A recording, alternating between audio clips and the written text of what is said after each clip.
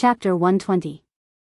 Su Fengnian held little Hawthorne in one hand and in the other as they walked away. Old Man Meng, who had been a bandit for more than 20 years, had mixed feelings. Back then, when he had brought his old brothers to see the master and servant touring Qinsheng, even a blind person would know that they were a fat sheep dripping with oil. A dozen people had rushed up to intercept them. Old Man Meng had just said that as long as they had money, they would not hurt anyone. This timid young master had already fled on horseback. If he had not been unlucky enough to be knocked off his horse by a branch, he would have really run away in a panic. Old Man Meng could not do the immoral business of robbing money and killing people. Unexpectedly, he had accidentally found several large piles of banknotes and some strange books on this fat sheep. The group of old fellows were all dumbfounded. It turned out that this fat sheep had an extraordinary background. Without needing Su Fengnian to beg for mercy, Old Man Meng had taken the initiative to take a banknote worth 100 taels of silver and returned the rest. It was not that Old Man Meng viewed gold and silver as dung. It was just that several groups of people on Mount Qinsheng had robbed wealthy families and attracted the attention of hundreds of armored soldiers from the county's military office. Those who were unlucky had their lairs smashed, while those who were luckier had not been able to sleep soundly. Old Man Meng did not want to drag his group of brothers to the downtown area to be beheaded in public. After a while, they had gathered in the Daoist temple to eat some roasted game. The fat sheep and the grassland bandits had unexpectedly become familiar with each other. This fellow was not very courageous, but his skin was really as thick as a city wall. He had shamelessly stayed with them for half a day and was addicted to eating and drinking. Every day, he would lie about how he was a rich young master from Bailiang. Who would believe him? Did he think that he was the son of a noble family just because he had a few thousand taels of silver? Our Old Man Meng has seen the world. Later on, Old Man Meng kicked him down the mountain. We are doing a job with our heads hanging on our belts. What if we implicate the two good people, master and servant, in the process? This fellow had a good conscience. Before he went down the mountain, he had given an extra 100 taels of silver, saying that he would keep it for to buy clothes and rouge when she grew up. However, business had been slow in the past 3 years. More than half of it had been extorted by a few little immortals from Qingyang Palace. Then, he had been on good terms with a few groups of people in the same industry who had borrowed but never returned the money. Half a year ago, he had had no choice but to borrow 30 taels of silver from Ying Xianfeng. Lu ran over with his head full of sweat. His lips were pale and trembling as he said, "Old Man Meng, Ying Xianfeng and those bastards are all dead. They were all killed by that guy with the big sword." Old Lu was as thin as a reed pole, but he had married a wife who was heavier than both of them. Moreover, he had given birth to a little girl who was getting more and more beautiful as she grew up. Old Lu wiped his sweat and sat on the ground. He gasped for breath and said softly, "This swordsman is too overbearing. He killed several people with one strike. How many of them could they withstand? They were all dead. None of them had a whole corpse. Old Man Meng, you are the smartest one among us. Think about it. Are we lucky or doomed? If we met Ying Xianfeng and his gang, we would have fought with our lives. However, Su Fengnian is a real person. If he holds a grudge against us, wouldn't it be like playing with us?" Old Man Meng thought for a while and said bravely, "It's a good thing. Su Fengnian doesn't look like an official's son who kills people like flies. He really likes little Hawthorne and We can all see this. He can't be bad. Otherwise, we wouldn't have survived." Lu Reed whispered, "What is the background of this Su Fengnian?" Old Man Meng reached out and touched his back. It was wet. He shook his head and said, "How would I know?" Lu Reed was surprised. "Hey, what about the servant, Old Huang?" Old Man Meng said absent-mindedly, "Have you ever seen a servant who can run as fast as a horse? That's why I didn't dare to ask for more money." Lu suddenly realized what was going on. He slapped his thin thigh and accidentally slapped it too hard. He sucked in a breath of cold air. Cripple Kong, who always liked to hide at the back of the group, ran with great momentum today, or rather, he pissed his pants in terror. This cripple used to like to jest with Su Fengnian, bragging about how he was more handsome than Su Fengnian when he was younger. Now, his face was pale as he shouted, "There are people from the Yamen." With a rough glance, there were at least 100 people. They were all riding horses with sabers and crossbows. Compared to the officers and soldiers who went up the mountain to encircle and suppress them, the difference was like heaven and earth. Old Kong had served in the army before. He recognized the famous Bailiang sabers. They are Bailiang sabers. These 100 people can flatten the entire Mount Qingcheng, let alone us.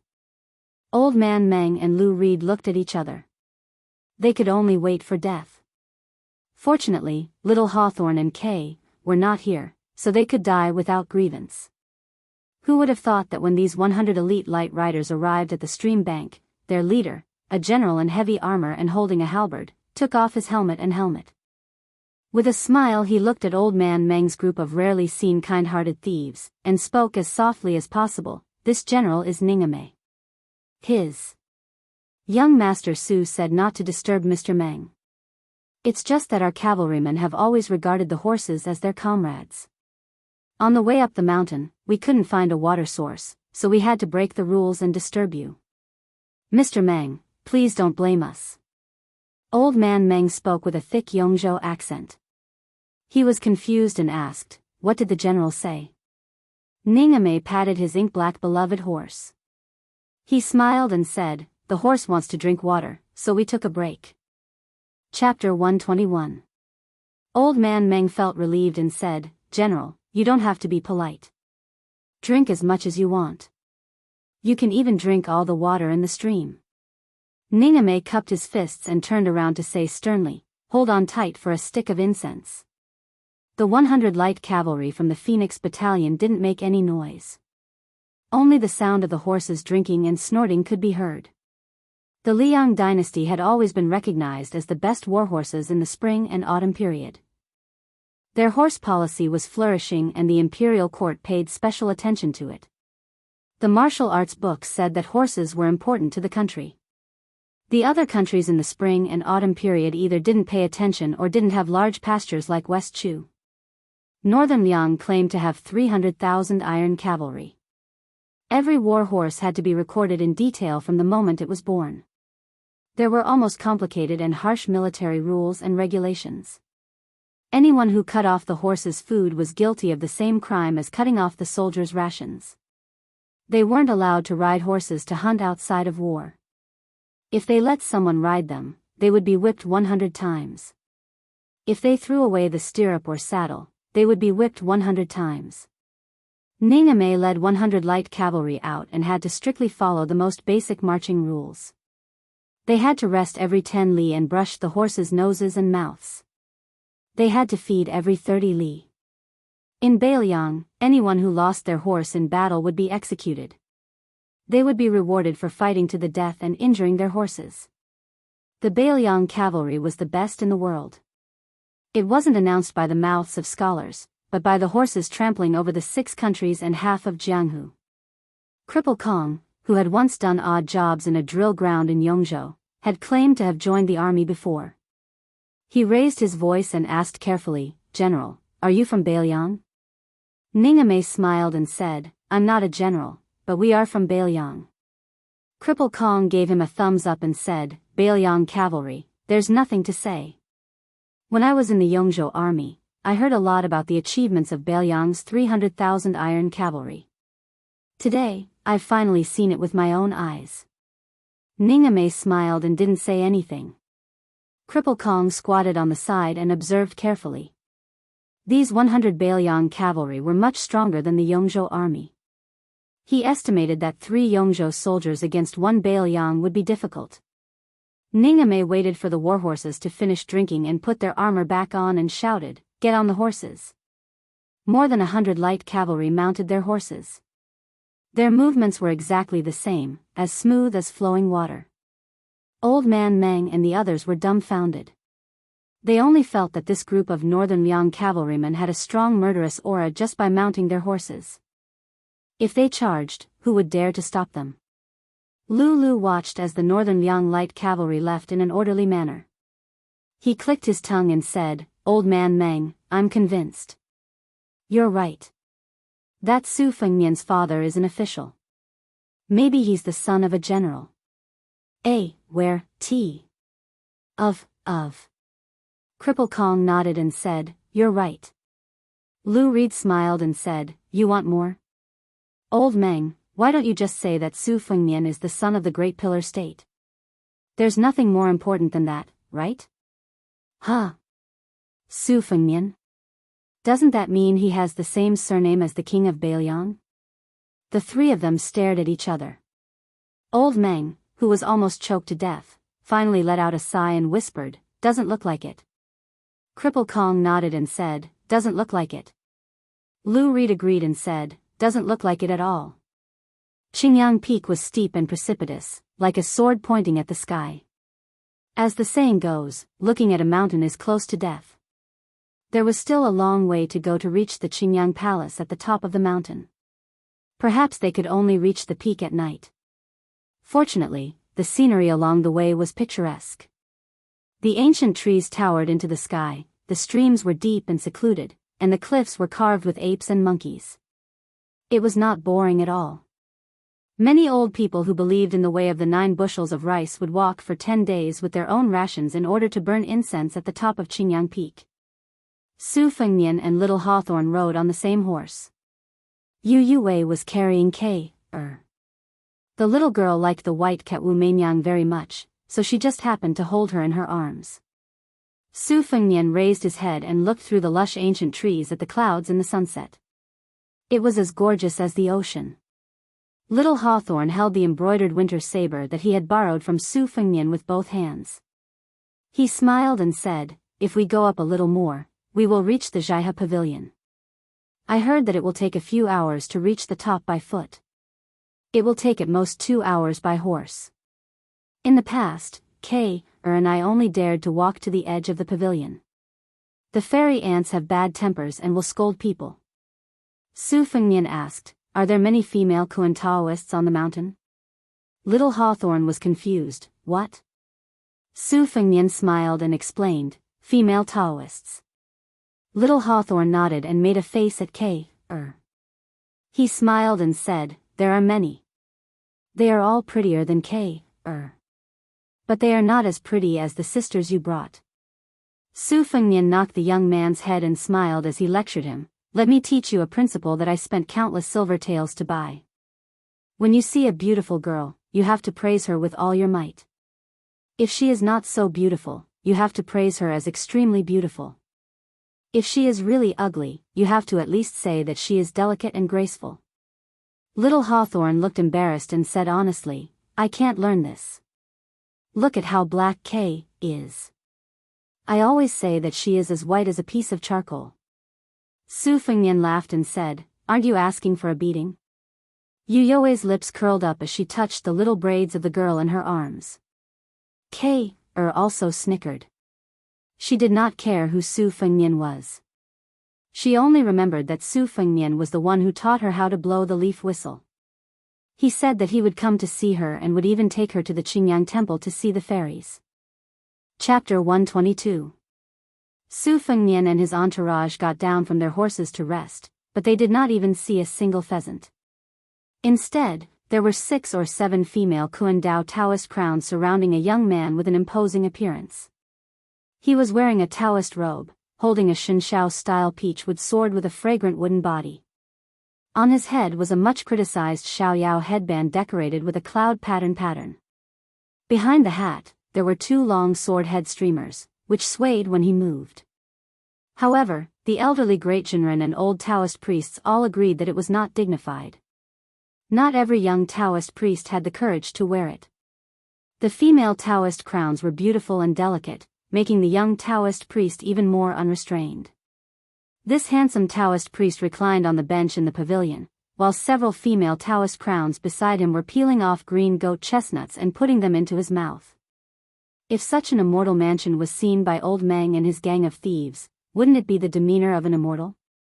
When the young Taoist priest of Qingyang Palace saw Shu Shou, he was delighted at first, but when he saw Yu Wei with a white cat and white dress, he was stunned.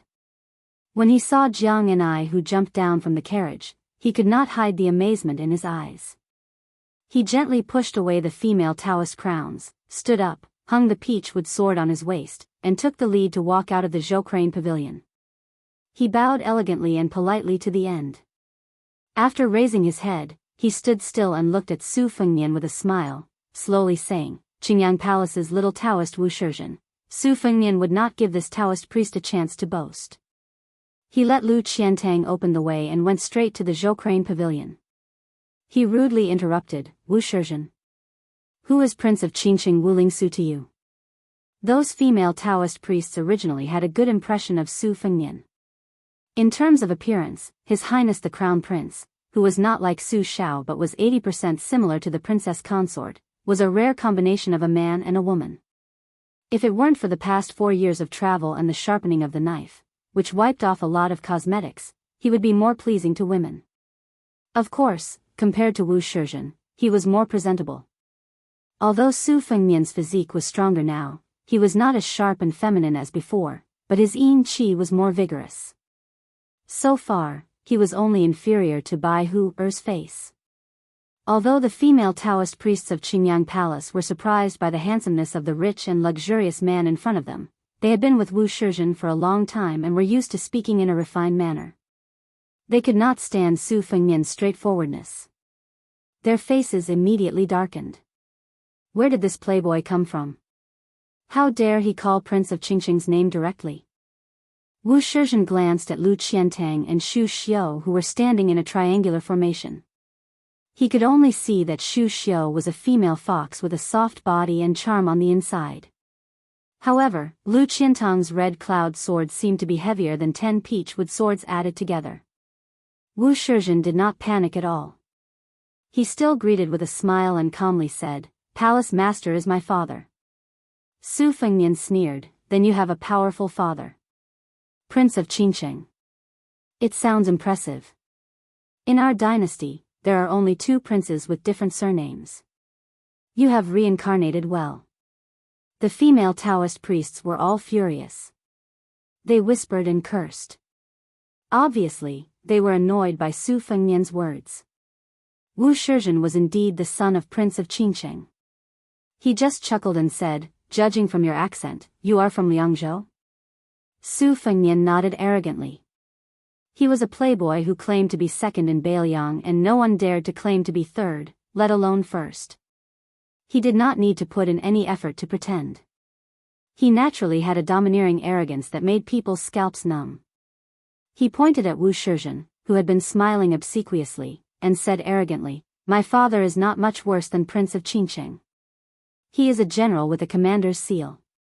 Over the years, he has accumulated a large amount of wealth. I feel that there is too much gold and silver in the house. I heard that there are immortals in Mount Qingqing, so I want to see if I can buy some longevity methods and live 100 more years. If I can succeed, I can even move 100 kilograms of gold to Qingyang Palace, let alone 1,000,000 taels of silver. At the very least, I can go to Qingyang Palace and get some good books on the art of sex. You, Taoist priest Wuxia, since you are the son of Wu Lingsu who was crowned as king, take me to Qingyang Palace at the top of the mountain. If your father does not have the ability to be king, I will tear down your Qingyang Palace." Wuxia squinted at Wei Shuyang who was dressed in Taoist robes of 9 pecks of rice. He said, "Please follow me up the mountain. I am not boasting, but there are some unique Taoist books in Qingyang Palace that seek longevity. Since you have brought the old Taoist immortal of 9 pecks of rice, you will know at a glance." Su Fengnian said arrogantly, "Then why don't you hurry up and lead the way? If I am satisfied, all the gold and silver will be yours." Wuxia led a group of furious Qingyang Palace female Taoist priests on foot. He abandoned the bamboo recliner in the corner of the crane pavilion. Su Fengnian, who was riding on the horse, knocked Wuxia's head with the scabbard of embroidered winter and asked, "Wuxia, tell me how your father is an immortal." Chapter 123. Wuxia was already drenched in sweat. He panted as he replied, "My father was originally a hermit at Mount Longhu's alchemy cliff. Later, He achieved great success in alchemy and went down the mountain to pray for help. He met Heavenly Lord Wang at the Yangtze River. Heavenly Lord Wang saw that my father's Tao heart was pure, so he gave him the great Tao of divine lightning, which could enslave 36 ghosts and gods. He then went to the 22nd grotto heaven of the Whitewater Hound Daoist sect and helped an old woman who was seriously ill. Only then did he know that she was the mother of lightning. He gave my father the divine firmament 5 lightnings heavenly book, which could summon thunder and lightning with a wave of his hand. My father received the mandate of heaven and was enlightened. He saw ghosts and gods, chanted spells, and commanded thunder and lightning to chase after evil demons. He was fortunate enough to be summoned by His Majesty, who was very pleased and conferred him the title of Prince of Qingcheng. Su Fengnian was a little shocked. Although Wu Shizhen was panting like a bull, he was very familiar with his speech. It was obvious that he had recited it countless times. Wei Shuyang smiled slightly and did not comment. As a Daoist priest, how could he not know about the legends of immortals? For example, Mount Longhu and Mount Wudang, other than the founding ancestors, they also needed to borrow the power of ghosts and gods to strengthen their reputation. How could any heavenly master or sect master meet an immortal when he went out? People would laugh their heads off if they heard about it. Jiang and I, who had poked his head out of the curtain and heard all this, believed it without a doubt. As for Wu Shizhen, he did not even look at him carefully. He did not know how he looked or how he was like. The old god of swords, Li Chungang, lowered his head and smelled the smell of his feet. He seemed to be disgusted by his own stench. He raised his head and waved his hand. Don't listen to the nonsense of this overindulgent Daoist. It's all lies. Jiang and I was very respectful toward immortals and Buddhas. He said nervously, don't talk nonsense. We're not far from Qingyang Palace. Be careful of lightning. The old man laughed. So what if it does? This old man will shatter it with one sword. Jiang and I, who was on tenterhooks, said angrily, will you die if you don't brag? Will you die? The old man laughed. Don't worry, listen. Su Fengnian, that brat. How would he let this little Daoist priest's endless bragging? As expected, Su Fengnian was like a reckless and ignorant hothead who came from a wealthy family. He exposed the truth and slapped his face hard. Who knows if your old man, Wu Lingsu, has met that fire master or lightning goddess? Wu Lingsu can boast however he wants. But I heard that Wu Lingsu came up with a book called Xinxiao's Spiritual Treasure Sutra, wanting to cut ties with Mount Longhu and Jingyi School and establish his own sect in Mount Qingcheng, a place with good feng shui. However, there were very few followers. Later, someone recommended Wu Lingsu, saying that your father's Taoist skills were sparse, but his bedroom skills were superb. So, he was called to the palace by His Majesty. Your father was also tactful. He gave him elixirs and secret manuals, and even flattered him. He said that there were 9 clouds in the sky, and Xianxiao was the highest. The head of Xianxiao was the eldest son of the Jade Emperor, who was the reincarnation of the current emperor. His flattery was a bit good, but it was said that several Taoist ancestral halls in Mount Longhu and Wudang all scolded your father, Wu Lingsu, as Great Ox Wu. Even Prince Qingcheng, who occupied the 6th grotto heaven, didn't dare to say a few words back. He's a king, after all. How did he do it? Yu Wei burst into laughter. Wei Shuyang was very cooperative with His Royal Highness. He pretended to be careful and nervous, and softly corrected him, young master, Mount Qingcheng is the 5th grotto heaven. Su Fengnian snorted, isn't the 5th and 6th grotto heaven about the same? Wu Shizhen's expression stiffened, but he still maintained a stiff smile. There was no anger, no irritation. He reached out to stop a female Taoist nun from wiping his sweat. He wiped his own sweat and looked ahead. The roof of the palace could already be vaguely seen. Wu Shizhen, who had never been angered since birth, raised his head and smiled, young master, we're almost at the Qingyang Palace. Then, he instructed one of the slightly older Taoist nun, Qing Shui, walk faster. First, go to the Qingyang Palace and tell them that we have an important guest. The nun twisted her alluring waist and hurried away. Wu Shizhen glanced at Yu Yue, who was holding an ugly girl, from the corner of his eyes. Su Fengnian looked indifferent on the surface. He thought that this young Taoist's composure was quite good. Was he really that determined to shut the door and beat the dog? After all, the Qingyang Palace was not the Beiliang army. After being an immortal in Mount Qinqing for so long, they really thought of themselves as impenetrable immortals. They just didn't know that there were 100 light cavalry at the foot of the mountain. Su Fengnian saw the front hall of the Qingyang Palace from afar. He squinted his eyes and said, "Wu Shizhen, does anyone call you Little Bull Wu?" Wu Shizhen might have endured a lifetime of hardship, so he didn't mind enduring a little longer. In his heart, he had already scolded this ignorant son of Beiliang 100 times. He was just waiting to enter the Qingyang Palace to teach this guy a lesson. Since he could already see the Qingyang Palace with his father in charge, Wu Shizhen's smile became even brighter. He raised his head and said, "Little Bull Wu? This is the first time I've heard of it." Su Fengnian pointed at Shu Xiu in front of him with embroidered clothes. He laughed with Wu Shizhen and said, "If there's really a superior bedroom technique that can catch my eye, do you see? This woman is proficient in the art of seduction. She's a little old, but she's familiar with it. I guarantee that a Taoist like you will only envy mandarin ducks and not immortals. I don't mind giving Aunt Shu to you. We hit it off, and I'm never a stingy person." Shu Xiu's delicate body trembled obviously. Wu Shizhen glanced at Shu Xiu's back. She was indeed a much more beautiful woman than the Taoist women in the palace. Looking at the curve of her body touching the saddle, she was really round. "You just entered my Qingyang Palace. You called my father, the Prince of Qinqing, Wu Lingsu, Big Cow Skin Wu, and called me Little Cow Skin Wu. Is one stunner enough? What about the rest?" It wasn't easy for Su Fengnian to finally see Wu Shizhen's smug look, and he was somewhat impressed. Wang Shizhen's patience and disguise were much better than most of the hedonistic sons of northern Liang. Su Fengnian said to himself, "Well, let's enter the Qingyang Palace first." Chapter 124. Wu Shizhen pricked up his ears but still couldn't hear Su Fengnian's mutterings. Seeing a large number of Taoists pouring out of the Qingyang Palace, he was suddenly filled with pride. He quickened his pace and distanced himself from Su Fengnian, who was carrying 2 blades.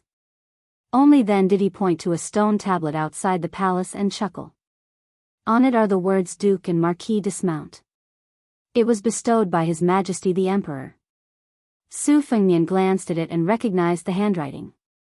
It was indeed written by the Emperor. It was the same as the Tide Listening Pavilion's 9 dragons plaque. It was standard, but there was no charm. Su Fengnian ignored him and urged his horse up the palace. The horse stepped on the white jade steps, the sound of hooves exceptionally crisp. Wei Shuyang followed closely behind. Lu Qiantang and the other 2 followed suit. Especially Lu Qiantang, he was extremely pleased. "Duke and Marquis dismount? I, Lu Qiantang, can turn a blind eye to a commoner of a fallen country." Shu Xiu, who was almost handed over to the Qingyang Palace by His Royal Highness, had an ugly expression. The sound of the horses' hooves was particularly heavy. Wu Shizhen didn't stop them. This most gentlemanly son of the Qinqing prince tidied up his headscarf and robe and slowly walked up the steps. All the masters of the Qingyang Palace poured out, no less than 50 people. His father, Wu Lingsu, established the Shenshao sect, which was a glorious start to a sect. In addition, he was conferred the title of king. Although all the Taoists of 9 bushels of rice were driven out, he still attracted many capable people who came because of his fame. Finally, 36 people formed the Shenshao sword formation. Once the formation was activated, the 36 swords whistled and thundered. When he was young, he saw countless old Taoists of 9 bushels of rice from Mount Qinqing come to the Qingyang Palace to reason.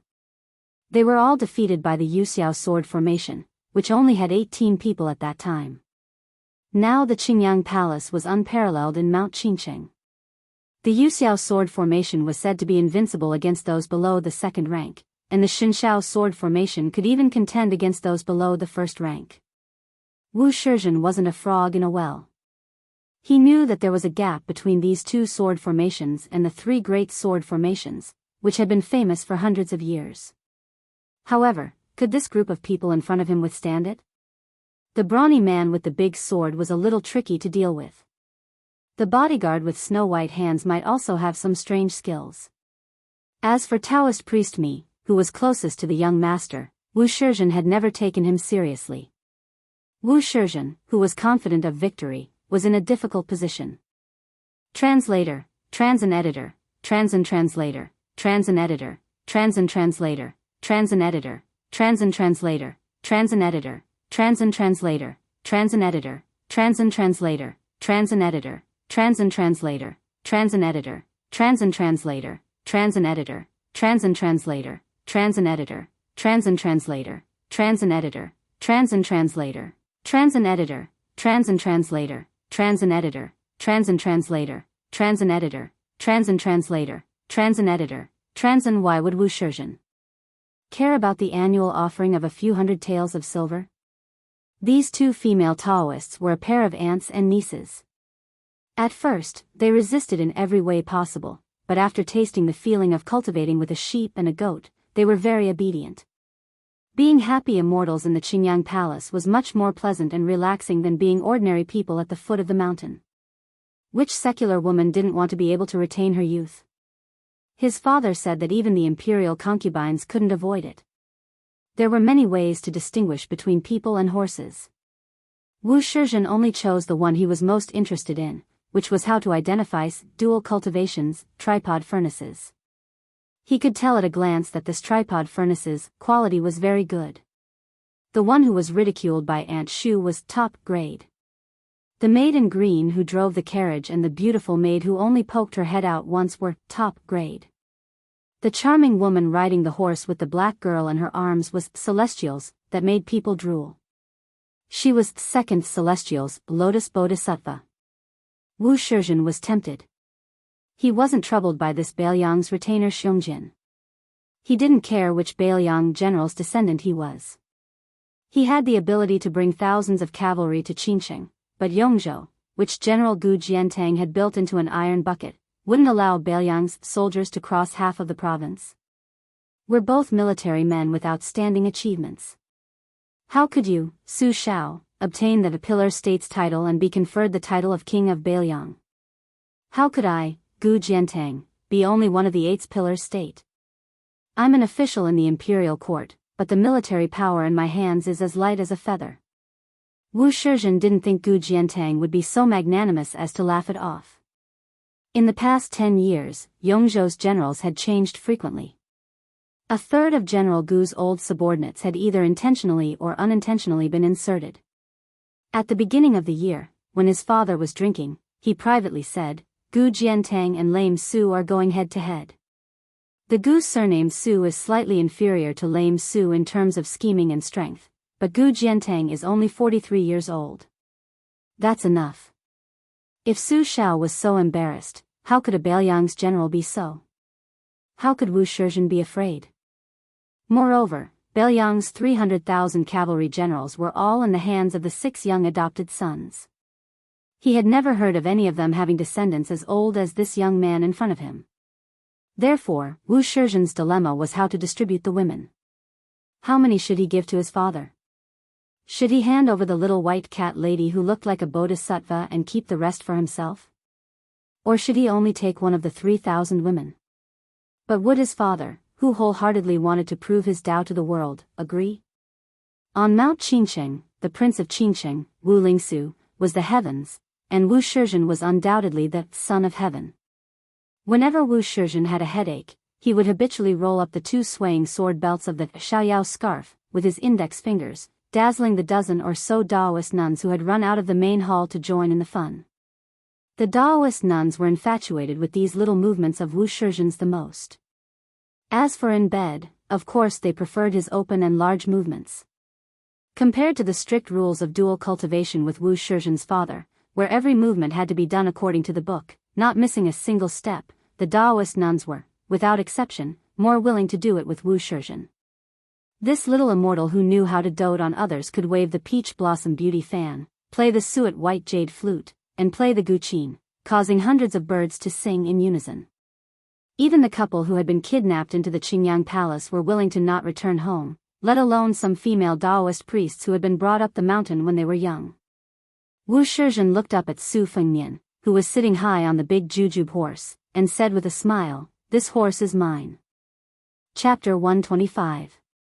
Su Fengnian glanced at the 18 people forming a sword formation and turned to ask Wei Shuyang, "Grandpa Wei, what's the name of this formation?" Wei Shuyang stroked his beard calmly and said, "If I'm not wrong, Wu Lingsu secretly learned a secret formation from Mount Longhu's Supreme Elder Pavilion. It's called the Jade Heaven Sword Formation, and it can be said that the student has surpassed the master. Wu Lingsu's talent is outstanding, and even the old celestial master of Mount Longhu admits it. Unfortunately, his heart is not in the right place, and he can't bear hardships." The old celestial master deliberately reprimanded Wu Lingsu and left him on the alchemy rock with the intention of letting the Qingqing prince train his heart. He didn't expect Wu Lingsu to leave Mount Longhu in a fit of anger. His life seems to be glorious, but his cleverness backfired on him. Otherwise, he might have become an external celestial master of Mount Longhu. Su Fengnian smiled and asked, "Let's not talk about the Qingqing prince." These 18 people formed a sword formation, and the 40 sword-wielding Taoist priests just stood by and watched. Wei Shuyang shook his head solemnly and said, "That's the Qingyang Palace's sword formation. Wu Lingsu calls himself the Divine Firmament Heavenly Lord, so he has some confidence. I don't know how he came up with a set of 36 Heavenly Firmament sword formation, and its power is not to be underestimated.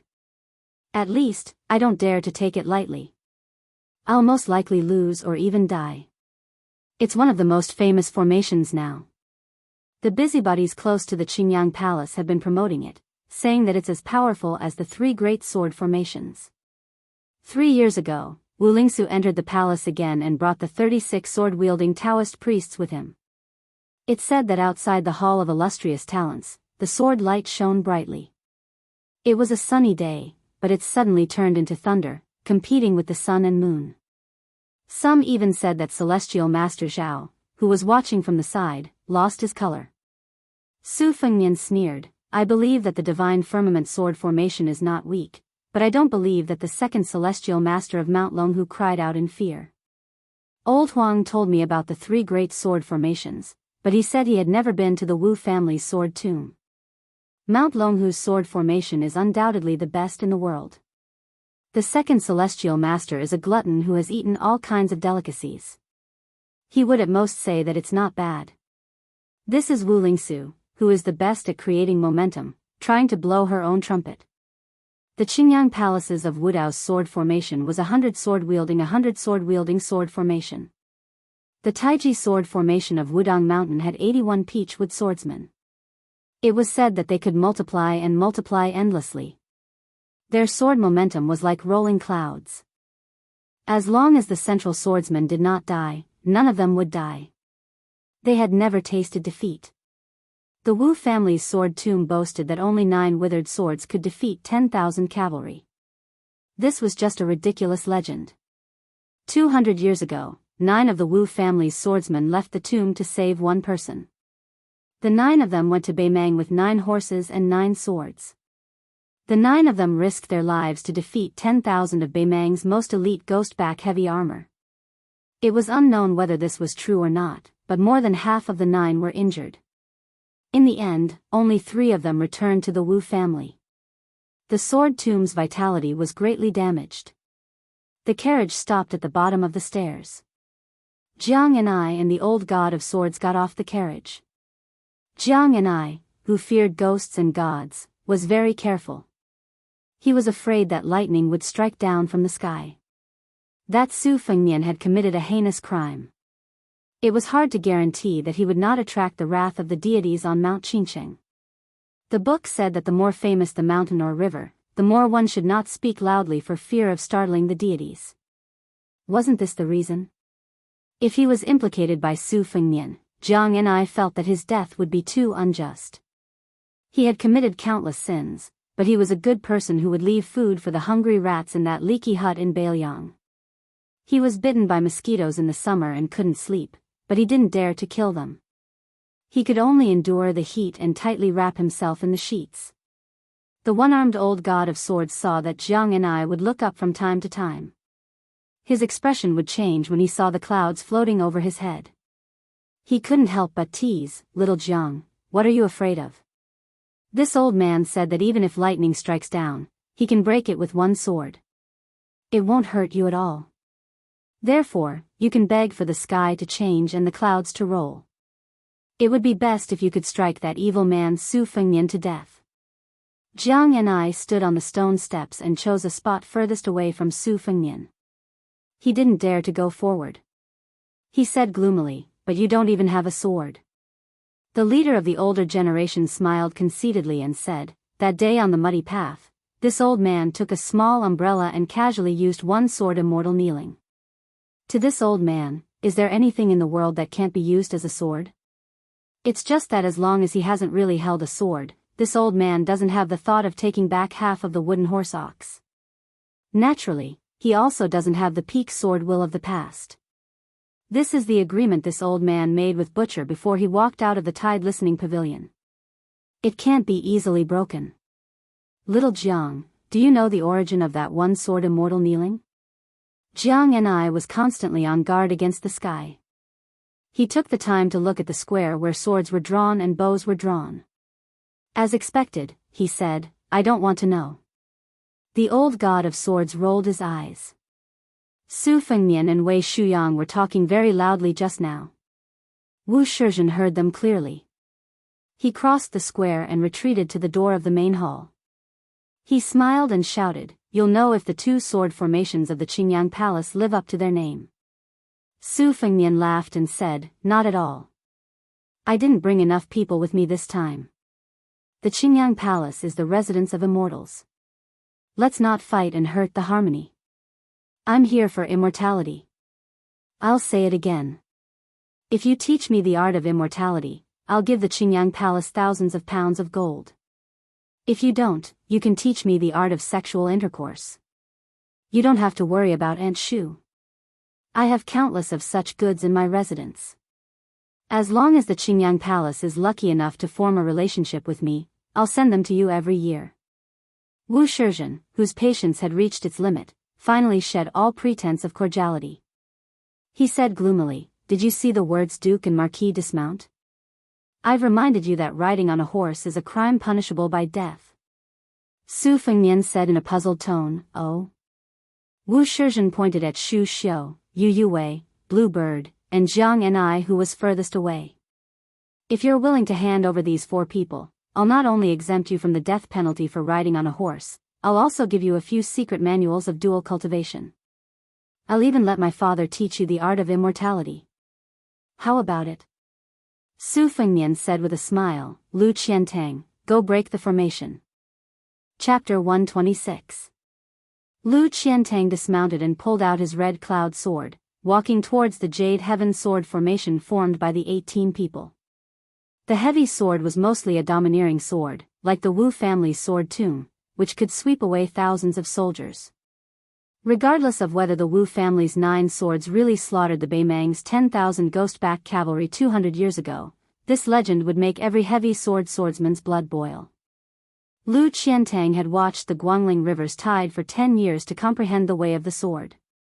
Every August, on the 18th day of the 8th lunar month, he would go against the flow of the river and slash his sword at the head of the tide until he was exhausted and fell into the river. He almost drowned several times. Fortunately, someone was watching him from the riverside and brought him back to the hut. Every time he practiced his huge sword in front of the tide, Lu Qiantang's swordsmanship and physique improved by a level. Therefore, facing the Jade Heaven 18 swords today, he was not afraid. Wu Shizhen frowned. Were they really going to break the formation? Where did that frivolous playboy get the courage to do so? The words Duke and Marquis dismount were written by the emperor himself, which was equivalent to a silent imperial edict to the Qingyang Palace. His father, Wu Lingsu, had been conferred the title of king. Even the governor of Yongzhou did not dare to be arrogant on the mountain. The 2 sword formations were famous. Were these people short-sighted, or did they have nothing to fear? Were they really going to disturb his father, the the Prince of Qingqing, today? Wu Shizhen stood on the doorstep of the main hall and watched the battle with greater clarity.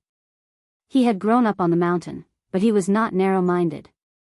He had a good relationship with the disciples of Yongzhou. Whenever he went down the mountain or into the city, he was treated with respect as if he was a descendant of a celestial being or a disciple of a noble. He had heard that the prodigal sons of northern Liang were rude and unruly. Today, he saw that it was true. Wu Shizhen twirled a headscarf and sword belt between his fingers and muttered to himself, "If I have the chance, I must meet the eldest son of northern Liang King." Little Hawthorne had already returned the embroidered winter sword to Su Fengnian. He looked up and said worriedly, "Su Fengnian, are you really going to fight with the immortals?" Su Fengnian laughed and said, "It's just for fun. It's best if you can win, but if you can't, you can run. Didn't old Meng teach you this?" Young Hawthorne said helplessly with a bitter face, "I did, but Lu Wei said that we're different from our partners. We'd rather let the wrong person go than rob the wrong person. Otherwise, we'd lose face if we can't beat them and get caught. We'd even be dragged to the market to be beheaded. Old Man Meng and the others can say that they'll be heroes again after 18 years, but I haven't even lived to 18 years old in this life. How would I know what will happen in my next life? I just wanted to bring out to take a look. Didn't you always say that the scenery at the foot of the mountain was incomparably beautiful? You almost tricked me in there. I don't want to be a petty thief for the rest of my life. I thought that it would be better for me to bring along to find a job that wouldn't require me to be beheaded. Even though I've always teased her about her dark skin, she's just like my own little sister. No matter what, I have to help her find a good family to marry into. Besides, doesn't like it either. Sigh, she only likes you. Su Fengnian, how could she like you? It was fine back then, but now you have so many fairy sisters by your side. How could it be her turn?" Su Fengnian used his embroidered winter horse to gently knock on young Hawthorne's head. He smiled and said, "You've really grown up. Why don't you go to Bailiang instead of the border and find a stable position as a pawn? At least you can earn some dowry for Being a soldier is better than being a thief.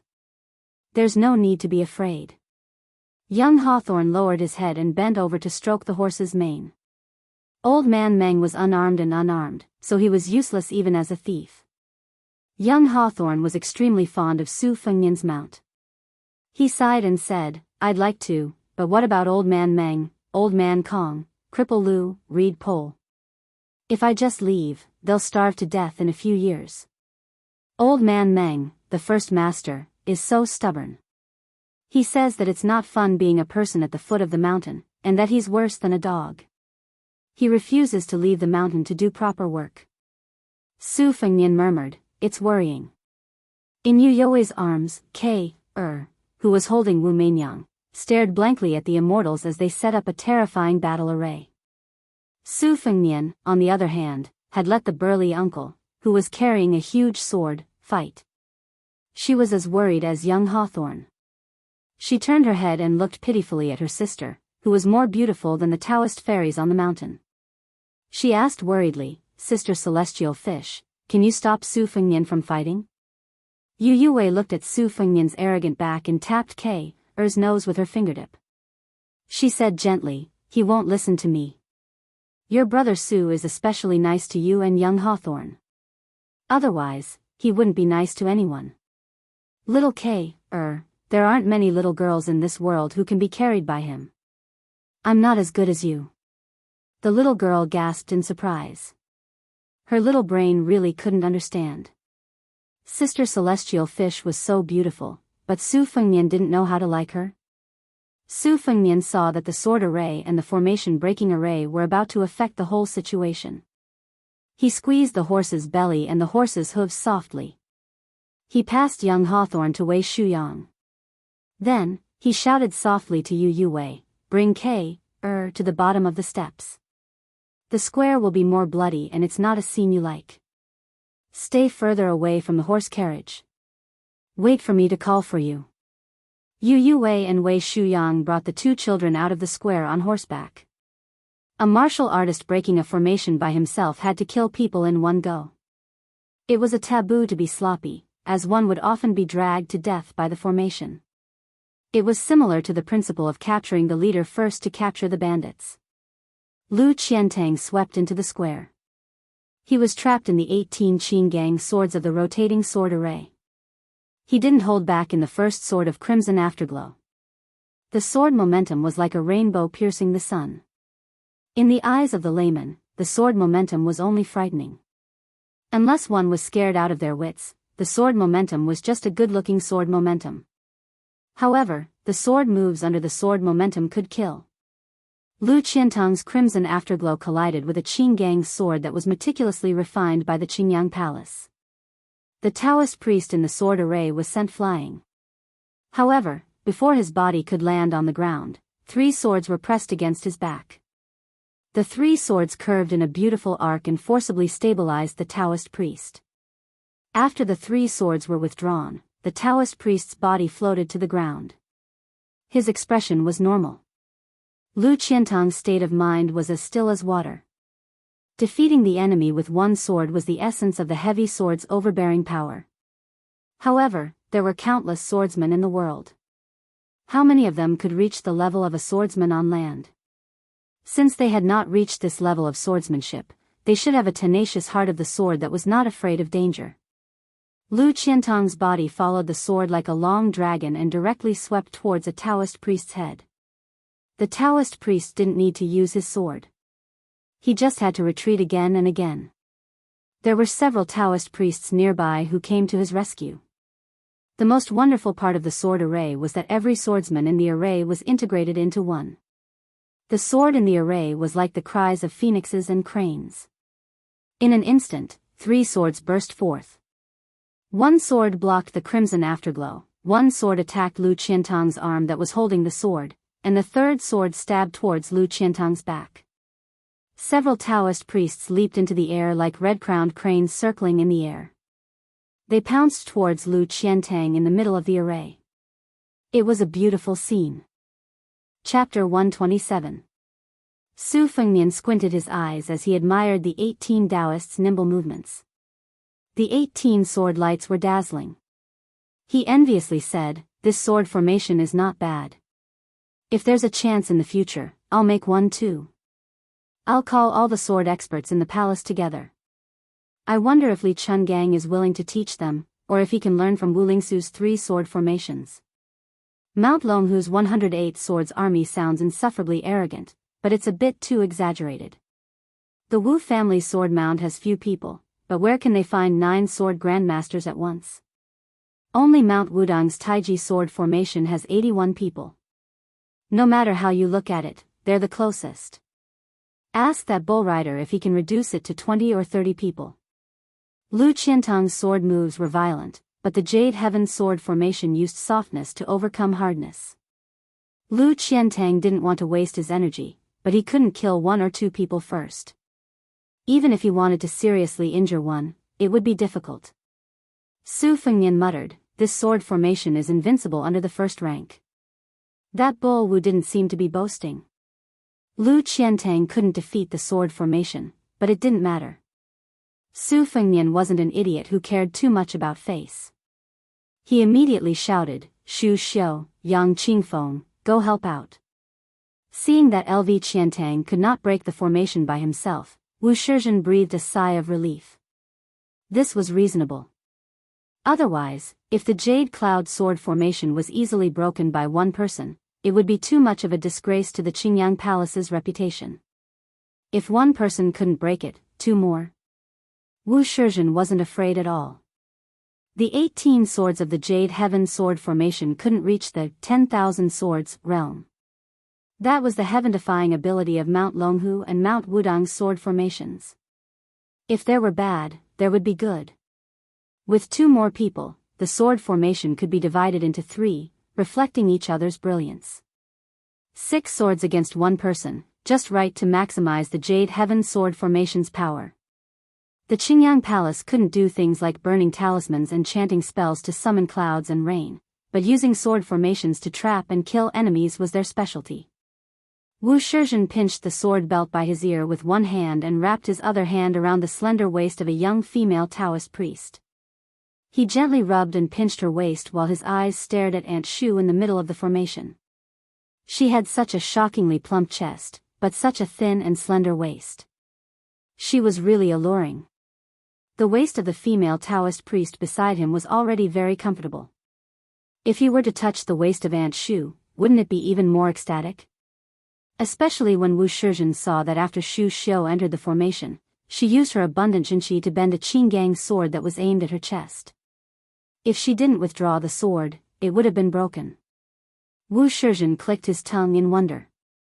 He couldn't help but swallow his saliva and teased, "Oh my, this charming woman's internal energy is so brilliant. It's worthy of her twin peaks. It's equally magnificent. This is good. When we get on the bed, she can be on par with me." As the old saying goes, a moment of spring is worth 1,000 gold. There are 100 moments in a day. Wouldn't I be able to earn 100,000 gold in a day and night? So what does that arrogant boy say about 1,000 taels of gold? It's nothing. Wu Shirzhen's patience had been carefully cultivated by the Prince of Qingsheng, who only had one son. Su Fengnian didn't have such good patience at this time. He said in a deep voice, "Shu Xiu, if you don't break the formation now, believe it or not, I will let others break the formation and send you out to be played with by others." After hearing this, Shu Xiu's delicate body trembled, and her chest shook as well. Even the sword formation Taoist priest was slightly dazed by this flirtatious scene. Without waiting for Shu Xiu to exert all her strength, Lu Qiantang, who was the first to enter the formation and the first to familiarize himself with the sword formation, began to explode with sword intent. He suddenly increased the strength of his sword, causing the two swords to fly out of the sword formation's fixed path. Seizing this moment, Lu Qiantang did not take the opportunity to injure the enemy. Instead, he broke through the 8 people's small sword formation and broke into Shu Xiu's side, tearing open an opening. Almost at the same time, Shu Xiu and Yang Qingfeng, who had developed some tacit understanding from the battle with the red-armored man, understood tacitly and released their killing intent. Lu Qiantang did not pay attention to the 12 swords that flew behind him, and heavily chopped down on a Taoist priest. This great swordsman slightly disrupted 2 small sword formations, and immediately attracted most of the attention. Yang Qingfeng's attack was swift and fierce, and she broke the last stable sword formation. It seemed like she wanted to save Lu Qiantang, who had abandoned her, but all of this gave Shu Xiu a large opening. She bent her knees and fiercely shot into the air. She held a Qinggang sword with her bare hand, and threw the Taoist priest and his sword to the ground. Using the momentum, she charged towards another Taoist priest in the air. With one hand, she sent the Taoist priest's sword flying, and the other hand pressed against his head. With a muffled bang, she viciously crushed the Taoist priest's head, and fresh blood splattered all over her body. One person fell to the ground, and the other died. The Jade Cloud Sword Formation, which was originally inferior to the Divine Cloud Sword Formation, immediately collapsed. Lu Qiantang's Scarlet Cloud Sword was no longer restricted by the 8 Directions Sword Formation, and with one strike, he cut off the arm of a Taoist priest that was holding the sword. Yang Qingfeng took the opportunity to close in like a ghost. She spread out her hands, one hand on each Taoist priest's chest, and without any sound, the 2 Taoists in the sword formation went limp like mud. The defeat of an army was like a landslide. Bailiang's 3 retainers, who were carefully selected by the Pillar State to be His Royal Highness lackeys, were not people who only knew how to fight on paper. How could they not know the principle of beating a drowning dog? The 3 of them pierced into the formation, back to back, and formed a small formation. Without any hesitation, they split up and killed. In a short period of time, they took another 4 lives. Su Fengnian's hands pressed down on the embroidered winter and spring thunder double sabers, and laughed loudly. "This is a technical job, reward." Su Fengnian added, "Kill them all." Whether or not to kill the Prince of Qingsheng, who was personally bestowed by the Emperor, had to be carefully considered. But killing a dozen Taoist priests was nothing.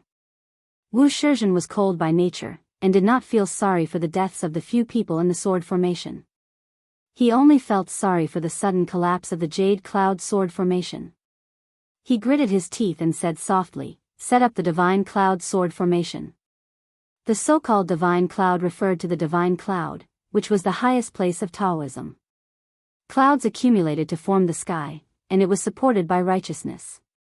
The immortals used the 9 heavenly thunders as swords, and the rain of swords fell from 1,000,000 miles away. No one in the mortal world could stop it. This was the Divine Cloud sword formation that the Qingyang Palace relied on. The palace guarding sword formation that had once created a monstrous scene in the palace. When the Divine Cloud sword formation was completed, the 18 people in the sword formation had all died on the spot. The bluestone square outside the hall was covered in blood. The female Taoist nuns all turned pale. There was no longer any trace of the leisurely laziness they had when they came out to watch the show. On the top of Qingyang Peak, the sound of horse hooves suddenly thundered. It came closer from afar, and became increasingly clear and frightening. Countless cavalrymen wielding crossbows and sabers could be seen riding up the stone steps. They came into everyone's view, and lined up in a line on the square, like the tide of the Guangling River. Did they use cavalry to break the sword formation? These were 100 elite light cavalrymen, 100 white horses, and 100 Baoyang sabers. The heavily armored general in the lead held a halberd, and the tip of the halberd pointed directly at the main door of the Qingyang Palace. The light cavalrymen behind the halberd belonged to the battalion, and among the 64 battalions with banners in Baoyang, they were brave and good at fighting and could be ranked in the top 3. The Phoenix Battalion. There were a total of 800 cavalrymen. They were also known as the 800 White Horses of the Su family. Chapter 128. Beside the stone steps were 100 white horses. The men and horses were silent, and Baoyang sabers emitted a cold aura of the battlefield in the twilight. The leading general, Ningame, was clad in black heavy armor, holding a black iron halberd that was almost 50 kilograms in weight. The black armor of the black horse and the black halberd formed a sharp contrast with the 100 white horses. It was suffocating. In front of the Qingyang Palace was the 36-men Divine Firmament sword formation. The men and the swords were one, and the 36 swords were pointed at everyone, shining brightly. Among them were the corpses of LV Shuyang and the other 2 and the Taoist priests. A drop of warm blood dripped from the tip of LV Qiantang's red cloud sword. Xu Xiu was adjusting her breathing, enduring the pressure of the sword formation and the light cavalry. She stretched out her snow-white fingers and gently wiped away the scarlet blood on her left cheek. Intentionally or unintentionally, he stood in the area with the most corpses. Wu Shizhen was dumbfounded. He had an 80 to 90% chance of victory against the 3 men who had broken through the Jade Firmament sword formation. The Baoyang young master who rode a fine horse and wore a saber, cursed the Prince of Qincheng and insulted the Qingyang Palace was not a capital offense. But ignoring the stone steel of the Duke's dismounting horse and riding into the square was a capital offense. Killing 18 recorded Taoist priests in one breath was even more a capital offense in this dynasty that valued the Taoist tradition more than the Buddhist doctrine. Therefore, even if the Jade Firmament sword formation was almost completely destroyed, he did not hesitate to set up the Divine Firmament sword formation. He wanted to take down this audacious descendant of a Baoyang general. Acting first and reporting later would be approved by all of Yongzhou, and he was not afraid of spreading the news to the capital. Perhaps even those Yongzhou scholars who were prejudiced against the Qingyang Palace would clap their hands and cheer. Who would care that Wu Shizhen had secretly taken a few women? But the scene in front of him was beyond Wu Shizhen's imagination. 100 cavalry charged into the Qingyang Palace with a murderous aura. Were they going to attack the Qingyang Palace? How could this be a simple capital offense? Rashly mobilizing the army and privately mobilizing troops, this was clearly a crime that would result in the extermination of the entire clan. Wu Shizhen wanted to know what he could do if the Divine Firmament sword array could not stop the battle between the great halberd general and more than 100 cavalrymen. Wu Shizhen's father, Wu Lingsu, was an alchemist and not a martial artist. He had always believed that using martial arts to prove one's Tao was the lowest form of evil. Qi Xuanzhen had said that his hands were the power of an immortal. But did he hear that perfected Qi Xuanzhen had said that he was ranked in the world? Therefore, if the sword formation was unfortunately broken again, his father, who was only a master of danding, was obviously unreliable. Then he would have to trouble the real immortals of the Qingyang Palace. His nominal mother? But the problem was, would ugly person be willing to help? The young master of Bailiang was disrespectful to Mount Qinsheng, but she was a crazy woman who often punched and kicked the father and son. Wu Shizhen wondered how he could live to this day. The divine firmament sword array was created by her secluded meditation. Even the Qingyang Palace's famous Sutra of Spiritual Treasures was written by her. There was only a lonely bell tower behind the main hall at the front door. Without a drum tower, it seemed to go against the harmony of yin and yang in Taoism. The bell tower was tall, but there was no huge bell hanging from it. There was only a pile of junk at the top. At this time, a Taoist priest of about 30 years old was standing by the window. He wore a purple Taoist robe and stood tall like a pine tree. There was a faint layer of green qi flowing around his face, making him look like a Taoist immortal. His divine light was refreshing, making people forget the vulgarity. He was looking at the dangerous confrontation in the square in front of the hall. His gloomy eyes were completely opposite to his carefree attitude. He laughed and said, "It's good that this son of AB*TCH's divine firmament sword array is defeated and killed. It can save some rations for my Qingyang palace. The incense is poor, and a pig can be slaughtered and eaten. These guys are living gluttons that only come in and don't come out. Relying on that B*TCH to ride on my head, they really think they are masters." Slap.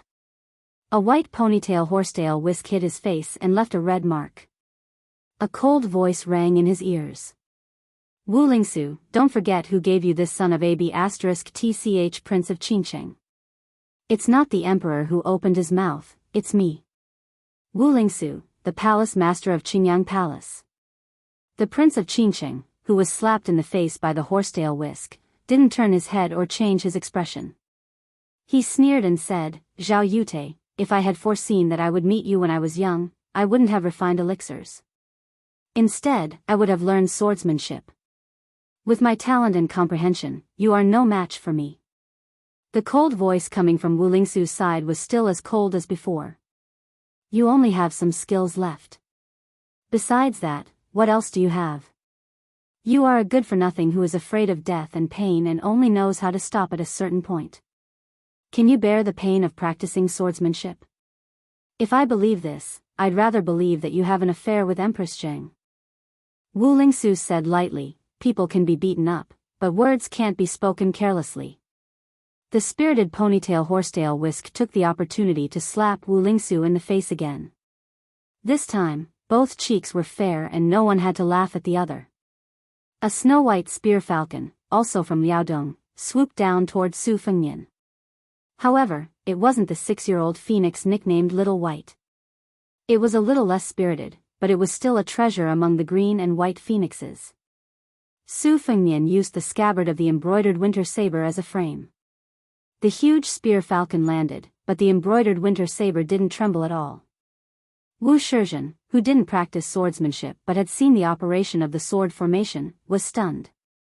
Su Fengnian reached out to touch the spear falcon's head and took out a small bamboo tube tied to its claw.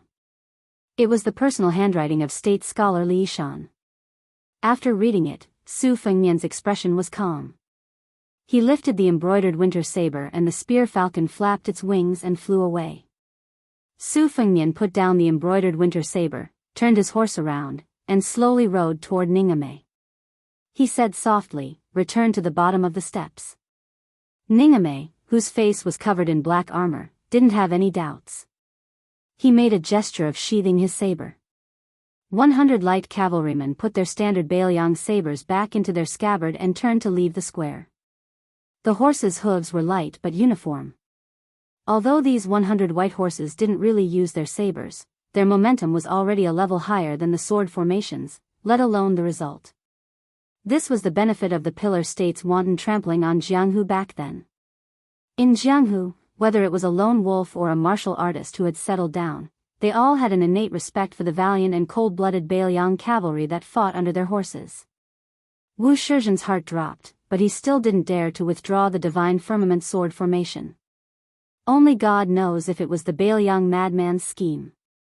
Su Fengnian flipped off his horse and walked toward the sword formation in front of the main hall. LV Yangshu and the other two immediately stood in front of him to protect him. They ignored the 36 Qinggang swords in the sword formation and went straight ahead. The sword-wielding Daoists didn't know what to do. They all turned to look at Wu Shirzhen, who was their temporary backbone. Wu Shirzhen was in a dilemma. When LV Qiantang was only 10 steps away from the sword formation, he gritted his teeth and said fiercely, "Withdraw the formation." On the bell tower, the horsetail whisk woman called Zhao Yute by the Prince of Qingqing side. What a pity. Wu Lingsu frowned and said, "If you don't make a move, the sword formation won't be able to escape defeat." What's there to pity? Chapter 129.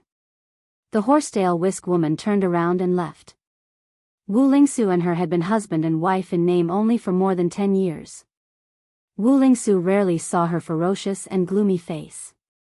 Occasionally, he would glance at her robust back that was not inferior to his own. Most of his achievements today were attributed to her. Wu Lingsu had never been able to guess her thoughts. He only knew that she was a woman who was reincarnated halfway into the world. She usually used a white horsetail whisk as a sword. She had saved him several times when he was in danger. The divine sword formation was created by her. There was once a full moon during the Mid-Autumn Festival when he saw her practicing swordsmanship on the iron chain bridge between the two peaks of Lord Qingyang. Her ancient sword was so frightening that even the strong wind at the peak of the mountain was split apart by her sword. Wu Lingsu was considered an experienced and knowledgeable Daoist, but he had never seen a woman with such a vigorous sword will. He had heard of one who was rumored to be the king of Bailiang's concubine who died of an illness. She was the woman with the surname Wu who was inextricably linked to the Wu family's sword tomb. Wu Lingsu felt that it was really good to have the same surname as her. Although Wu Lingsu had been beaten and scolded by the horsetail whisk woman for more than 10 years, he was not afraid of her at all, let alone respect her. They were grasshoppers on the same string. Unfortunately, Wu Lingsu still could not figure out what she wanted. However, he was certain that without him, she would not be able to achieve her goal. Wu Lingsu had racked his brains to find clues in the early years, but later gave up. He was already half 100 years old. If he did not find a new way to prove the heavenly Tao through alchemy and cauldron dual cultivation, how could he humiliate the celestial capital's Mount Longhu? Anyway, she was beneficial to him.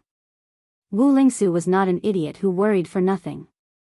On the contrary, if he was not so smart, how could he be valued by celestial master Longhu? In his life, Wu Lingsu only feared one woman, Empress Zhao Ji in the palace. He only respected one woman, the king of Bailiang's concubine who shared the same surname. It was rumored that she did not hesitate to break with the Wu family's sword tomb for Su Shao, who was still a lieutenant in Jinzhou, and rode a white horse to Liaodong. For General Su Shao, Bai Yi beat the war drums. Bailiang on the green ox path, she was even more at ease to take care of her husband and children. She walked further and further away from the supreme sword path that was originally hers. Wu Lingsu finally snapped out of her daze. She spat out a mouthful of saliva and said hatefully, "The capital sent me to keep an eye on the butcher. What could I have seen? My hands and feet were tied up by Zhao Yute. I couldn't even leave the mountain. We're both kings with different surnames, but compared to Su Shao, I'm nothing. Zhao Yute, if you force me into a corner one day, I'll go to the palace and report you." After saying this out of anger, the king of Qingqing shuddered and laughed to himself. Just kidding. A day as husband and wife means endless devotion for the rest of your life. As the king of Qingqing, I'll practice dual cultivation every day and sing every night. I don't care about the foul affairs of the secular world. Zhao Yute, if you want to torment me, do as you please. Anyway, just guarantee me and my father 100 years of prosperity. Zhao Yute, who was tall and didn't look like a woman, walked down the bell tower with a white ponytail horsetail whisk in her hand. She passed through the door and the hall. Along the way, the female Taoists and Taoist priests who met her all kept quiet out of fear. They all bowed their heads and didn't dare to speak. She acted as if there was no one around. She went out of the Qingyang Palace and came to a sword pavilion. This was the residence of the real king of Qinqing Mountain. However, she didn't enter the pavilion. Instead, she walked to the cenotaph behind the pavilion. The pavilion and the cenotaph were forbidden areas of the Qingyang Palace. Not to mention trespassing, even a little closer would be swept away by her horsetail whisk. Zhao Yute stopped for a long time and turned to enter the pavilion. She put down the horsetail whisk, ground the ink, and wrote with a brush. After this incident, the doubts of the people in the capital about Wu Lingsu can be dispelled. The king of Qinqing has long been a dead mountain. No one knows that he has 6,000 armors stationed there. Zhao Yute put down the brush and sighed softly. It's a pity that the Xinshao sword formation hasn't been broken. Otherwise, it would be even more foolproof. On the side of the Three Pristines Palace, Su Fengnian saw the sword formation withdraw and took the lead to cross the threshold into the main hall. He turned to look at Wu Shizhen, who was sweating profusely, and said with a smile, "Where's the art of immortality? My 100 light cavalry are waiting outside. If you don't give me a satisfactory answer, how much is 18 lives plus 36 lives?" Wu Shizhen, who couldn't be at ease anymore, laughed dryly and said, "I'll go and ask my father to come out and welcome the guests." Su Fengnian said contemptuously, "The king of Qinqing is so arrogant." The corpses in the square were all dragged away. The Taoist children held back their disgust and cowardice as they carried buckets and brooms to clean the ground. Jiang and I and the rest walked around the shocking pool of blood. Yu Yue covered K.'s eyes. Little Hawthorne was held by Wei Shuyang and didn't have much fear. Inside the hall, just as Su Fengnian finished speaking, Little Hawthorne, who had just crossed the threshold of the main hall, whispered, "Look, the immortal has come out." The king of Qinqing, Wu Lingsu, was indeed very much in line with the common people's imaginations of Taoist immortals. He was clearly over 50 years old, but he looked like a man who had just reached 30 years old. He wore a purple Taoist robe bestowed by the emperor and looked very elegant. If there were scholars traveling around Qinqing who met Wu Lingsu in the forest, they would most likely think that he was an immortal who had descended to the mortal world and kowtowed to him. They would be even more surprised by the mysteriousness of the king of Qinqing. In Little Hawthorne's eyes, any Taoist priest or Taoist nun in the Qingyang Palace was undoubtedly a great immortal. The king of Qinqing dismissed everyone. Other than Su Fengnian and his group, only Wu Lingsu and Wu Shizhen were left in the main hall. It was enough to show his sincerity. Wu Lingsu bowed slightly and said, "I've seen His Royal Highness. Please forgive me for not going out to meet you." Wu Shizhen was stunned. Su Fengnian smiled and said, "Did you recognize me, king of Qinqing?" Wu Lingsu smiled and said, "His Royal Highness is full of vigor and vigor. I could tell at a glance." Su Fengnian took advantage of the situation and said tentatively, "Just now there was a quarrel outside the hall. Please don't take it to heart, king of Qinqing." Wu Lingsu was full of energy and said, "It's a misunderstanding." Su Fengnian was surprised, but his expression didn't change. He said, "Won't I disturb your cultivation if I stay overnight?" Wu Lingsu shook his head and said with a smile, "Of course not. Your presence brings light to my humble abode." Su Fengnian looked around the main hall and laughed, "What a magnificent humble abode." Wu Lingsu laughed and turned to say, "Wu Shizhen, greet His Royal Highness." Wu Shizhen bowed deeply and said, "Greetings to His Royal Highness." Su Fengnian said sarcastically, "I can't afford it. You used the Jade Cloud sword formation when you bowed at the Crane Pavilion. Now you're doing this again. Are you planning to use the Divine Cloud sword formation secretly tonight?" Wu Shizhen just bowed and didn't stand up. His expression couldn't be seen clearly. Wu Lingsu, the king of Qinqing, quickly came to his son's rescue and said, "Your Highness, you're exaggerating. I'll take you to your residence now." The back hall of the Qingyang Palace was an exquisite building in the style of a courtyard in Jiangnan. It was richly ornamented and magnificent. There were countless jade carvings of auspicious beasts and birds. They were so lifelike that little Hawthorne was stunned. It was an eye-opener. Wu Lingsu led Su Fengnian to a Ganoderma garden. There were 4 corridors on the east and west sides of the garden. There was a patio in the garden. Beside the patio, there was a 1,000-year-old cassia tree. Wu Lingsu saw His Royal Highness's satisfied face and said, "I'll ask someone to prepare some vegetarian food." Su Fengnian waved his hand and said, "Don't bother me after you've delivered the vegetarian meal. As long as you deliver a few decent secret manuals before you go down the mountain tomorrow, I won't hold a grudge against the Qingyang Palace." Jiang and I looked at the king of Qinsheng, who was still smiling, and left. He was puzzled and said, "Can't this Qinsheng mountain immortal attract thunder? Why didn't he strike Su Fengnian to death?" The old god of swords smiled and said, "Forget about the king of Qinsheng, Wu Lingsu. Qi Xuanzhen is more like it. This old man has some friendship with him. It's a pity that this Daoist has already ascended to immortality. Otherwise, this old man would be able to exchange a few blows with him at Mount Longhu. You'll be able to see the scene of thunder rolling and purple clouds coming from the east." Chapter 130. Qi Xuanzhen of Mount Longhu, immortal ascension, and purple cloud comes from the east. When all these things were put together and heard by Lu Yangshu and the other 2 in the courtyard, it was truly like rolling thunder. Even Wei Shuyang was dumbfounded. This one-armed old man's swordsmanship was superb. He easily broke through the red armor of the talisman general with 2 swords. It was indeed shocking. However, no matter how fierce and domineering his swordsmanship was, he was only a first-grade master in the eyes of the 4 people. His realm was unattainable. However, as long as he accompanied His Royal Highness in Jianghu, he would always meet a few of these masters. However, in the 100 years of Jianghu, how many people like Qi Xuanzhen had appeared? How many people of other surnames had suppressed the surname of Taoist master's residence for a full 30 years? In the 1,600 years of Mount Longhu, how many people had there been? The old man with the sheep fur coat claimed to be able to exchange blows with immortal Qi and even force the great immortal to summon the heavenly thunder with purple cloud comes from the east. Wasn't this boasting a little too much? Unexpectedly, Jiang and I only frowned and said, "Aren't you annoying?" The old god of swords wanted to say something but stopped. He probably knew that he wouldn't be able to win Jiang Ni's admiration and could only give up resentfully. When he brushed past the suspicious Shu Xiu, he slapped the tip of her buttocks at lightning speed and squeezed his fingers. When Shu Xiu came back to her senses, the sloppy old man had already walked far away.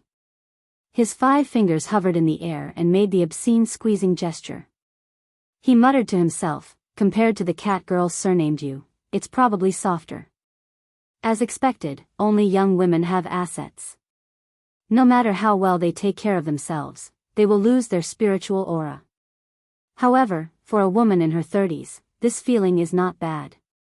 Isn't Su Fengnian too narrow-minded? He only has the cultivation of the Great Yellow Court, yet he really stupidly consolidates his vitality. Wanting to live forever is wrong. This kind of stupid method is even more wrong.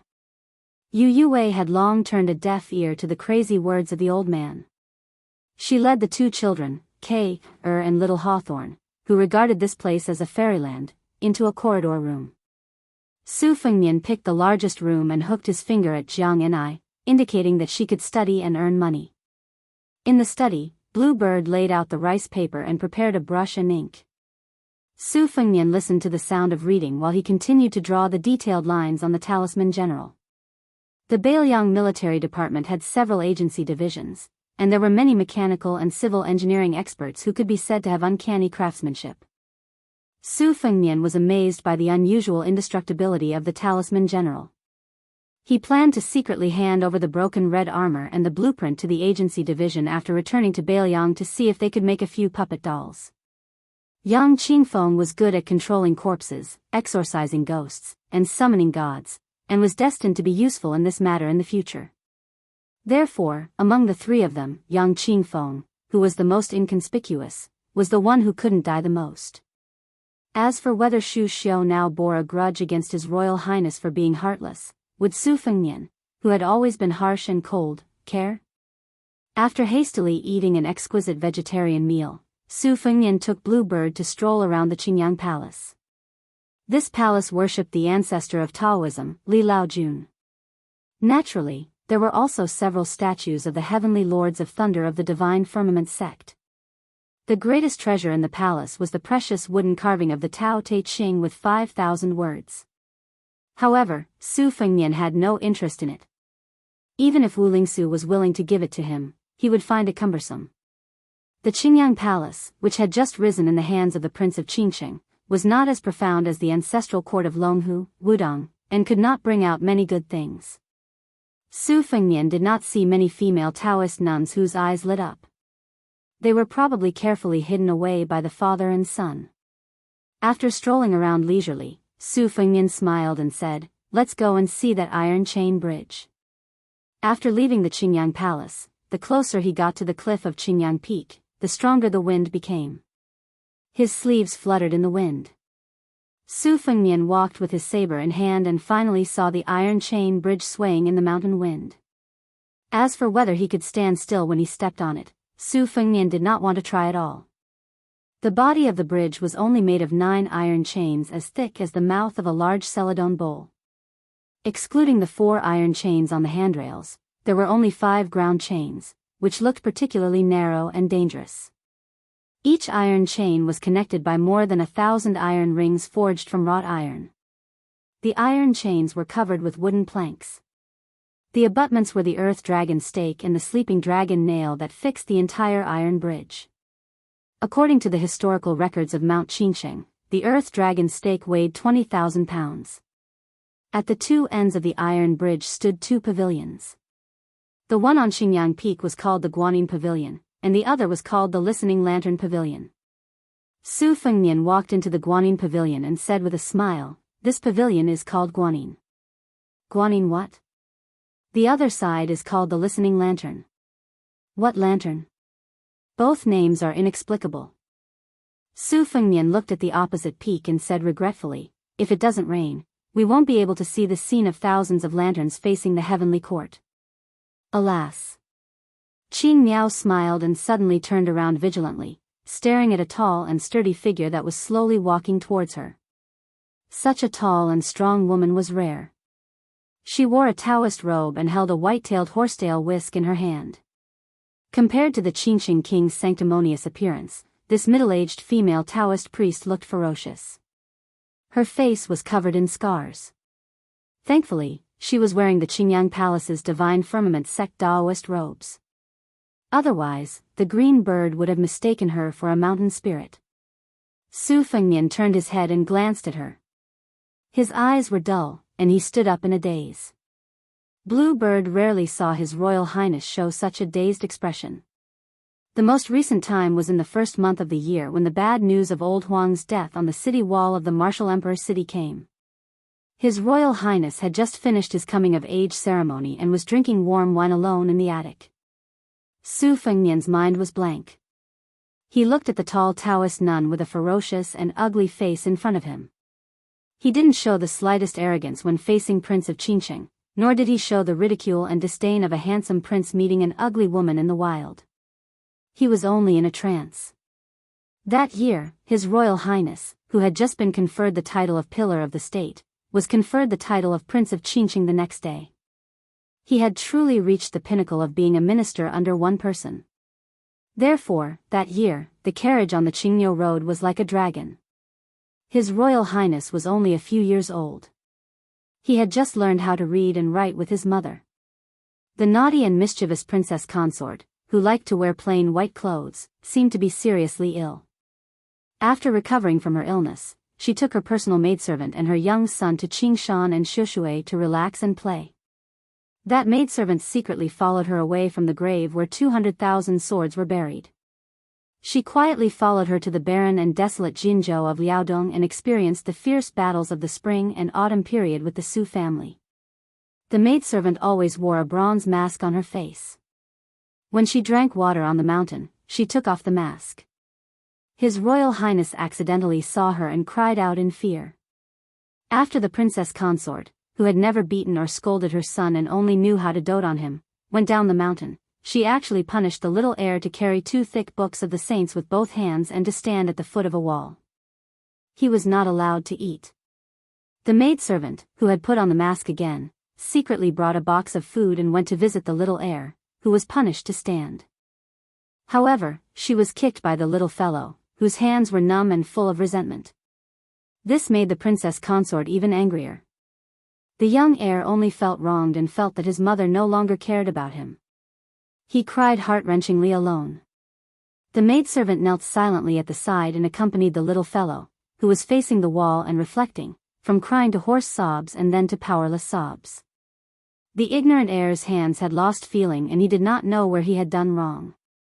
But his mother said he was not allowed to eat, so he did not eat. Later, he could not even lift a book. He had 1 book on his head and 1 in his mouth. His appearance was so stubborn it made people's hearts ache. Later, he fainted and woke up on the bed. His mother sat at the head of the bed and told the story of the armored maidservant to the heir, who had been a young child at the time. The heir learned that this elder, who did not look like a maidservant, was his aunt's elder. She had grown up with his mother. In order to escape from a terrifying place, his aunt did not hesitate to fight with a great villain. Her face was slowly disfigured by 18 swords. His mother said that when his aunt was young, she had a heroic appearance and countless sword talents loved her wholeheartedly. In these years of fighting, this aunt had been wounded countless times. Even great heroes like Xiao Chongling admired her. Later, the heir personally picked a handful of mulberries and handed them to his aunt. That year, under the Su banner, the armored maidservant knelt on 1 knee and took a handful of mulberries. That child helped her wipe away the tears at the corner of her eyes and said softly, "Aunt, don't wear the mask. If anyone says you are not pretty, Fengnian will slap their mouths." Right now, Fengnian is still young. Even if he cannot win, when he has the strength, he will fight with them. Here, I picked this. Aunt, don't cry. Eat the mulberries. This year, in the Guanyin Pavilion at the peak of Qingyang Palace, Su Fengnian walked towards the evil middle-aged nun. He reached out to wipe away her tears. He could not wipe them clean, so he kept wiping. He sobbed and said gently, "Aunt is pretty. Aunt, don't cry." Chapter 131. There is only 1 chapter today. Those who belittle their enemies are merciless, those who belittle righteousness are merciless, and those who belittle filial piety are the most heartless. What kind of person was His Royal Highness? Countless courtesans in Bailiang said that he was affectionate and recognized the appearance of gold and jade. Scholars unanimously said that he was unrighteous and concluded that there was something rotten inside. Su Fengnian had long stopped paying attention to these gossip. At this time, he just accompanied Zhao Yute, who was no longer covered in armor, into the Guanyin Pavilion and sat down. For some reason, after becoming the crowned Daoist nun of Mount Qinsheng, she was even more burly than Su Fengnian. The 2 of them sat side by side. It was a bit funny, like His Royal Highness was a little bird. Su Fengnian could not hide his joy as he looked at Aunt Zhao. The armored maid, Zhao Yute, was a young swordsman servant of the Wu family's sword tomb. A swordsman's servant was a person who was selected at a young age to have a different surname. They grew up with their masters and were carefully cultivated. They were silent characters who fed and nurtured their masters' swords until the end of their lives. Each of them had outstanding attainments in swordsmanship since they were young. There were even powerful swordsman servants whose swordsmanship surpassed that of their masters before the age of 20. After their masters reached adulthood, a swordsman servant was only responsible for sharpening the heart of the sword and swordsmanship. They were not required to die for their masters. This was even strictly forbidden by the Wu family's sword tomb because they were afraid that the swordsmen of the Wu family would have nothing to fear. Wu Luding went south in a green robe with a sword. It was destined that a shadow swordsman's servant would secretly follow him. Every young swordsman of the Wu family left the mountain to practice swordsmanship. They were all outstanding geniuses. Once they left the sword tomb, there were only 2 possibilities. One was to become the number 1 swordsman and return to the sword tomb with glory. The other was to die on the path of cultivation and not be buried in the sword tomb. They were not even qualified to take their swords back to the family. Su Fengnian asked softly, "Aunt, why are you in Mount Qingqing?" Zhao Yute, who had been scrutinizing Su Fengnian's face, did not conceal anything. She said softly, "After I took off my mask, I supported Wu Lingsu to be my puppet. The Grand General needed Mount Qingqing to become an empty city on a dead mountain. No less than 6,000 armored soldiers were secretly stationed there to guard against future troubles. In the early years, his plan was that if the Beiliang cavalry was defeated in Beimang, Yongzhou would not be completely defeated without a fight. Otherwise, it would be as difficult as ascending to the heavens to take back the natural stronghold. There were also some who were worried about being stabbed in the back by Gu Jiantang while the war was raging on the border. However, in recent years, the Grand General's armored vanguard had fought Beimang alone and did not lose at all. In addition, he was able to strategize in the imperial court thousands of miles away. He was not crushed by the title of being too powerful to intimidate the emperor. It could be said that he had gained a firm foothold in Beiliang. The matter of secretly stationing troops in Mount Qingqing slowed down a bit. Deploying troops under the eyes of Yongzhou and the imperial court was not a small matter. I have been making wild guesses over the years. If the Grand General still has other arrangements in the eastern Jianghu, then he is preparing for the worst. No matter how Beiliang's 300,000 cavalry collapses, these 6,000 armored soldiers can ensure Beiliang's entry into the western regions. The dynasty will no longer be able to restrain His Royal Highness. At the very least, the Su family will not end up in desolation. Su Fengnian sighed. Su Xiao has such a big plan. When I entered Mount Qingqing this time, I made a detailed map. I just feel that this place is the strategic center of Yongzhou.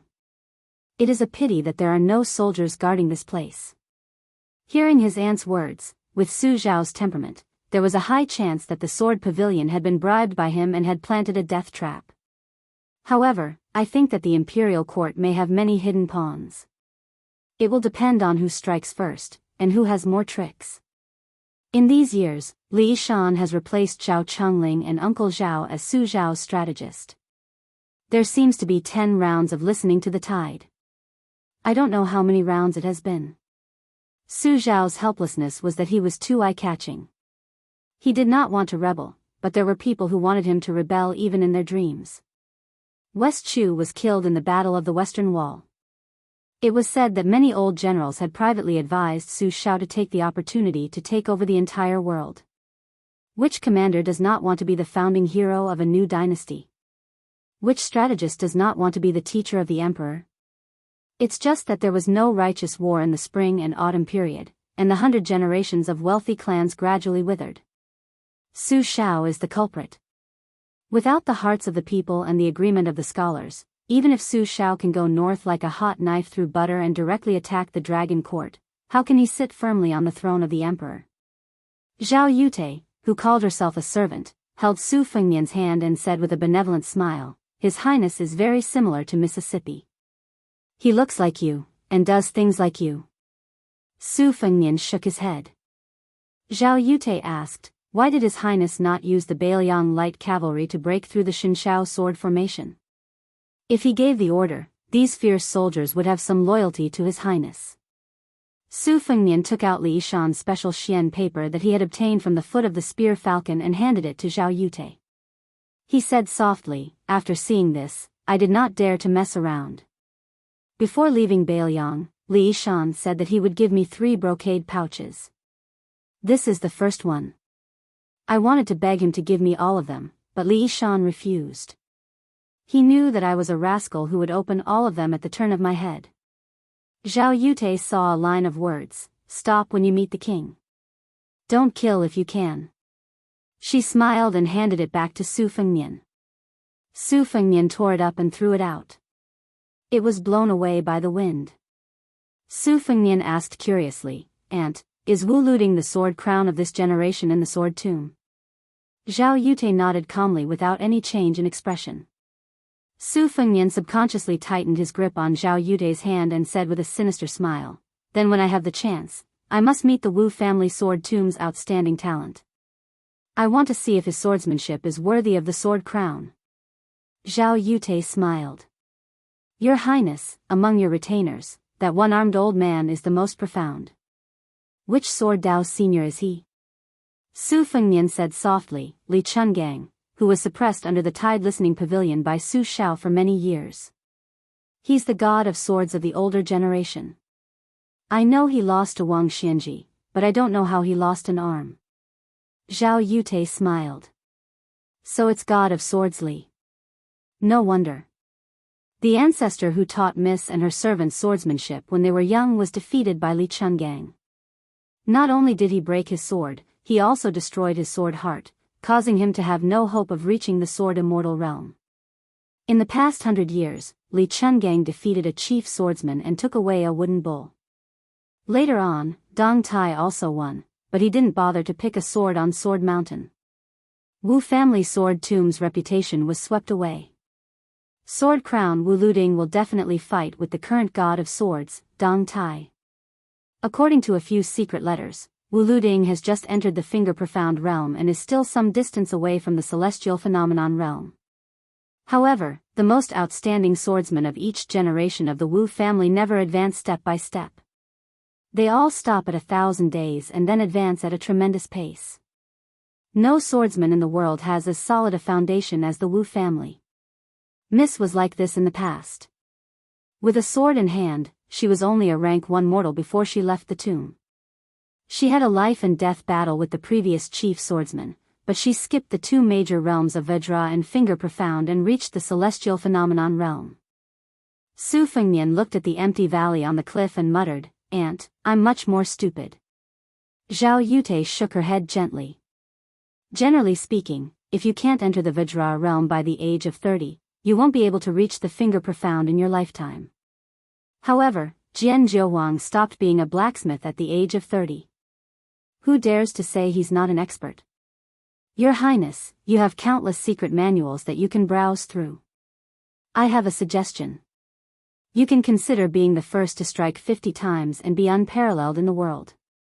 You don't have to learn from those experts who can defeat the enemy with a snap of their fingers, and you don't have to be like Chao Guanzi, who became better at fighting as the battle progressed. Your Highness' memory is unparalleled, so it's not difficult for you to read a lot of books.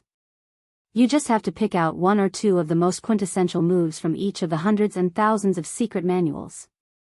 It's as if Your Highness' cultivation in the Great Yellow Court can gradually be used for your own use. You can mix and blend the essence of your ancestors into your own body. Then, you can go against the enemy.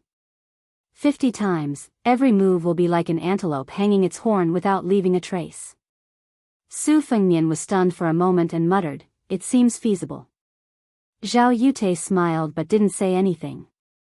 Su Fengnian was instantly high-spirited, and the purple aura between his eyebrows was indifferent. The 2 of them sat in silence after reuniting. Su Fengnian said slowly after a long time, "I wonder how Su Zhao's journey to the capital went?" Zhao Yute said in a low voice, "A sleeping tiger doesn't open its eyes. When it opens its eyes, it kills." Chapter 132. Qingxing King and his son, Wu Shizhen, sat opposite each other in the private courtyard of Qingyang Palace. Wu Lingsu's martial arts cultivation was average, but her immortal aura was comparable to that of a celestial master of Mount Longhu. She held the lid of the celadone cup with 2 fingers and gently spread the tea fragrance. Wu Shizhen was not in the mood to drink tea. Wu Lingsu took a sip of tea and said with a smile, "Do you hate His Royal Highness who is more arrogant than you?" Wu Shizhen gritted his teeth and said, "I only hate that I don't have power. I don't hate Su Fengnian. On the contrary, I admire the son of the king of Bailiang. How is he an unscrupulous playboy? He's clearly an expert at pretending to be weak. The 3 provinces of Liang, Yong, and Quan have been deceived by his act with Butcher." Wu Lingsu nodded and said, "Just you and I know about this. Don't tell anyone. Those who can see this clearly have already seen it. We don't need to remind them. Those who can't see it clearly are outsiders who can't speak. If you say it, you'll only be treated as a joke. Since we're weaker than others, we have to have the patience to lower our heads. This is not cowardice, but being sensible. Shizhen, I founded the Divine Firmament sect and was regarded as a big joke by the ancestral courts of Mount Longhu and Wudong. But hundreds of years later, who dares to say they know? After a rough study of the history of Mount Longhu and Wudong, I know that their ancestors were 100 times worse than me. I was conferred the title of king and monopolized the blessed land of Mount Qingcheng. But this family property, which is not small, can be passed down for 10 generations and 100 generations and compete with other Taoist ancestral courts. It depends on whether you can bear the heavy responsibility first. Originally, I wanted to drink tea with you because I was afraid that you would only care about hating Su Fengnian and ruin my Divine Firmament sect's 100-year plan. I wanted to persuade you and see if you can listen to me or not. Now it seems that I was overthinking. My son is indeed a person who can achieve great things. Shizhen, I might as well tell you the truth. If your plan is limited to one mountain and one palace, I won't let you go down the mountain. If you go down the mountain and go to the capital, it will be a waste. Wu Shizhen smiled and said, Father, I came to ask you to let me go to the capital. Wu Lingsu lowered her head and drank tea. That's good. Wu Shizhen asked, then how should we interact with Su Fengnian? Never interact with him? If not, how can we control? Wu Lingsu raised her head and looked at the strange sky outside the window. She said, no contact. King Liang. Let me give you a warning. If Su luckily doesn't die and is to survive to become king by luck, if he is, king, I will give you a king. But if something happens to Su Shao, or if Su Shao dies of old age, and His Royal Highness doesn't have that life, the Su family will fall apart. You can beat them when they are down. Father has already picked out a few precious secret manuals. Tomorrow, you will send them to the capital. When you reach the capital, the more you tell the imperial relatives about His Royal Highness's domineering and evil virtues, the happier Su Fengnian will be. Only then will the relationship between our Qingyang Palace and Beiliang Palace be truly strengthened. Do you really think that those literati in the imperial court, who use all their strength to curse the pillar state, are all loyal officials who are enemies with the king of Beiliang? Wrong. If you really want to secretly follow the vine to the melon, it's hard to say if you are a disciple of the pillar state. It was just that no one was willing to fuss over this matter that was rotten to the core. Even Grand Secretary Zhang Julu, who has power in his hands, can't take care of it. This is the laughable and lamentable aspect of the imperial court. How many people are loyal and how many are traitors in the court? In times of peace and prosperity, how can you tell? Only in times of chaos, West Shu and East Yu, who have lost their great cause, can the world see their true colors clearly. Wu Shizhen said softly, if father participates in politics, you will definitely be able to overturn the clouds with one hand and rain with the other. You won't be any worse than Grand Secretary Zhang. Wu Lingsu reached out and poked her son. She smiled and said, have you forgotten who taught you this ass-kissing skill? You don't need to use it on me. When you reach the capital, there will be plenty of opportunities for you to display your skills. Wu Shizhen looked out the window and said softly, to tell the truth, I am really jealous of Su Fengnian. The 100 Beiliang light cavalry he brought up the mountain are clearly brave and skilled in battle. They are far superior to the Yongzhou armored soldiers. There are only 100 people. Beiliang claims to have 300,000 armored cavalry. If they want to rebel, Wu Lingsu frowned and scolded, quiet. Wu Shizhen smiled and said, I'm just speaking casually. I know the severity. Back then, the maidservant of the king of Beiliang's concubine became a nun unexpectedly after taking off her armor. Not only did she complete the Zero Treasure Sutra for the king of Qingcheng, she also created the famous Divine Firmament sword formation. If the maidservant was like this, then how elegant was the concubine who personally participated in the spring and autumn war? Zhao Yute murmured softly, come. Let's hear who is beating the beauty drum. The Wu family has a woman dressed in white.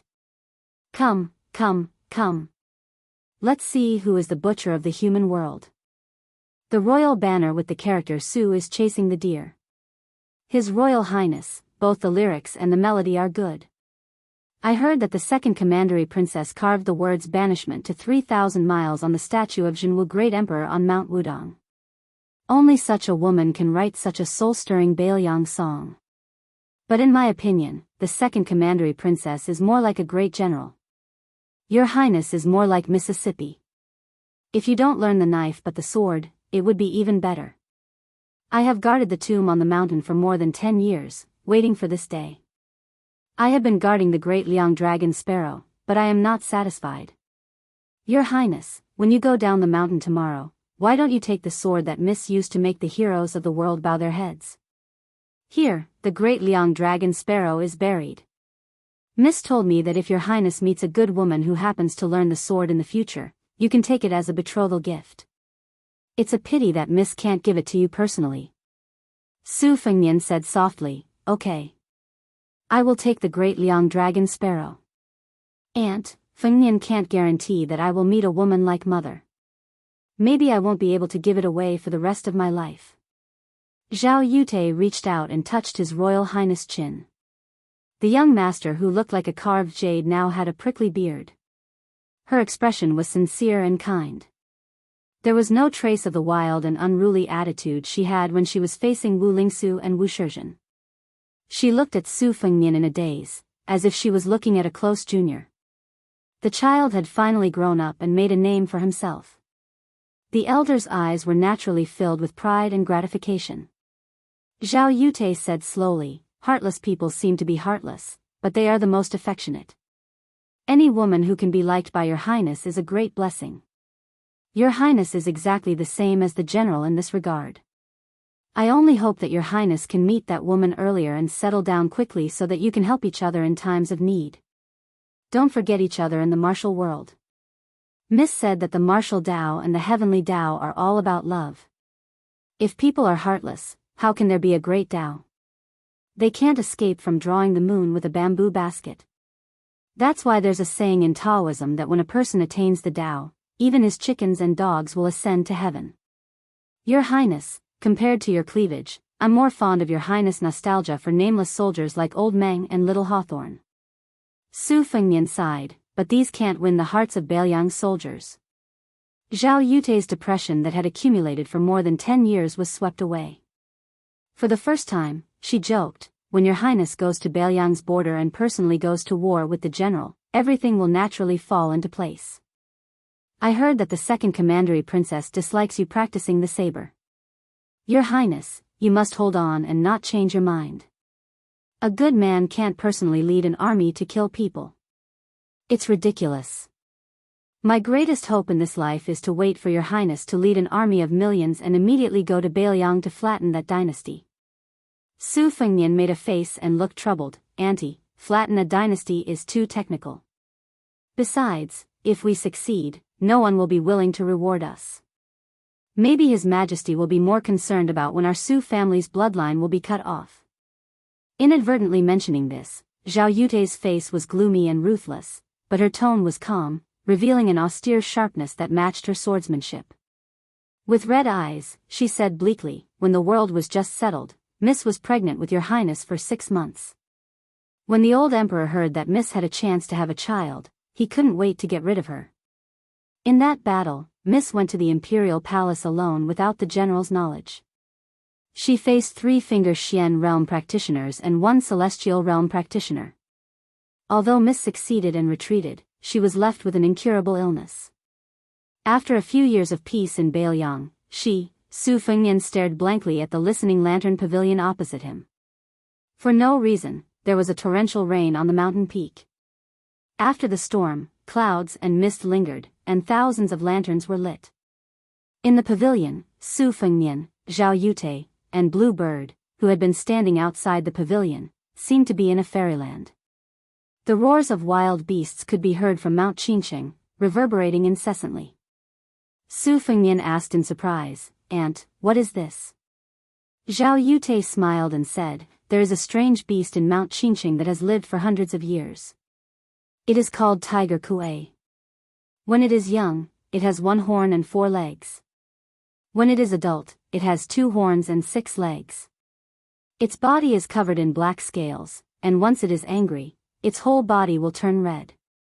This adult female tiger Kuei was originally only dormant in the remote mountains, but when she was pregnant with a young tiger Kuei, her appetite soared. In the past 2 years, she has been close to Qingyang Peak. I once took my sword to see her true appearance.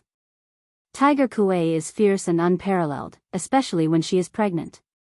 My Qingyang sword was bitten off by her.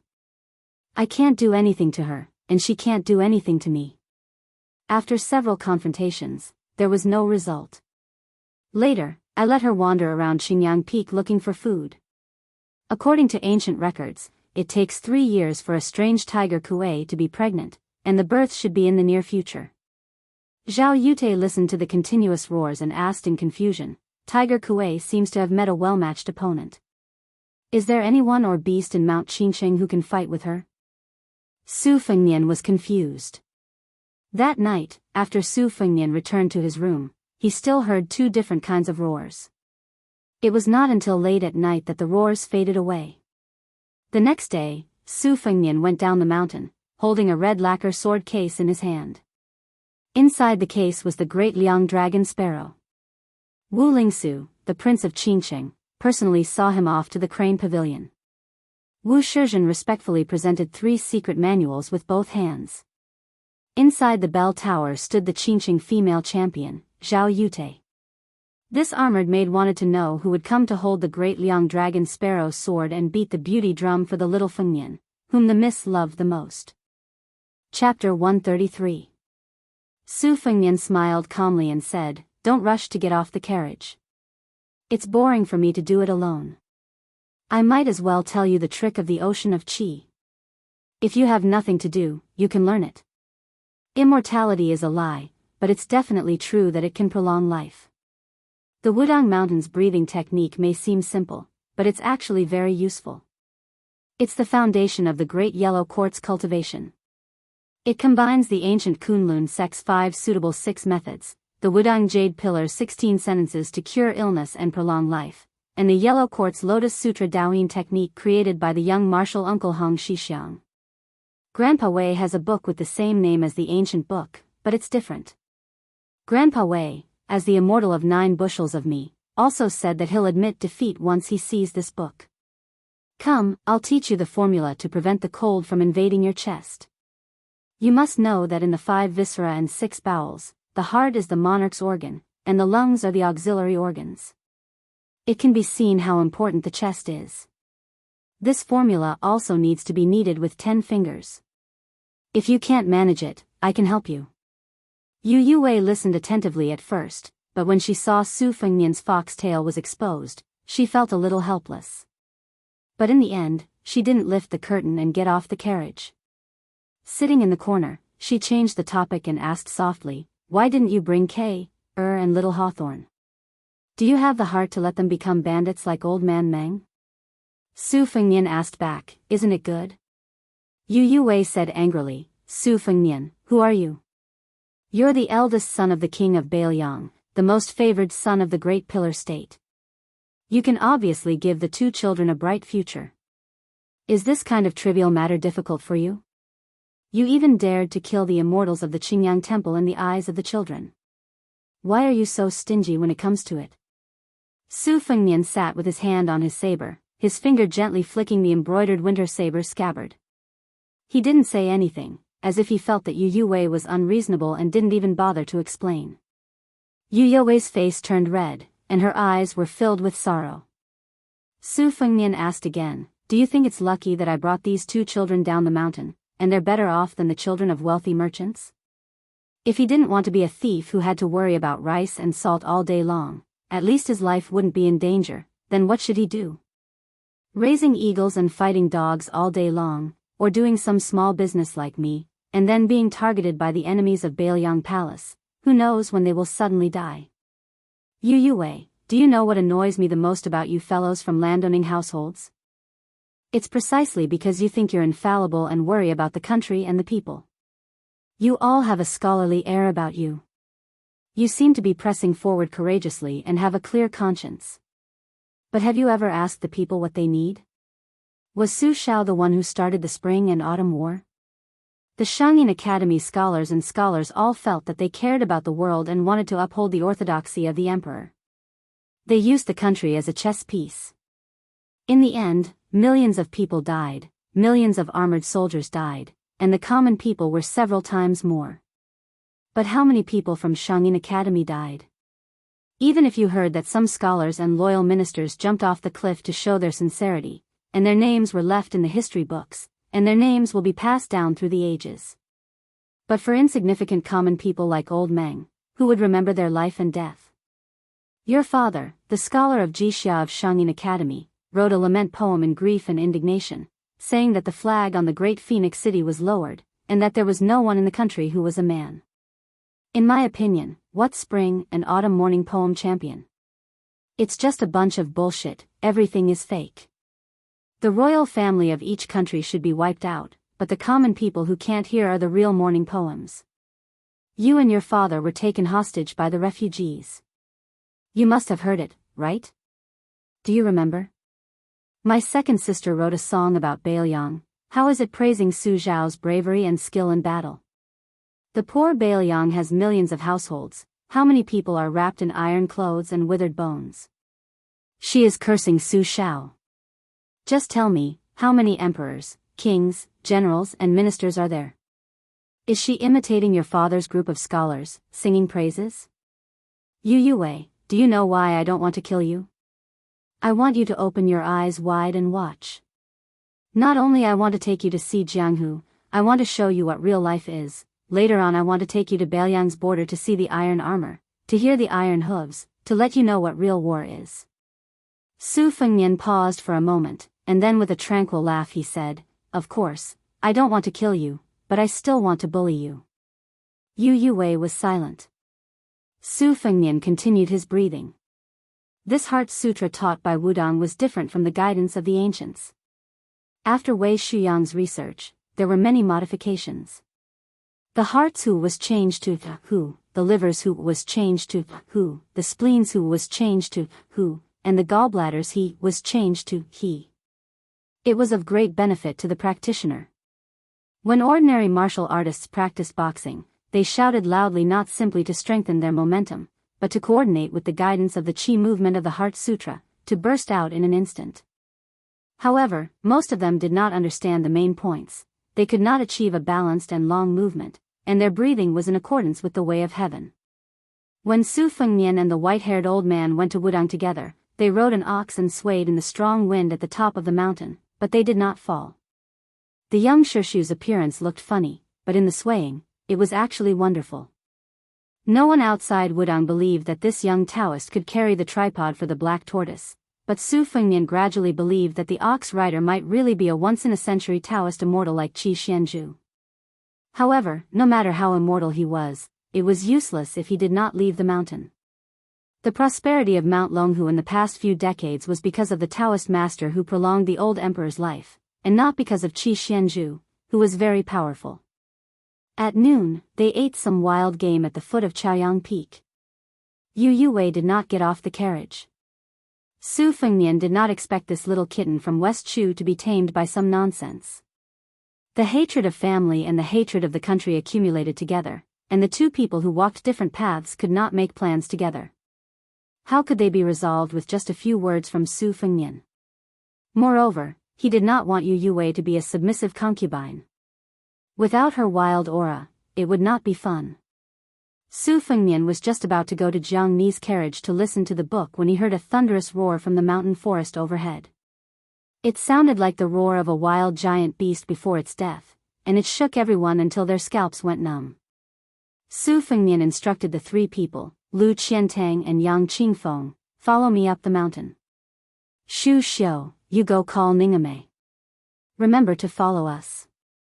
This strange beast that has been the king of Mount Qingqing for 200 to 300 years is not easy to deal with. Su Fengnian swept into the mountain forest, his figure as agile as a mountain rabbit. Every time the tip of his foot touched the ground lightly, he could leap several feet without using any force. Behind him, Lu Qiantang and Yang Qingfeng looked at each other in shock. This was not a feat that an ordinary martial artist could achieve. When Shu Xiu and Ningame saw His Royal Highness, they saw a strange scene. The ancient trees in the mountain forest were all broken, and the ground was covered in blood. Under His Royal Highness' feet was a huge beast that they had never seen before. It was already dead, its skin turned from red to black, and its abdomen was cut open. His Royal Highness, covered in blood, lowered his head to look at the two young beasts that had just been reincarnated and opened their eyes. He held one in each hand and said with a smile, "One of you will be called Vajra and the other Bodhisattva." Chapter 134. When Su Fengnian rushed to the place where the adult female Kuei was buried, he saw the miserable scene of the Qingqing beast dying. Including its tail, it was 2 zhang long, and its weight was estimated to be at least 500 jin. The body of this invincible behemoth in the forest was actually covered with scars. The ground was covered with broken scales, and 2 of its 6 legs had been cut off by sharp weapons. It could be seen how tragic the previous battle was. Su Fengnian saw that its body was fatally injured, but its eyes were not closed, and was puzzled for a moment. Yang Qingfeng was an expert in beast taming. Ignoring the rules, he rushed forward and knelt in front of Hu Kuei, stroking the beast's abdomen with both hands. Only then did Su Fengnian notice the abdomen of the dying Hu Kuei. Yang Qingfeng explained with a shocked face that there was a cub in its abdomen that was about to be born. Su Fengnian did not say anything and handed the short knife Spring Thunder to Yang Qingfeng, using the Spring Thunder blade to slide open the huge beast's abdomen that was as hard as iron. The female Kuei, who only had a few breaths of life left, still turned its head with difficulty and looked at its abdomen, as if it wanted to see the birth of the child with its own eyes. Yang Qingfeng fished out 2 small beasts from the bloody hole, 1 male and 1 female. First female, then male, that was the brother and sister. Su Fengnian squatted on the ground and took the 2 small scarlet cubs. He moved and carried them in front of the strange beast, as if to let it see with its own eyes that the child was alive. The adult female Kuei, whose breath was gradually weakening, finally slowly closed its eyes. The sweaty Yang Qingfeng's hands were stained with the female Kuei's blood. He said with incomparable excitement, "When they open their eyes, the cub will recognize whoever it is as its parent. The opportunity is fleeting, Your Highness must not be careless. When they will open their eyes, I dare not say. Your Highness, please wait until they open their eyes for the first time before letting go. This kind of once-in-a-lifetime opportunity is really hard to buy with money. If I didn't guess wrong, the strange beast's name is Hu Kuei. Usually, it is a male Kuei that lives in the underworld. Every 500 years, it breaks out of the ground and is born with a female tiger. Although there are male and female Kuei in history, they are often unable to give birth. When they meet water, they are like dragons. This Hu Kuei is strange. His Royal Highness has the mandate of heaven." The pair of tiger cubs began to struggle and wrestle. The scales that were brought out of their mother's abdomen cut Su Fengnian's hands. Yang Qingfeng looked nervous, reminding him that this was the sign of the cubs opening their eyes. But at the crucial moment, Su Fengnian was holding the cub. The cub BBB. Of the cub BB, and cub of S, cub. B. Of A, of. The of. As for me, I am not your father. That is absolutely true. I am not lying to you. Lu Qiantang, who held the Crimson Cloud greatsword in his hand, heard His Royal Highness's serious words and held back his laughter. This His Royal Highness was always shrewd and gloomy, but there were indeed times when he was hard to dislike. Yang Qingfeng was extremely vexed. The first thing the cub saw when it opened its eyes was the dead Hu Kuei and not His Royal Highness. This kind of rare mandate of heaven that made the cub obedient was only a hair's breadth away from the imperial robes of the various dynasties. How could he just give away His Royal Highness for nothing? However, when Yang Qingfeng, who felt as if a knife was twisting in his heart, saw the cub stick out its tongue and lick the blood from Su Fengnian's palm, and then its 2 small heads nestled together and rubbed His Royal Highness's arm as if their hearts were connected, Yang Qingfeng felt as if a heavy burden had been lifted from his shoulders, and his mood became slightly better. Su Fengnian stood up and named them Bodhisattva and Vajra. This was the scene that Xu Xiu and Ningame had coincidentally bumped into. The cub in Su Fengnian's hand began to twist its body. Yang Qingfeng, who was in a good mood, smiled and said, "Tiger Kuei cubs are countless times stronger than colts. They should be able to walk now. Your Highness can find a water source for them and wash them for a while." The ancient book said that Tiger Kuei cubs need to come into contact with water to be effective. Just now, when your Highness leaped over that small stream, it was not bad. The water is shallow, so they won't be able to dive and slip away. If it were a river or a deep pool, it would be a bit troublesome. Su Fengnian nodded and said, "Lu Qiantang, bury this Mother Kuei together with General Ning." Yang Qingfeng said in shock, "Your Highness, if the Tiger Kuei scale armor was made into armor, it would be invulnerable to swords, spears, water, and fire. It wouldn't be the least bit inferior to that red armor of the Talisman General." Su Fengnian narrowed his eyes and glanced at the loyal and devoted Yang Qingfeng, but didn't say anything. Yang Qingfeng kept quiet out of fear, not daring to say another word. Chapter 135. Su Fengnian carried them to the stream bank and placed them in the water. The two cubs sank into the clear water and played in the water as if they were walking on flat ground, creating countless splashes. When they were a little further away from the stream bank, the smaller sister, King Kong, seemed to not see Su Fengnian. She opened her mouth and bit her younger brother. The two cubs floated out of the water and rushed towards Su Fengnian, who was sitting on the bank. In the end, they almost stepped on the water and jumped into His Royal Highness's arms. Su Fengnian almost fell backward. His chest ached, but he didn't care. Ignoring the cub's natural armor and thorns, he reached out and touched the two naughty guys who were close to him. Su Fengnian smiled brightly. Ningame didn't know the inside story. He only felt that the cubs looked strange and didn't seem ordinary. Xu Xiu whispered to Yang Qingfeng beside her, surnamed Yang, "What are these cubs called?" Yang Qingfeng was indifferent and stood there like a piece of wood. Xu Xiu charmingly curled her lips and said, "Stingy." Yang Qingfeng just looked at the back of His Royal Highness who was playing with the young Kuei by the stream bank. She didn't understand why she wasted the precious corpse of the Mother Kuei. Xu Xiu subconsciously murmured, "His Royal Highness, I always felt that he was more friendly to some inconspicuous people and things. To us, it's not even as good as his mount." Hearing this, Yang Qingfeng sneered and said, "That's only to you." Xu Xian recalled how His Highness the Crown Prince had called her Auntie Xu, and how His Highness the Crown Prince had repeatedly said that he wanted to send her out of the dilapidated Taoist temple and Xingyang Palace. She was so angry that she wanted to kill someone. However, her heart was filled with anger and resentment, but her face was as charming as a flower. She smiled with a hidden dagger and said, "I don't know who it was that was frightened by His Highness the Crown Prince's gaze just now." Yang Qingfeng crossed her snow-white fingers in front of her chest. Xu Xiu sneered, "Yang Qingfeng, if you have the ability to make a move, I guarantee that I won't fight back and will let you do whatever you want." Yang Qingfeng was angry, but she didn't make a move. She only said calmly, "Sister. No wonder His Royal Highness addressed you as Aunt Xu.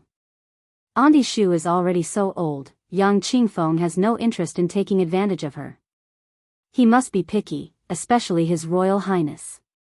When Xu Xiu was angry, she could always make people not look at her angry face, but at the sight of her chest trembling slightly. Young Kuei could already walk unsteadily. Although he would fall when he ran too fast around Su Fengnian, he was still safe and sound even if he fell and kicked up dust. He stood up shakily and was still as lively and active as before. When Su Fengnian saw Ningame and Lu Qiantang walking over, he stood up and brought the siblings who were playing behind him back to the caravan. Jiang and I, who was sitting beside Blue Bird, was stunned when he saw the two lively little guys. The old god of swords heard the noise of the young Kuei and lifted the curtain to take a look. He said in surprise, "The spiritual energy is so rich that it can be compared to the black tiger who listened to Qi Xuanzhen's lectures for more than 10 years. Su Fengnian carried the young Kuei by the neck and entered the carriage. "He didn't see you, Yue." She probably didn't want to see him, so she ran to Jiang and Old Man Li to sulk. Su Fengnian took off the embroidered winter and spring thunder blades and sat down cross-legged. The two young Kuei used their small heads to nudge his calves. Su Fengnian patted them twice. When they raised their heads in puzzlement, Su Fengnian pointed at the two little guys and smiled. You are called Bodhisattva, you are the elder sister. You are called Jin Gang, you are the younger brother. Let me explain again, my name is Su Fengnian, I am not your father. Alright, I am going to practice the Dehuang Ting. Don't make trouble, otherwise I will hang you up and beat you. It was strange to say that the young Kuei who was making a fuss quieted down after Su Fengnian sat down to practice. It curled up at Su Fengnian's feet and didn't move. If the male Kuei who was born later than it could only be the younger brother moved, it would be bitten by its sister who was actually smaller than it in size. It didn't dare to fight back. It was taboo to be distracted during practice. But for some reason, Su Fengnian thought of this pair of siblings and the young Kuei so much that the corners of his mouth curled up. He couldn't concentrate on his breathing, but the flow of qi in his body was smoother than usual. Su Fengnian couldn't help but think of the words he said while riding behind the waterfall on the mountain. The Taisheng Wang Qing is not emotionless. Wang Qing is silent and not emotional. It is like forgetting. If you remember, it is true love. As the saying goes, the speaker cares. If he is pleased and forgets to say something, the Tao is not the Tao. If you know by chance and want to say something but stop, then you know it. Su Fengnian opened his eyes and scolded with a smile, "What Xiankong Dao? You always like to speak ambiguously and inexplicably. Bull Rider, if you are really the Jianghu Great Emperor, go down to Wudong if you have the ability. If this is too difficult for you, then get lost to Jiangnan." Su Fengnian stopped smiling and muttered to himself, "Is it harder to meet a woman than to become the number one in the world with two Daos on his shoulders?" The two ancestral courts faced each other. 600 years ago, the dragon and tiger were prosperous. Wudong Mountain was almost wiped out and most of the Daoists fled down the mountain. 300 years ago, Wudong suppressed the dragon and tiger. The dragon and tiger lowered their heads to the lowest point. In the past 100 years, the dynasty had raised the dragon and tiger again and again. Wudong was worse with each generation. Even Wang Zhongluo and the previous sect masters had never entered the capital to meet the emperor. The next 100 years? Very few people really thought that the black tortoise would rise for 500 years. In this battle between the north and the south that had been secretly fighting for a whole 1,000 years, who would emerge victorious? Or would it be the little celestial master surnamed Qi, who was known to have the best comprehension ability and the best progress in martial arts on Mount Longhu, who had a chance to stand shoulder to shoulder with Qi Xuanjin in terms of cultivation? Su Fengnian really did not understand Hong Shixiang's Tao. Compared to winning against the Dragon and Tiger Mountain where the four great divine masters ruled and produced generations of talents, wasn't it easier to go down the mountain to Jiangnan? Su Fengnian lowered his head and said bitterly, "I won't know your Tao in this lifetime. If you don't say it, if you don't do it, how would my big sister know? You just hide on Wudong Mountain and ride a bull. You know my ass." Chapter 136. Wudong Mountain's headmaster, Wang Zhongluo, passed away at Little Lotus Peak. As this news spread from Beiliang to the east, west, and west, the world's Daoist sects were in an uproar. Didn't they say that they could break the Kanglan with one finger? Didn't they say that they had just cultivated the Great Yellow Court? How could they say that they had ascended to immortality? It should be known that this ascension to immortality was not like Mount Longhu's Tao, but death. They died of illness and old age like ordinary people, and Wudong Mountain did not hide this at all.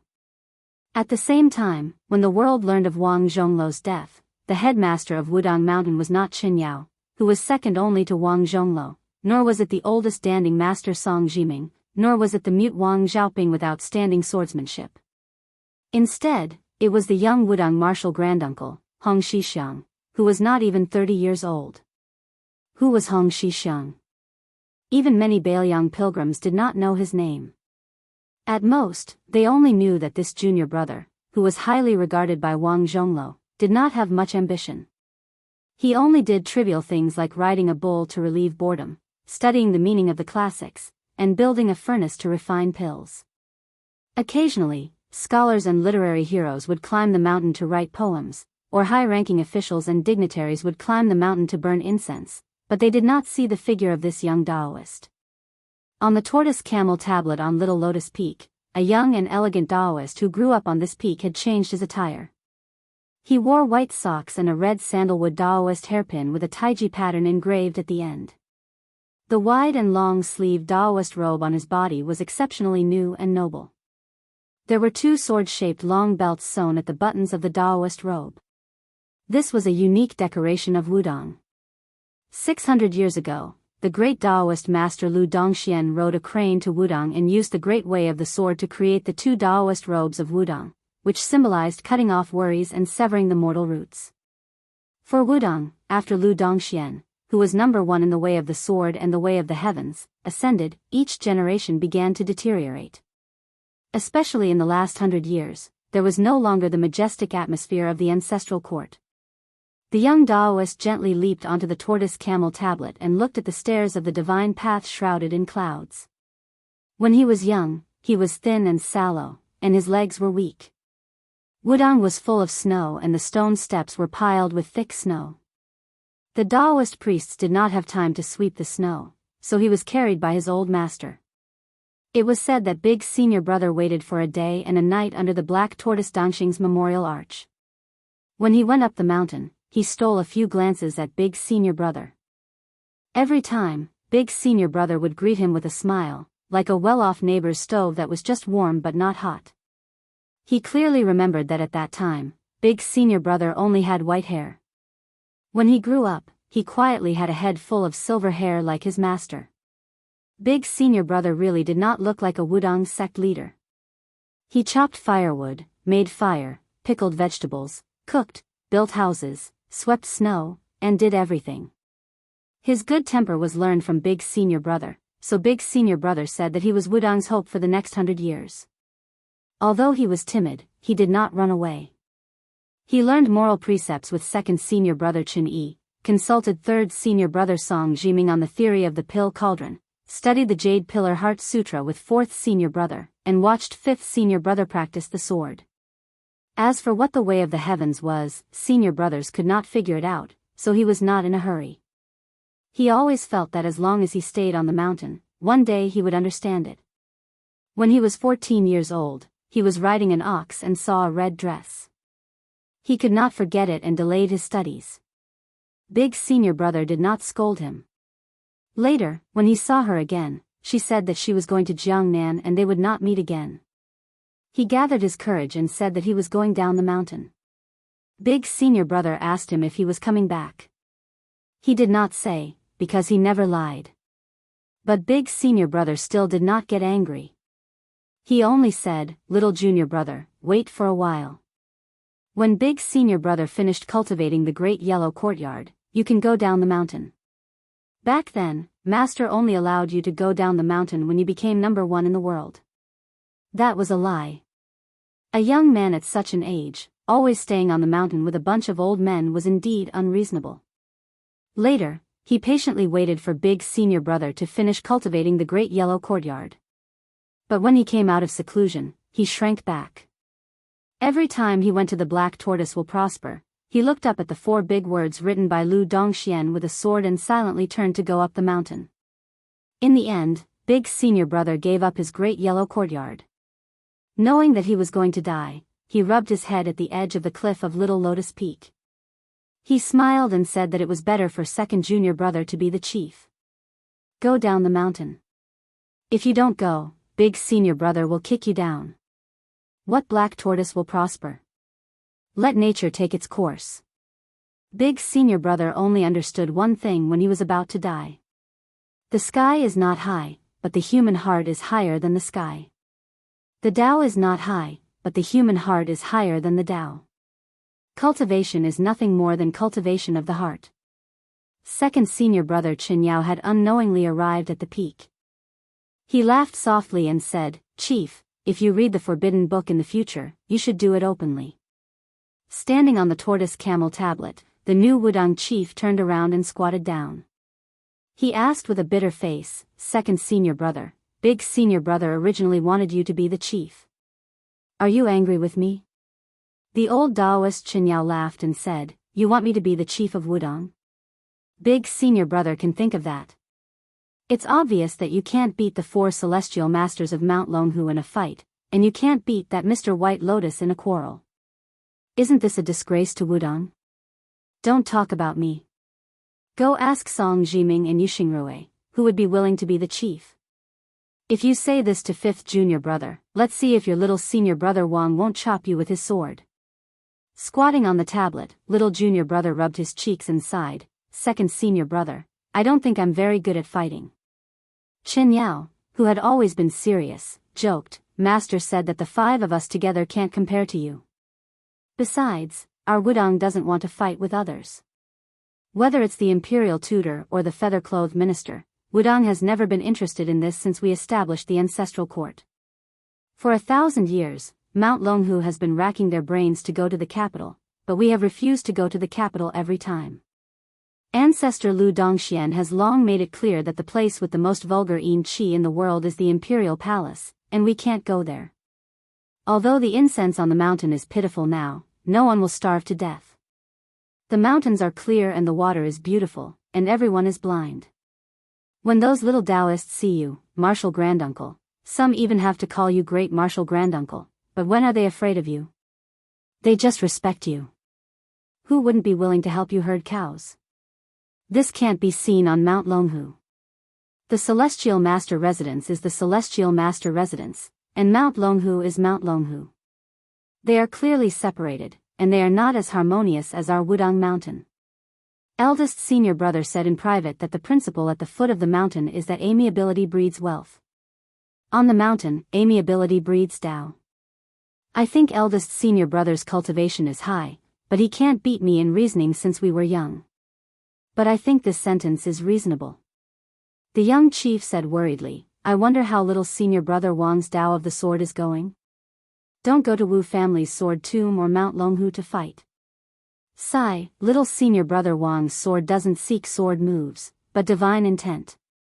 Chen Yao comforted, 5th junior brother's Tao of the sword is the best on the mountain. He can't save people as well as eldest senior brother, but he's more powerful than eldest senior brother. Before he left, you gave him the deed of thorough comprehension. I believe that as long as 5th junior brother is willing to put in some effort, it will be greatly beneficial. Hong Xixiang, who was no longer called Martial Granduncle by the younger Daoists of Mount Wudang, said awkwardly, "My deed of thorough comprehension was written blindly." At this moment, the dusk drums sounded in the mountain. The fog dispersed, and the scenery of the big and small Lotus Peak could be seen. Hong Xixiang stood up and looked into the distance. He was lost in thought. Chen Yao smiled and said, "What's the harm in calling you chief? Are you no longer our little junior brother? So what if eldest senior brother passed away? Is Mount Wudang going to collapse? So what if Black Tortoise won't rise for 500 years? Are you no longer Hong Xixiang? When Shifu brought you up the mountain, he naturally had the idea that you would shoulder the burden of Mount Wudang's prosperity. But more than that, he just wanted you to be free and unfettered. Eldest senior brother was even more so. Little junior brother has been riding an ox these past few years, with books hanging from its horns, carefree like an immortal. We old fellows are envious. One divination a day, each time with a frown on his face, we secretly look at it with joy. So whether we go down the mountain or not, we don't care. Chen Yao's rules, Song Jiming's pill cauldron, Yu Xingrui's jade pillar, Wang Xiaoping's sword intent. There was also eldest senior brother's martial arts and cultivation. After passing the Black Tortoise Dang Xing Memorial Arch, everyone on the mountain went on blind dates. This was Hong Xixiang's home. Riding an ox to read books, refining pills to relieve boredom, 8 steps to overtake cicada only for the spider web. The mountain peak moved with the astral wind, just to see the scenery outside the mountain clearly. Feeding and talking to yellow cranes, just to find it fun. This was his Tao. I don't seek Tao, Tao will come naturally. The youngest chief in Mount Wudang's history didn't say anything. He just let out a long breath. He took a step. This step covered a distance of 10 feet. He directly stepped out of the tortoise camel tablet and stepped out of Little Lotus Peak. Mount Wudang's 72 peaks. The clouds and mist of the 72 peaks rolled and surged towards the small lotus. Hong Shixiang stepped on the back of a yellow crane and rose into the blue sky. Qinyao raised his head and looked at the strange scene. He muttered, "Shifu, eldest senior brother, you should really take a look. Little junior brother has stepped into heavenly phenomenon." Chapter 137. After leaving Mount Qincheng, Su Fengnian hired 4 large boats to sail down the Swallow River. This river was extremely turbulent, with tall mountains on both sides and steep cliffs. The narrowest part of the river was no more than 500 feet. It was only second to the Kuei Gate Pass, where a Taoist saint rode a green ox. This section of the river was filled with small gorges, and large gorges surrounded small gorges. Su Fengnian was wearing a white robe. He stood at the head of the boat and smiled at Yu Yue, who was holding Wu Meinyang. "We just passed by the Book Beach and the Sword Beach, where the founder of Wudang, Lu Dongxian, kept the heavenly book and the ancient sword. Don't think that it's dangerous. The Dongling Gorge is the most dangerous place. Our 4 boats are already the limit. If we get any bigger, no matter how familiar the boatmen are with the river, they will all sink. Back then, old Huang and I were scared half to death. I even got seasick and vomited all over old Huang. That's why the fishermen here all say that the Book Beach and the Sword Beach are not really beaches, and the Dongling Gorge is the gate of hell. Later, the boat will shake violently. Don't stand here." Yu Yue looked at the scene in front of her and her face turned pale. Just as she was about to turn around, she widened her eyes. She saw a small boat sailing against the current. It was heading straight for the leading boat, which was guarded by the halberd Ningame. A young man in a green robe who looked like a scholar was holding a bamboo pole. He held the pole with both hands and stabbed it into the water. The back of the boat under his feet tilted up. At the same time, the bamboo pole under the boat was lifted up by the handsome man. A dark green bamboo pole bent in a half-moon arc. On the other side, the boat was still standing. On the other side, the boat was flipped upside down by the bamboo pole. Was this green-robed man the Dragon King? The boatmen on the other 3 boats were scared out of their wits. The pole on the river shocked the world and made ghosts and gods cry. The boat under the green-robed man's feet smashed back into the water and drifted away. Su Fengnian widened his eyes and said to himself, "This skill is too overbearing." When they reached Xiong province, they were not far from the capital. The 6 kings of the imperial family all had their own fiefs. Except for the Duke of Huainan Zhao Ying, who hated war since he was young, the other 5 kings all had varying military power. Zhao, King of Jing'an, Zhao Heng, Zhao Sui, Zhao Sui. Zhao, Zhao, Ao, and Zhao, then, Zhao, king, was king and of his army. Back when General Gu Jiantang was summoned to the capital, he took off his armor and entered the capital alone. Most of his old subordinates were in the hands of these 2 powerful kings. The smoke of the spring and autumn war had yet to disperse, and the world had just settled down. It was a wise move to have the princes of the imperial clan take control of the country. No one in the dynasty had any objections to this. Only Su Shao, who was given the title of king with a different surname, had attracted criticism from the court. Back then, other than Gu Jiantang, who was expected to be stationed at the border, the civil officials and strategists wanted the king of Yan, who was not inferior to Su Shao, to move to Beiliang. But in the end, neither Gu Jiantang nor the king of Yan were able to lead their troops to the north. For example, Zhao Ying, the Duke of Huainan in Xiongzhou, and Zhao Sui, the Duke of Jiaodong in Liaoliao. For these 2 vassal kings, the imperial family was often punished, and many of their sons and grandsons were demoted to commoners. For example, the Duke of Yan Ci, according to the rules of the imperial family, he was not allowed to enter the capital. Even after the late emperor passed away, the current emperor refused to allow the Duke of Xianxia to enter the capital. It was rumored that the Duke of Xianxia prayed to the north, so much so that he vomited blood and fainted. He was bedridden for several months, and his filial piety made the northern scholars, who originally had a bad impression of this arrogant and ruthless Duke of Xianxia, regret. In Magu's city of Xiong province, the prefecture overseer, governor, and a group of civil and military officials were all 30 li away from the city. It was a huge formation, just to welcome a person who was passing by Xiong province. The king of Huainan, Lu Ying, did not leave the city. According to the imperial clan and vassal laws, the princes of the imperial clan were not allowed to leave their fief without permission. Even if they went out of the city to visit the tombs of the province or went out of the city for a spring and autumn hunt, they had to submit a memorial to the prefecture overseer of the capital on behalf of the king of Yen before they could leave. Otherwise, the officials of the province would be heavily implicated. The king of Jianghu had once tried to test the law, causing the prefecture overseer of Jianghu to be removed from his position.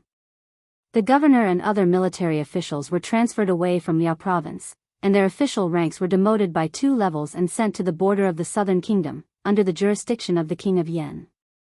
The first article of the imperial clan and vassal laws was that the 2 princes were not allowed to meet. The king of Huainan, Lu Ying, was known for his adherence to the rules. He did not dare to cross the line of the imperial clan. Occasionally, his descendants would be punished for violating the rules, but the cultured and refined king of Huainan would not say anything. Fortune and misfortune came hand in hand. Lu Ying became the prince of the imperial clan who went to the capital to meet the emperor the most, and was rewarded generously. Dozens of Bailiang's lackeys, who were once famous in the Jianghu, surrounded a carriage. Among them, there was Fan Zhenhai, who had beheaded the lord of the Forbidden Villa with 1 strike. There was also Han Laozhan, the junior brother of the older generation's martial Dao grandmaster, spear fairy Wang Xiu. There was also the one-eyed dragon, Yang Chunting, who was known to be able to defeat all Vajra realm masters. The 300 heavily armored cavalrymen galloped like thunder. The prefecture overseer of Xiong province, Yao Baifeng, and everyone else bowed in reverence. The curtain was not lifted, and no one walked out of the carriage. Only a hoarse voice was heard, "Enter the city." Unexpectedly, no one dared to show the slightest bit of anger. One had to know that Yao Baifeng was the leading figure of the scholars of the 3 northern states, and he was also the head of the Yao clan of Xiong province. Back when Grand Secretary Zhang Julu was still in the Dahuang sect, he had consulted prefecture overseer Yao many times. The Yao clan had a total of 5 generations, and they were all second to none in Confucianism. The Yao clan's 5 heroes, from the first to propose the virtue of being informed, to the understanding of things, and then to the reasoning of things, were of the same origin. Together with the Zhu school's Confucianism of the Shangyin Academy in the south, they were known as the 2 champions of assisting the nation. The north and the south complemented each other, and they had always been favored and highly regarded by successive generations of emperors. Yao Baifeng had devoted his entire life to developing his family studies into national studies, and his students were all over the world. With such a transcendent status, he still lowered his head to the martial artist in the carriage who didn't even bother to show his face. It was no wonder that Confucianism had no backbone. More than half of the world's top 10 noble families had been eliminated by this butcher. Who wouldn't be afraid? What's more, at the advanced age of 60, he took in a concubine. The scholars of Confucianism only treated it as a moral essay and received a favorable comment from Yen Ryu. However, Butcher bluntly scolded him for being old and frivolous. After Master Yao heard this, she was so angry that she closed her door and refused to receive visitors for half a year. It was only when her students persuaded her that she began to lecture again. In Magu's city, the Duke of Huainan, Lu Ying, was barefoot and his hair was untidy. His hair was messy and draped over his shoulders. He drove away the servants and stood alone in the small pavilion, drunk. He muttered to himself and seemed a little crazy. Near the city gate, the king of Bailiang, who was scolded as an old man, slightly hunched his back and opened the curtain. He looked sideways at the old Yao Baifeng and asked, "The one surnamed Yao is old and frivolous. Where is Lu Ying? Yao Baifeng, whose body was especially sore from riding a horse without meat, said helplessly, replying to the prince, according to my dynasty's ancestral teachings, the Duke of Huainan is not allowed to meet you. The guy who was the king of Bailiang, Su Shao, narrowed his eyes and said, oh. The horse caravan passed through the central axis of Magu City. Everyone knelt on the ground and didn't dare to raise their heads. It was just that every short distance, there was a shout. It was incessant. It made Yao Baifeng and the group of officials' scalps go numb. Jinzhou 18th Old Barracks, Green Mountain Barracks, Infantry Zhu Zhen, pays respect to the great general. Liaoshi Heavenly Pass Barracks Cavalry Song Gong, pays respect to the great general. Pipa Barracks Archer Gong Duankang, pays respect to the great general. At this time, Yao Baifeng and the others couldn't help but remember the last words of the brilliant Bailiang soul-suppressing song. It was really frightening. Su Shao was born an outstanding person. Su Shao is also a ghost hero in death. I laugh as I go to Fengdu to recruit old subordinates, banners 1,000,000 to kill the king of hell. Chapter 138. The Dragon King in green robe blocked the river with his pole, causing the boat to topple over and the horses to fall into the water. For a moment, the river surface was unusually noisy. Many of the Phoenix Battalion soldiers were not proficient in water. In addition, the reef was abrupt, so after a few ups and downs, they were about to drown. Ningame picked up an armored soldier with one hand and his horse with the other. That tall, jet-black steed was forcibly dragged onto the deck of the boat by this halberd-wielding general. After saving the men and horses, he immediately leaped into the water. His bow, iron halberd was left behind by his adoptive father. Even if Ningame drowned, he would still fish it out. At that time, the young man in green robe arrived on the floating boat and used the bamboo pole to raise the waves. If it were not for the fact that he did not have a halberd in his hand at that time, he would not have been defeated by that strange assassin. When Ningame broke out of the water, Su Fengnian drew his embroidered winter saber and chopped the railing of the big boat into more than a dozen pieces, kicking them into the Swallow River.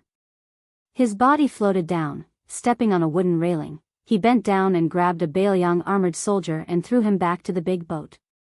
At the same time, Lu Yangshu and the other two, as well as Blue Bird, all flew into the river like a swan treading on snow, each of them saving people and horses.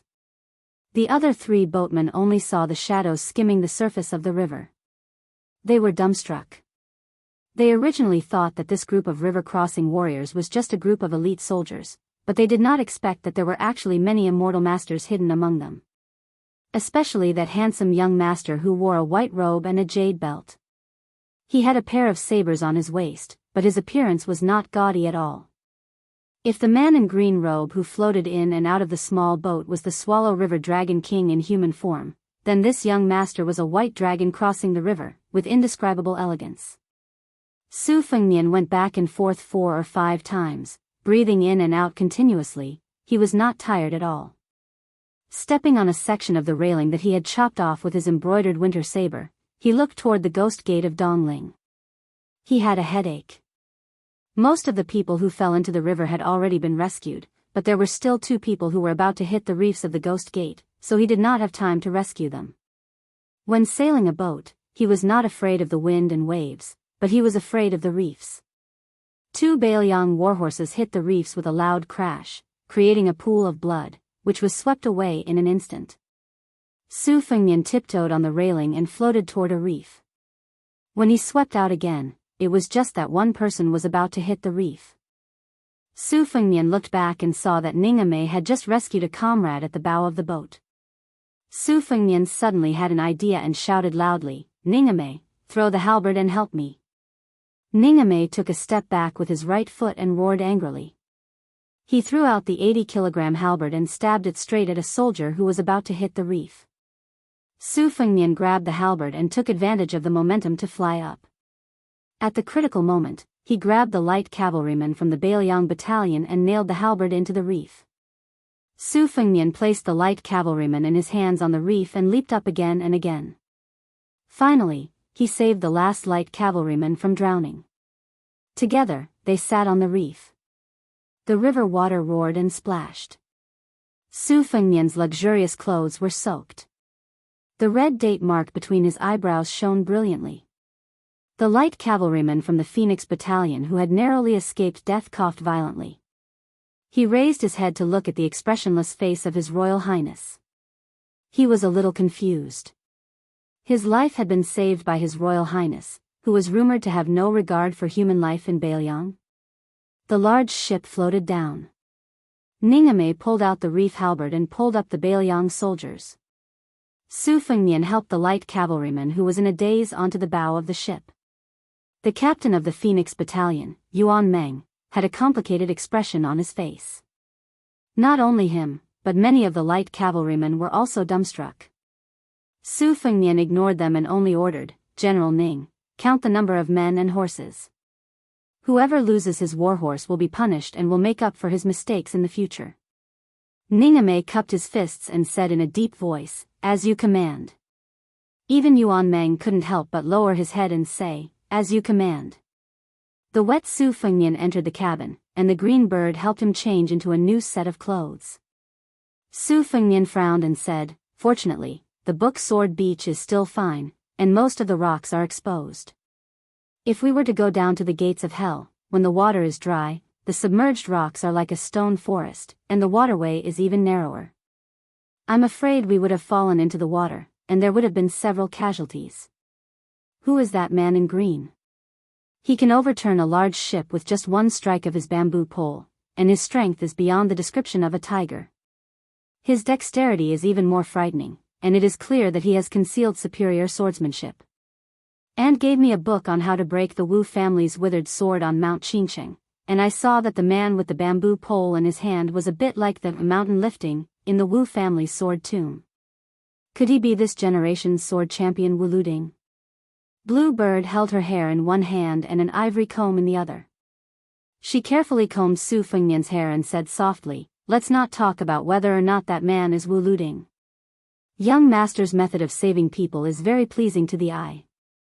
Even Ningame and Yuan Meng were cheering for young Master just now. Especially when you flew with the halberd. Even this servant had to praise you." Su Fengnian lowered his head and looked at his red palm. He said self-deprecatingly, "Compared to overturning a ship with a single strike of a pole, my skills are far inferior. Unless the old god of swords, Li Chungang, is willing to help, no one can stop that guy who might be Wu Luding. They can only watch him leave on the ship. But to tell the truth, whether or not this move is the sword tomb's mountain picking, because of Gu Gu's 40 years of sword practice and the Wudang mountain riding bull's teachings of a set of fist techniques, there is a phrase in it, 'The mountain is heavy as it is heavy, I use one tail to lift 10,000 jin.' It is really a coincidence, so when I saw it just now, I was able to comprehend it by analogy. This is actually a good thing. Sure enough, I have to hurry up and let Lu Qiantang practice with me." After the calamity, Dongling Gorge became even more strange. The mountain peaks were abrupt and rugged, and the river was narrow and winding. There were only 3 ships left in the gorge. They brushed past the reefs again and again. It was hair-raising. Su Fengnian once again stood at the bow of the ship. The 2 young Kuei were chasing and playing by his feet.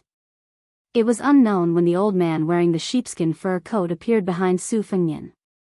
He laughed and said, "Young man, you have some experience in grasping people's hearts.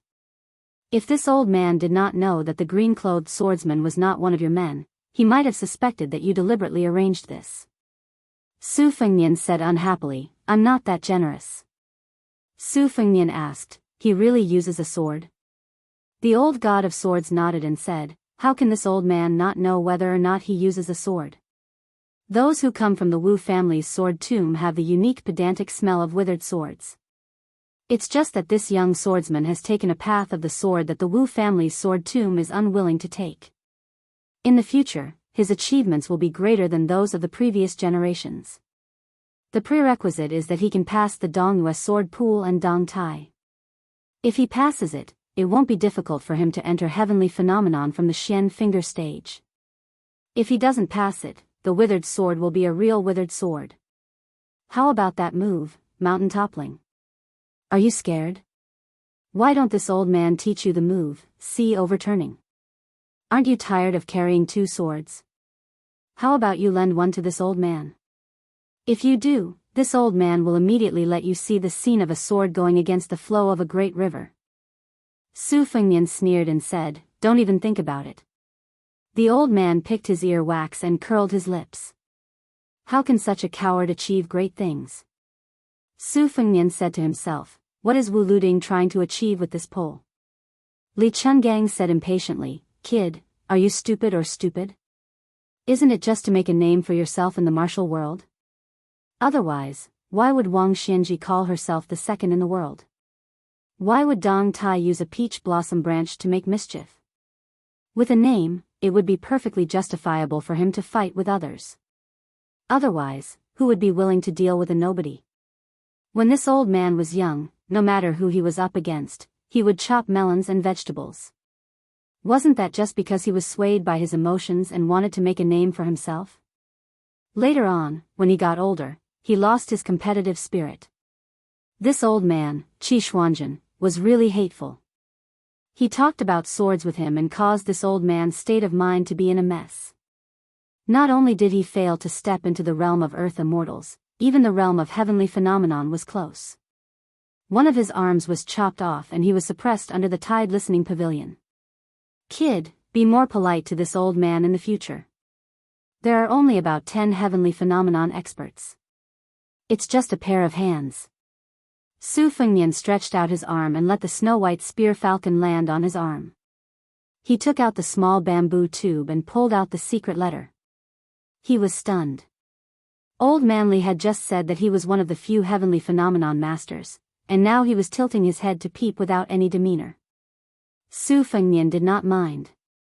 Li Chungang was also stunned, and then he clicked his tongue and said, giving Wang Zhonglo to your great yellow court was a losing deal that risked his life, this old man had already expected.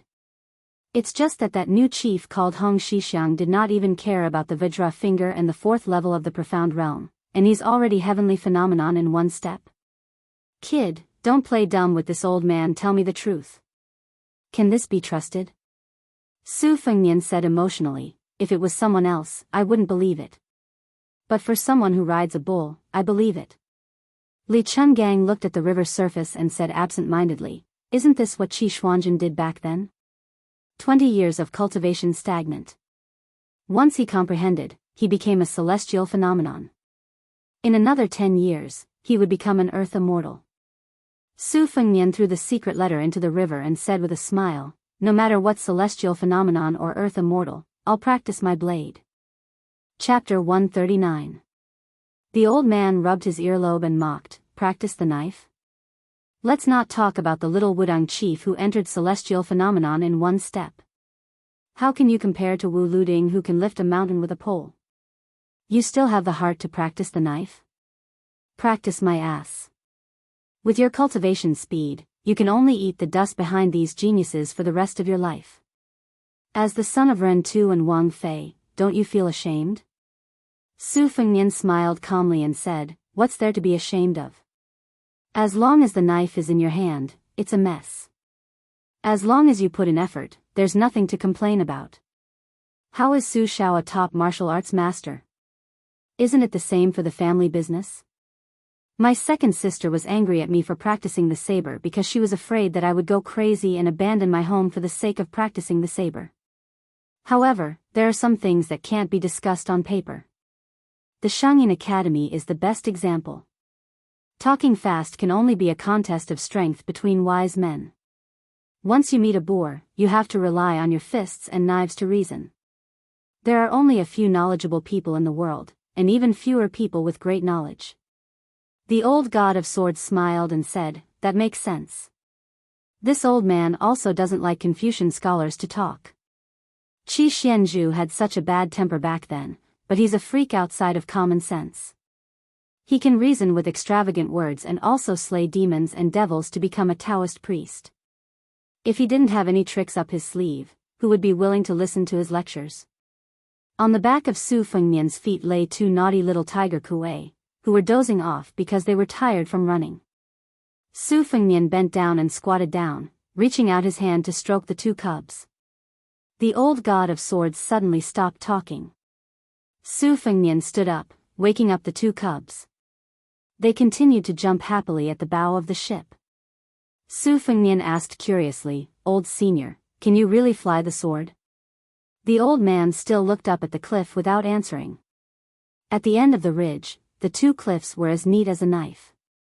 They were less than 10 feet apart and were shaped like a door, allowing only one boat to pass through. That was the last gate of hell. On the mountain rock were the 4 words, "Ghost Weeping Impregnable Pass." It was carved by the great Taoist Lu Dongxian of Mount Wudong, who ascended on a crane. Interestingly, Lu Dongxian was known as one of the 3 immortals of pill, sword, and poem. Not only was his swordsmanship superb, he was also a famous land sword immortal. At the same time, he was also proficient in alchemy. Many poems, but there were only 8 words calligraphy, except Ghost Weeping Immortal Pass and Black Tortoise Rise, both, and. Out of the gate of hell, the view suddenly opened up. The Yinzi River, Shu River, and Kanglan River converged. This was once the battlefield of the 3 kingdoms of spring and autumn. Since ancient times, it was a famous place where countless heroes fought. The river water changed from rapid to slow, and the river surface changed from narrow to wide. It was as if a lifetime had passed, falling from the netherworld to the world of the living, making people feel relaxed and happy. Su Fengnian saw old man Li, who wore a smelly sheepskin coat all year round, coming out of the gate of hell. He was still turning his head to look at the 4 words, "Ghost Whale's Impregnable Pass," on the cliff. He was a little sad. When this god of swords of the older generation in the Jianghu was not picking his feet, nose, or ear wax, especially when he was standing still and concentrating, Su Fengnian clearly remembered that he was Li Chungang. Even if his sword was broken and his arm was broken, he was still a celestial who once dominated the world of swordsmanship. He heard the old man murmur, "This old man did many ridiculous things when he was young. He entered Vajra at 16, Finger Mystery at 19, and reached Celestial Phenomenon at 24. He was known as a sword celestial talent that only appears once every 500 years. When he first appeared in the Jianghu, he stepped on the tower and crossed the river under the gaze of millions of spectators. When he was 24, he went to the Dongyue sword pool to challenge Wu Wei of the Plum Blossom Sword Sect. He humiliated that senior to the extreme and caused him to stretch his neck to commit suicide. When he was 36, he claimed that he was invincible in the world and that the other 4 grandmasters were just fishing for fame. Even if Wang Xiao, the green robe of Fengdu and the red armor of Fu Jiang joined forces, they would still be defeated by my sword. Later on, I did not lose to them, but lost to the junior Wang Xianji. She left Fengdu to find me. This silly woman purposely let me pierce her chest with my sword. In order to save her, I went to Mount Longhu and asked Qi Xuanjun for the life-prolonging golden pill. However, before I reached the devil-slaying platform, she died. Before she died, she said that she did not want to live. She wanted to die in my arms. If she lived, we would be strangers again. She was unwilling. Even at that time, I still did not have the courage to say it. Without her, 1 sword, 2 swords, 100 swords, 10,000 swords, so what? This gate of hell was the place where I first met her. At that time, I could already fly with my sword, but she was just a silly girl who had not yet learned martial arts. Later on, how she became the green robe of Fengdu, and why she became the green robe of Fengdu, I do not know. I only know that we will never meet again in this life. All kinds of glory and disgrace, all kinds of things, are like smoke in the wind. I like little Jiang because I feel sorry for her. She climbed the Lotus Peak and went down the devil-slaying platform. I learned from Qi Xuanjun that she was the daughter of my enemy. Since she was unfortunate enough to meet me and could not kill me, she wanted to die in my hands. The most bitter is lovesickness, the furthest is yin and yang. Su Fengnian was speechless. All kinds of deeds of the sword god Li Chungang in the past were blurred in the past 40 years. Qi Xuanjun had already ascended, Wang Xianji stayed in the martial emperor's city and never left the eastern sea, the green robe of Fengdu was already dead, and the red armor talisman general seemed to have become a puppet. Those who were lucky enough to see the sword god of the older generation, even if they were still alive, were mostly old people in their 60s. It was just like the old saying of the sword immortal ancestor Lu, that all glory and splendor would become an illusion when sleeping until the second or third night watch. Thinking of 100 years later, no one would be an ancient person. Chapter 140. Li Chungang said self-deprecatingly, when I was young, I wanted to be Ancestor Lu, which is exactly the same as Qi Xuanzhen. It's just that I liked Ancestor Lu's sword, while Qi Xuanzhen was Ancestor Lu's Dao. That's why I liked to use Ancestor Lu's flying sword to take people's heads, but I was scolded by Qi Xuanzhen. This old Daoist sat on the devil-slaying platform and said something about the two of them fighting, the upper part chopping off the neck and the lower part chopping off the liver and lungs. So what if the flying sword was 1,000 miles away? Listen, isn't this tone very arrogant? At that time, this old man was disheartened and willingly admitted defeat. In addition, he saw this guy who was both friend and foe flying in the white rainbow with his own eyes. He really had nothing to say. At that time, he felt that maybe he was wrong. Qi Xuanzhen had comprehended the longevity physique. This old man who had 1 foot in celestial phenomenon and 1 foot in earth immortal retreated 1,000 miles. After going down the mountain, one of his arms was chopped off and he fell into finger mystery realm. He didn't dare to say anything about slaying a flood dragon. However, after all these years under the tide listening pavilion, he understood a simple truth. Hey, Qi Xuanzhen, this old urchin, deliberately misled me. Su Fengnian sighed softly. The ship no longer swayed when it entered the river. Back then, it was an eye-opener for him and old Huang. After a long time, the old god of swords finally came back to his senses. When he was ready to turn back, he saw Jianghu who was vomiting all the way out of the cabin. She held on to the railing and her face was still pale. However, she was much better than Sword Book Beach and Dongling Pass. Compared to Su Fengnian who was half dead for the first time on the ship, both of them were more or less in a sorry state. Blue Bird jumped down from the second floor of the ship lightly and said softly, Your Highness, the person who overturned the ship is waiting for us in the middle of the river. As expected, the ship gradually moved forward and they saw the green shirt guest again. This Wu Luding really ate a lot of bear's heart and leopard's guts. Wasn't 1 pole provocation not enough? Could it be that he would only stop when all of them were flipped over by 3 poles? Su Fengnian's eyes widened as he looked at the Wu family's sword crown that was becoming clearer and clearer. This young swordsman's appearance was nothing out of the ordinary. His face was old-fashioned, and at first glance, one could tell that he was an unapproachable and reclusive person. The withered sword of the sword tomb had always been like this. If a junior swordsman wanted to leave the mountain to gain experience, they had to first defeat an ancestor of the family, regardless of life or death. Wu Luding was tall and slender. Today, he did not bring a sword with him. Instead, he carried the dark green bamboo pole on his shoulder with both hands. His posture was extremely arrogant. Jianghu endured the discomfort of vomiting. Even she could see the daring assassin on the floating boat. The boatman had said that this person was the Dragon King, but she didn't believe him. She turned her head and frowned. Looking at Su Fengnian, she weakly asked, You can't defeat this person? Su Fengnian laughed involuntarily and shook his head. Of course not. Jianghu sneered and said, Then what did you learn from your sword practice? Su Fengnian laughed and said, I don't know either. But you can ask Elder Li if he knew he would become a sword god from the first day he practiced swordsmanship. Little did he know that old man Li would expose him. This old man knew. Su Fengnian rolled his eyes. Jianghu was in a good mood. She smiled, and 2 dimples quietly appeared on her cheeks.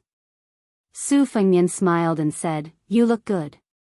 Jianghu immediately put on a straight face. Su Fengnian said with a cheeky smile, Little mud man, come, smile again. If you smile, I will raise my sword and kill that first-rate swordsman even though I know I can't defeat him. This is such a good deal. Who knows, I might never return. If the old sword god comes to save me, you will cry and snot. This way, you can guarantee that I will die in battle. How about it? Smile one more time. Jianghu's little head was dizzy. Seasickness made her want to jump into the river. She hated His Royal Highness who insisted on taking the boat down. She spent a lot of effort thinking about this deal. Finally, she could not resist Su Fengnian's bewitching urging. Finally, she squeezed out a stiff smile that she thought was impeccable. Su Fengnian immediately laughed and scolded, "Too ugly. No sincerity. I won't do a deal that will make me lose money." Jianghu helplessly changed her smile a few times, but it was not satisfactory. Su Fengnian deliberately sighed and said that the deal was not going to work. Anyway, there were many experts on the boat. He did not believe that they could not defeat that bastard who came alone to seek death. Even the Dragon King would be skinned alive. Jianghu smiled for a long time. Her little face was stiff. In the end, she saw that His Royal Highness who was afraid of death and was secretly happy. She was so angry that she ran up to Su Fengnian and wanted to fight it out with him. Su Fengnian threatened, "Bite me? Be careful that I don't let the Vajra Bodhisattva bite you." The timid little mud man did not dare to go forward. He widened his eyes, hoping to use his gaze to cut Su Fengnian to death. Su Fengnian held his stomach and laughed. After laughing, he turned around with a serious expression. For the first time, he held his saber with both hands and prepared to float out of the boat. He really wanted to fight that pole-wielding Wu Luding. Su Fengnian was just about to rush out of the boat. The old god of swords, who had been watching the two young fellows fight, waved his sleeve and pulled Su Fengnian back. His Royal Highness fell on the deck of the boat, looking funny. Jianghu finally smiled knowingly. The old god of swords was in a daze. He looked at the vexed Su Xiaoxiao and then looked at the smiling Jianghu. Back then, when they met by chance, he crossed the river with his flying sword and recited poems. She was lying on the railing of the boat with the same smile. That year, it was the time when the youngest and most dazzling sword genius, Li Chungang, was the most high-spirited. It was also the age when that silly girl was the most naive and innocent. When they brushed past each other, he only pursued the great way of the sword and did not miss it. She, on the other hand, foolishly missed it for the rest of her life. The old god of swords silently recited the poem from back then. "When I forged 3,000 blades, a jade dragon howls when I open the box. The spirit in my hand is 3 feet of ice, a snake of divine will on the rock." The old god of swords stretched out his only arm and said softly, "Su Fengnian, lend this old man a sword." "Just a sword." Su Fengnian was stunned. Li Chungang muttered, "I owe you a sword." Su Fengnian gritted his teeth and pulled out embroidered winter. He threw it above the river as if he wanted to throw it to the green shirt on the small boat 1,000 feet away. The old god of swords, who was facing Jianghu, looked at her one last time. Back then, he said that the little clay figurine in Su Xiaoxiao's mouth looked like the king of Bailiang's concubine. In fact, it was not completely true. She looked more like the girl who liked to wear green clothes. Li Chungang smiled and floated out of the boat upside down. He raised his head and laughed heroically, "Little green robe, look at this sword of Li Chungang." Frowning and thundering, the evil flood dragon of the Swallow River is fat. Wielding my sword in the air, I'll return at the second watch. With his back facing the small boat, the green shirt, the sword crown, and the embroidered winter knife were gone. Without the divine weapon wooden horse and ox, the old man, who only had one arm, held the embroidered winter that was not a sword. He turned around and casually used a sword move. Qi Xuanjin said that I used sword strength to prove my Tao and was not as good as the Tao of heaven. Yet you said that one sword move was enough. I, Li Chungang, want the Tao of heaven? One sword move was enough. At first, no one saw the elegance of this sword move. They only felt that it was boring. The river was silent. However, the green shirt Dragon King did not care about the small boat. He shot far away. In an instant, the river was split open with a rumble, reaching 2,000 feet. Such a legendary sword immortal of the land. If there were any flood dragons in the world, they would be killed on the spot. Chapter 141. Although it was said to be one night watch, the sword that could split rivers and slay dragons did not even need one night watch to return. Old Man Li's sword broke the sky for no reason, as if he had returned to the highest state of martial arts. Without any surprise, he floated back to the bow and threw Xiao Dong back to Su Fengnian. He looked at the river and the cliff, as if he had untied the knot in his heart. He smiled bitterly and then walked into the cabin silently. Lu Qiantang, who was watching the tide and practicing his heavy sword, was stunned by this sword. He finally remembered the Carefree senior who stepped on the tide of the Guangling River a long time ago. Not to mention a strong swordsman like Lu Qiantang, even Wei Shuyang, who had abandoned his sword to cultivate Taoism, could not help but have his hair and beard fluttering. Which young man would not want to follow sword god Li's footsteps in Jianghu? Dong Tai was the new sword god, but he was not as intimidating and convincing as Li Chungang. Dong Tai was half immortal and half demon, like a celestial being who was millions of miles away from the earth. After his debut, he had only fought with Wang Xinji, Chao Guanzi, and a few others. After that, there were some scattered rumors, which made people think about it. However, sword god Li of the older generation had made a name for himself in Jianghu with his sword, especially the love and hate entanglements he had with women. Many of the younger generation yearned for him. For example, the old Taoist priest Wei Shuyang remembered that when Li Chungang was at the peak of his martial arts, there was a female poet who admired him and wrote countless poems.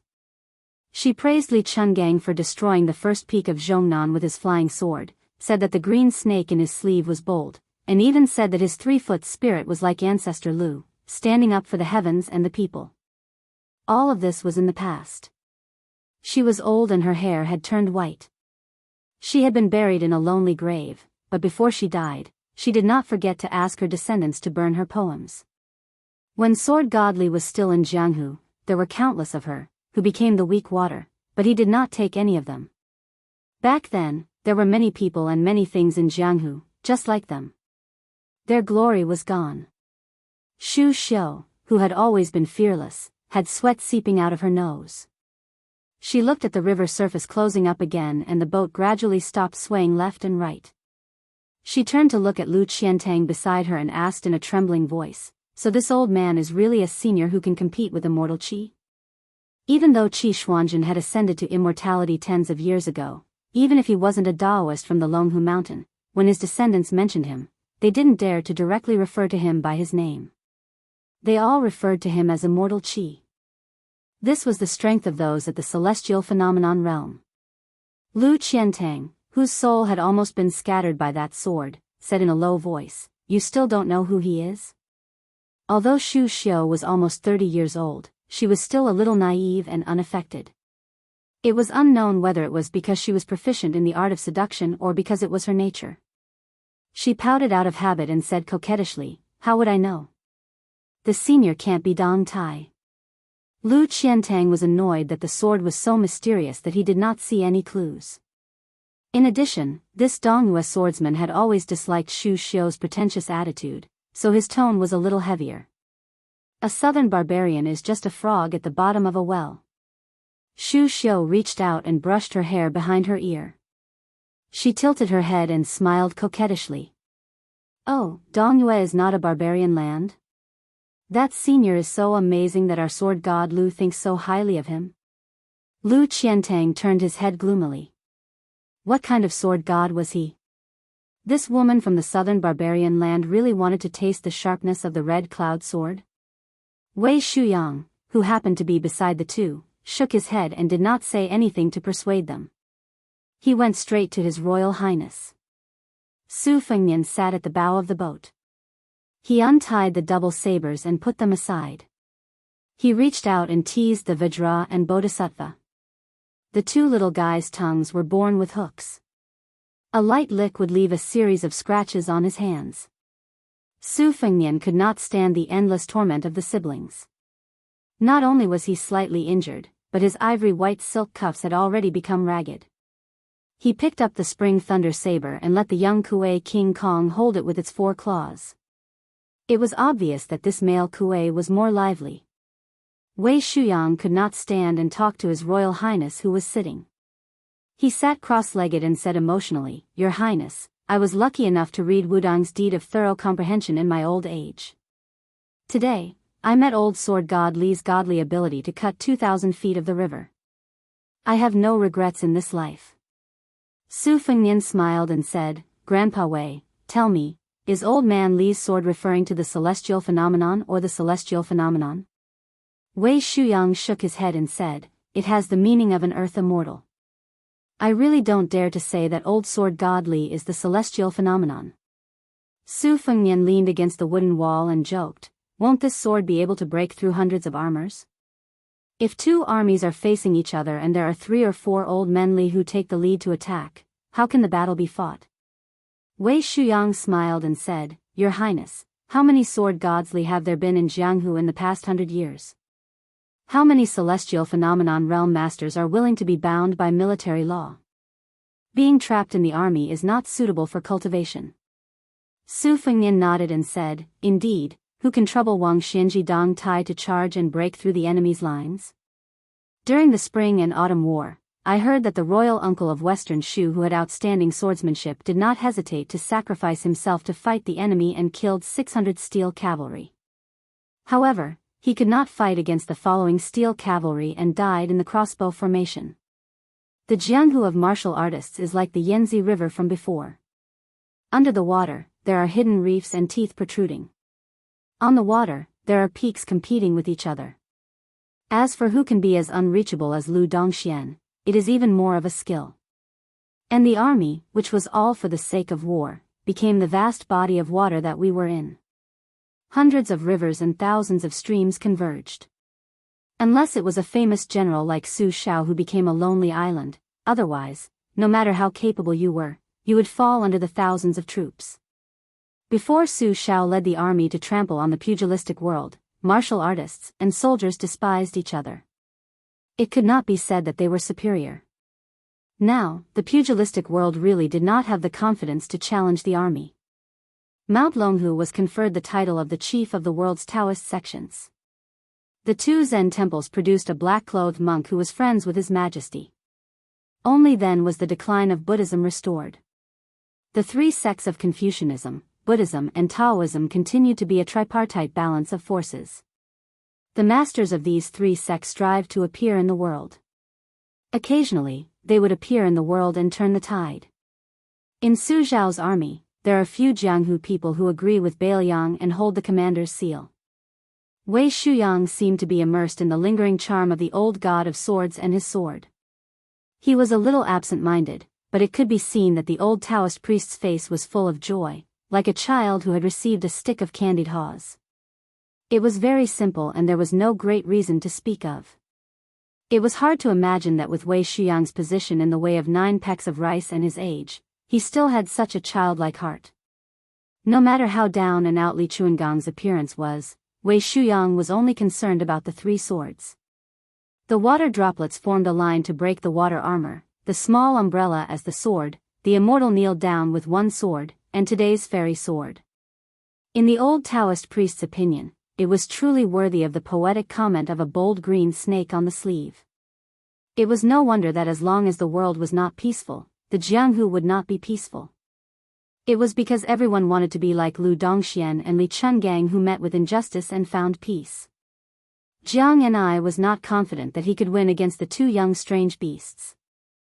He felt that the scenery of the river that he was obsessed with before was not so beautiful anymore. He returned to the cabin discouraged and saw old man Li sitting on the chair without saying a word. While he was half asleep and half awake, Jiang Ni picked up a secret manual and looked at it absent-mindedly for a while. He asked softly, "Are you planning to teach him how to use the sword?" Li Chungang raised his eyelids and laughed, "There's no harm in teaching him a few small tricks. This old man is nice to him, isn't it, so that you won't be bullied?" Still the same words, "As long as you're willing to practice the sword with this old man, even if young Su has mastered the sword, you can still kill him." Jiang and I hesitated for a while and changed the topic, "Your swordsmanship seems to be really scary." Chapter 142. Old Manly laughed heartily, "Little Jiang girl, you won't say that this old man is boasting anymore, right? However, this old man is telling the truth. That sword just now was a stroke of luck. It was only when the right time, place, and people were all present that it had this kind of power. In this world, things that don't go your way are as numerous as the hairs on a cow. How many words can you say to others? Therefore, there are millions of swords in the world, but the immortal swords of sword immortals should also be pitifully few. Moreover, this old man's sword was called by the people of the Jianghu as the realm of sword immortals cannot exist forever. This old man is very open-minded now. He doesn't have extravagant hopes of becoming a land immortal. He only wants to teach you everything he knows. If he teaches you how to use the sword, there's hope that he can teach a female sword immortal. It's also good for this old man's reputation. Jiang and I said calmly, then you'd better teach him how to use the sword. The old man didn't take it to heart. He muttered to himself, Ancestor Lu had a poem as a warning to those who came to learn the sword later on. 3 feet in the box don't cry out often. If I don't meet someone, I swear I won't pass it on. I deeply agree. This old man has met countless juniors who practiced the sword in his life. There's no lack of sword geniuses with extraordinary perception and bone structure. However, if you can't match this old man's temper, even if you're Dong Tai, you can forget about learning this old man's 2-sleeved green snake. The Wu family's sword mound gave up sword intent for heavenly sword moves and looked down on the world's sword moves. Only this old man's unique skill, not to mention how peerless his sword intent is, his sword moves are also exquisite to the peak. Back then, it made those half-dead people of the Wu family feel inferior. Jiang and I frowned and sighed heavily. She put down the book and glared, again. Li Chungang scratched the divine talisman dagger that was pinned to his hair bun. His expression was slightly awkward.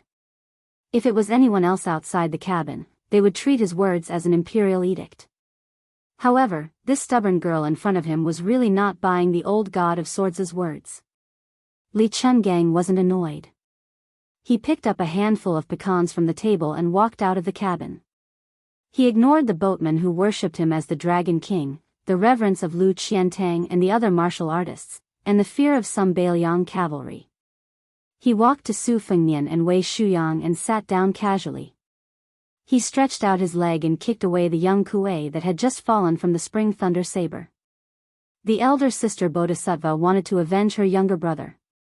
She immediately scratched 4 small holes on the ground with her sharp claws and roared. Su Fengnian reached out and pressed down on the little guy who was protecting him. The young female kuei turned her head and showed a very human face of grievance. Su Fengnian smiled and shook his head. The young kuei was very intelligent and ran to comfort her younger brother. Old God of Swordsley was puzzled. Kid, where did you find this beast? It's not inferior to Qi Xuanzhen's black tiger. In a few years, 2 of them will be comparable to a level 1 expert.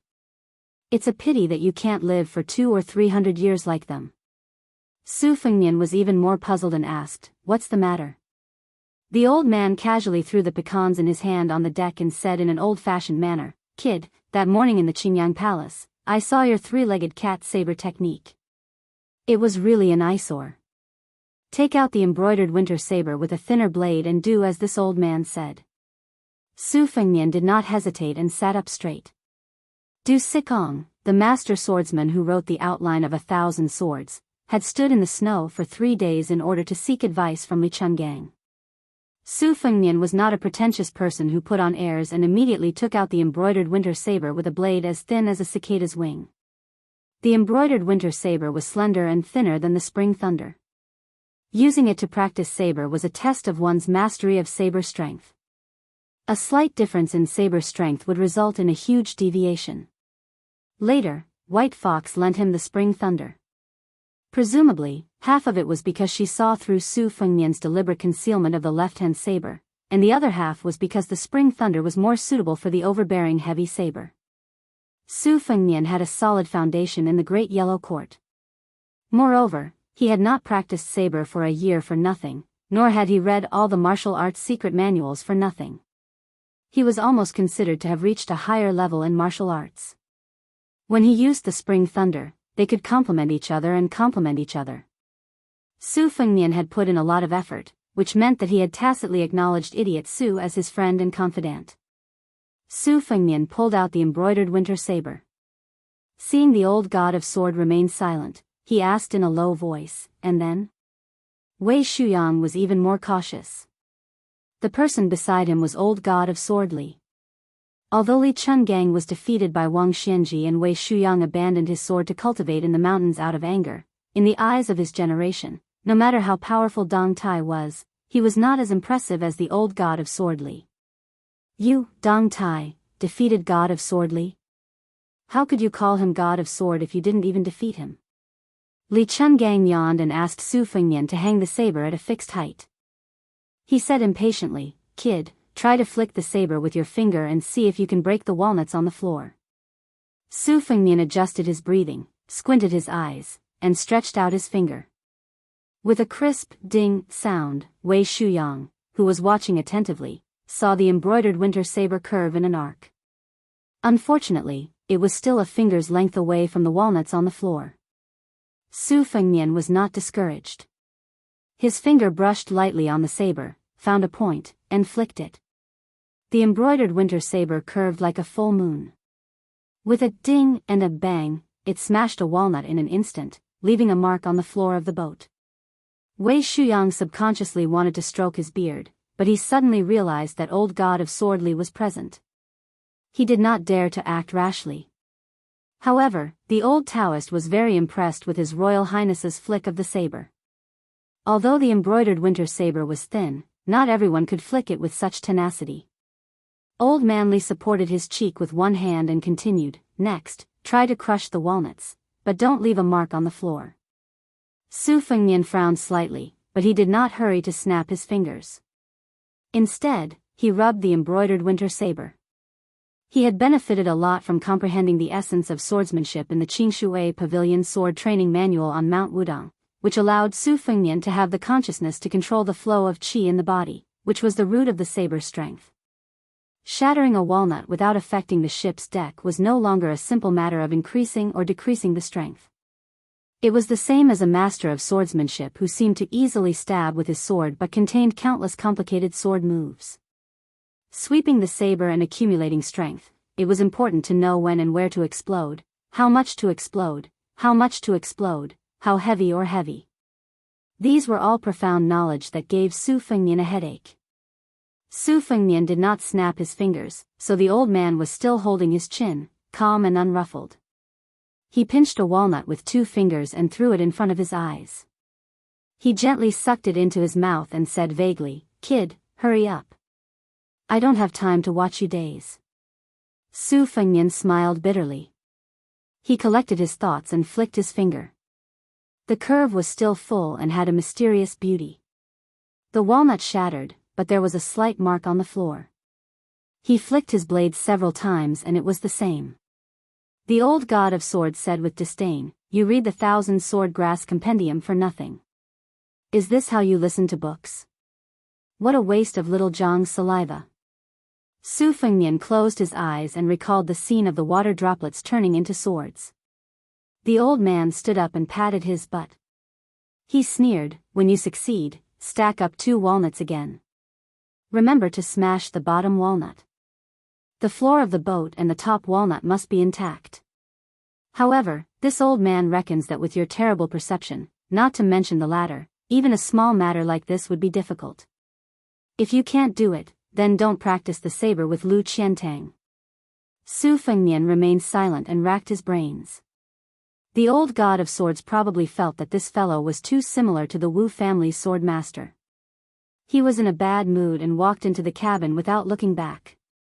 Wei Shuyang quietly left the bow of the boat so that no one would disturb him. He sat there until dusk and then until moonlight. Yu Wei went to put on a coat for Su Fengnian in the middle of the night.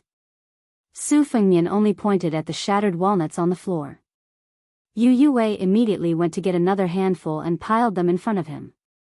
In the early morning, the old man came to the bow of the boat with sleepy eyes and saw Su Fengnian in a daze. He went closer to take a look. This kid changed the winter to spring thunder? And on the floor in front of him, there were 3 walnuts? Several red carps leaped out of the river. This was a common sight in large rivers. The old god of swords turned and left. After walking far away, he muttered to himself, "Good kid, the carp has jumped over the dragon's gate. I made a mistake this time. However, this old man wants to see how many times you can jump over the next 10 years. Chapter 143. The two young Kuei were curled up and sleeping soundly at Su Fengnian's feet, looking charmingly naive. They were easy to raise and could easily be thrown into the river to feed on the carps in the river. When they were done eating and playing, they stretched out their oars and easily boarded the boat with their hook-like claws. Su Fengnian, who was about to get up, looked up and saw the old god of swords walking back. Su Fengnian had a good memory, so good that Su Weisheng said that his only advantage was that he could remember things. He could read 10 lines at a glance and almost never forget anything he saw. Wudong's previous chief Wang Zhongluo's Dahuang Ting formula, Bull Rider's deed of thorough comprehension, Qingshui Pavilion's sword training record, 7 or 8 books of the Jade Pillar mental cultivation method, Du Sizong's Thousand Swords Grass Compendium, Forbidden Villa's whale-killing sword, and the 3 secret manuals of the Qingyang Palace. He had read a lot of them after climbing up and down the tide listening pavilion for so many years, but unfortunately, most of them were careless and not attentive. Su Fengnian had a particularly deep memory of them. However, when he was practicing the blade, the white-haired old man only led this Su Fengnian of His Royal Highness over the threshold before laughing out loud. Later, in the Qingyang Palace, his aunt suggested that Su Fengnian first practice 50 moves to the peak, which could be considered a small path to success. But here came the problem. Su Fengnian had not reached the second pin, so he could not assess the hundreds and thousands of martial arts in the world from a strategically advantageous position. He read too many books, which instead became a hindrance to his cultivation. Until Li Chungang came up with the difficult problem of breaking walnuts with a flick knife, it was like tearing a thin crack in the fog. Su Fengnian was no stranger to this problem. When State Preceptor Li Yishan taught Su Fengnian the 15 ways of Zhongzheng, he liked to use his new Go rules to break them. Su Fengnian sat in boredom until dawn, during which time he successfully flicked the walnuts into fine powder with the embroidered winter knife. The boat was still in good condition, and even stacking the walnuts was not a problem for the embroidered winter knife. Li Chungang sat in front of Su Fengnian and asked, "Do you know the difference between sword moves and sword intent?" Su Fengnian shook his head blankly. The old man said expressionlessly, "Draw your blade." Su Fengnian laid embroidery winter flat. The old god of swords stretched out a finger and casually flicked the blade. Without any visible movement, the 3 walnuts in front of Su Fengnian exploded at the same time. The old man gently flicked his sleeves and folded up 3 walnuts. He flicked the shudong again, but the walnuts still shattered. The results were exactly the same. Su Fengnian did not know what the old god of swords was up to. Seeing Su Fengnian's puzzled expression, Li Chungang sneered, "Try placing the spring thunder under the winter embroidery." Su Fengnian held the blade with both hands. Old Man Li struck the winter embroidery again. Su Fengnian's perlicue trembled. He could not hold the spring thunder firmly because there was a point on the spring thunder blade that was like an exploding thunder. It spread to Su Fengnian's hand, causing his entire arm to tingle and go numb. Su Fengnian understood. This was sword intent. The storytellers in the streets liked to call it sword aura, but it was slightly different. Old Man Li did not give Su Fengnian time to catch his breath. He struck the winter embroidery again. In an instant, the spring thunder almost slipped out of his hand. The blade on the right suddenly slid toward Su Fengnian's chest. It was only a hair's breadth away, but the old god of swords had pinched the spring thunder with 2 fingers. The winter embroidery blade did not move at all. Su Fengnian was shocked. He could not figure it out even if he racked his brains. Old god of swords seemed to think that this kid's comprehension was too poor. He would not feel at ease if he did not scold him. He glared and said, "Anyone can see that your winter embroidery blade is bent in an arc. It looks exciting to outsiders, but it's flashy without substance. With this old man's winter embroidery blade, with your insignificant skills, can you tell how many times winter embroidery blade has flicked?" It looks like winter embroidery blade is not moving, but it's really not moving. This old man has 2 fingers. One of them penetrated the winter embroidery blade and hit the spring thunder. The second finger is sacrificing vigor for sword moves. Winter embroidery blade has already bent 6 times and hit the spring thunder blade from the side. That's why the spring thunder struck you. A top-notch sword move requires speed and stability. It's as fast as thunder and as steady as the 5 sacred mountains. Kid, you're still too inexperienced. Su Fengnian asked doubtfully, between sword intent and sword moves, which one is stronger? Old God of Swords Li sneered. This old man wants to use sword intent to defeat the enemy. That means sword intent is stronger. If this old man wants to use sword moves to kill people, his sword moves will naturally be stronger than all sword intent in the world. Fine, I asked for nothing. Su Fengnian felt helpless. Old man Li was a fair trade. He stood up and said, "Are these 2 fingers enough to buy all your rice paper?" Su Fengnian nodded and said, "It's enough." Looking at the old man's back, Su Fengnian could not help but have mixed feelings. Killing a Jiao dragon where there was a Jiao dragon was not a boast. The old man even hid a Jiao dragon in his sleeves. It was the purest form of yang energy and was incomparably domineering. His flying sword destroyed Mount Taihua. It was said that he had mastered the essence of Lu Dongxuan's immortal sword. Naturally, this hidden sword was 100 times more powerful than the sword that made the immortal kneel. Su Fengnian originally wondered why Li Chungang had 2 sleeves after losing his arm, but now he dared not underestimate him. 2 fingers, one indicating sword intent, and the other indicating swordsmanship. His words were profound and easy to understand. He had pointed out a narrow path for Su Fengnian, who was confused at the crossroads of martial arts. Together with the words of the armored maid, Zhao Yute, Su Fengnian felt as if he had just escaped from the gates of hell. As for when he could reach the first Pin realm, or even touch the edge of the Vajra realm, Su Fengnian was not in a hurry. This was all thanks to old Huang's subtle influence. Teaching by example was often useless. Instead, it was better to teach by example. Of course, old Huang's sword was still a distance away from the old god of swords Li Chungang. However, in Su Fengnian's heart, it was obvious which was more important between old Huang's sword case and the old god of swords wooden bull. Riding out of Bailiang. Su Fengnian finally learned from Su Shao what old Huang had said to Wang Xianji when he was facing the north before his death. Su Fengnian stood with his hand on his saber. Looking at the vast river, he closed his eyes and breathed continuously. His qi was as continuous as the river water. He chanted the incantation of the Great Yellow Court. Qi returns to the pill formula, the pot produces water and water. Yin and yang come and go, turning into a thunderclap. Who can't live forever? The white rainbow rides the dragon and goes straight to the Daoist heaven. Generally speaking, the proverbs of the Daoist immortals who cultivated Taoism were often in the pursuit of wondrous words. When ordinary people first read it, they would only feel that it was wondrous, wondrous, wondrous, wondrous, wondrous, wondrous, and even more wondrous. In fact, if there were no enlightened Daoist to personally lead the way and pass on the specific incantation of breathing and drawing qi, in the end, they would only enter the mountain and not see the immortal, and return empty-handed. As the saying goes, the immortal is unwilling to speak clearly, but thousands and thousands of people are bewitched by this logic. While Su Fengnian's mind was wandering 10,000 li, he sensed that someone was walking behind him. At this moment, the only person who dared to come forward and disturb His Royal Highness was Yu Yue. She held Wu Meinyang and said softly, "Aren't you going to eat something?" Su Fengnian opened his eyes and grunted. He shot a glance at Yu Yue. She was indeed a beauty. It was a pity that ancestor Lu had long left behind a poem to warn the later generations. The body of a 16-year-old beauty was soft and limp, her waist was like a sword that could cut ordinary men.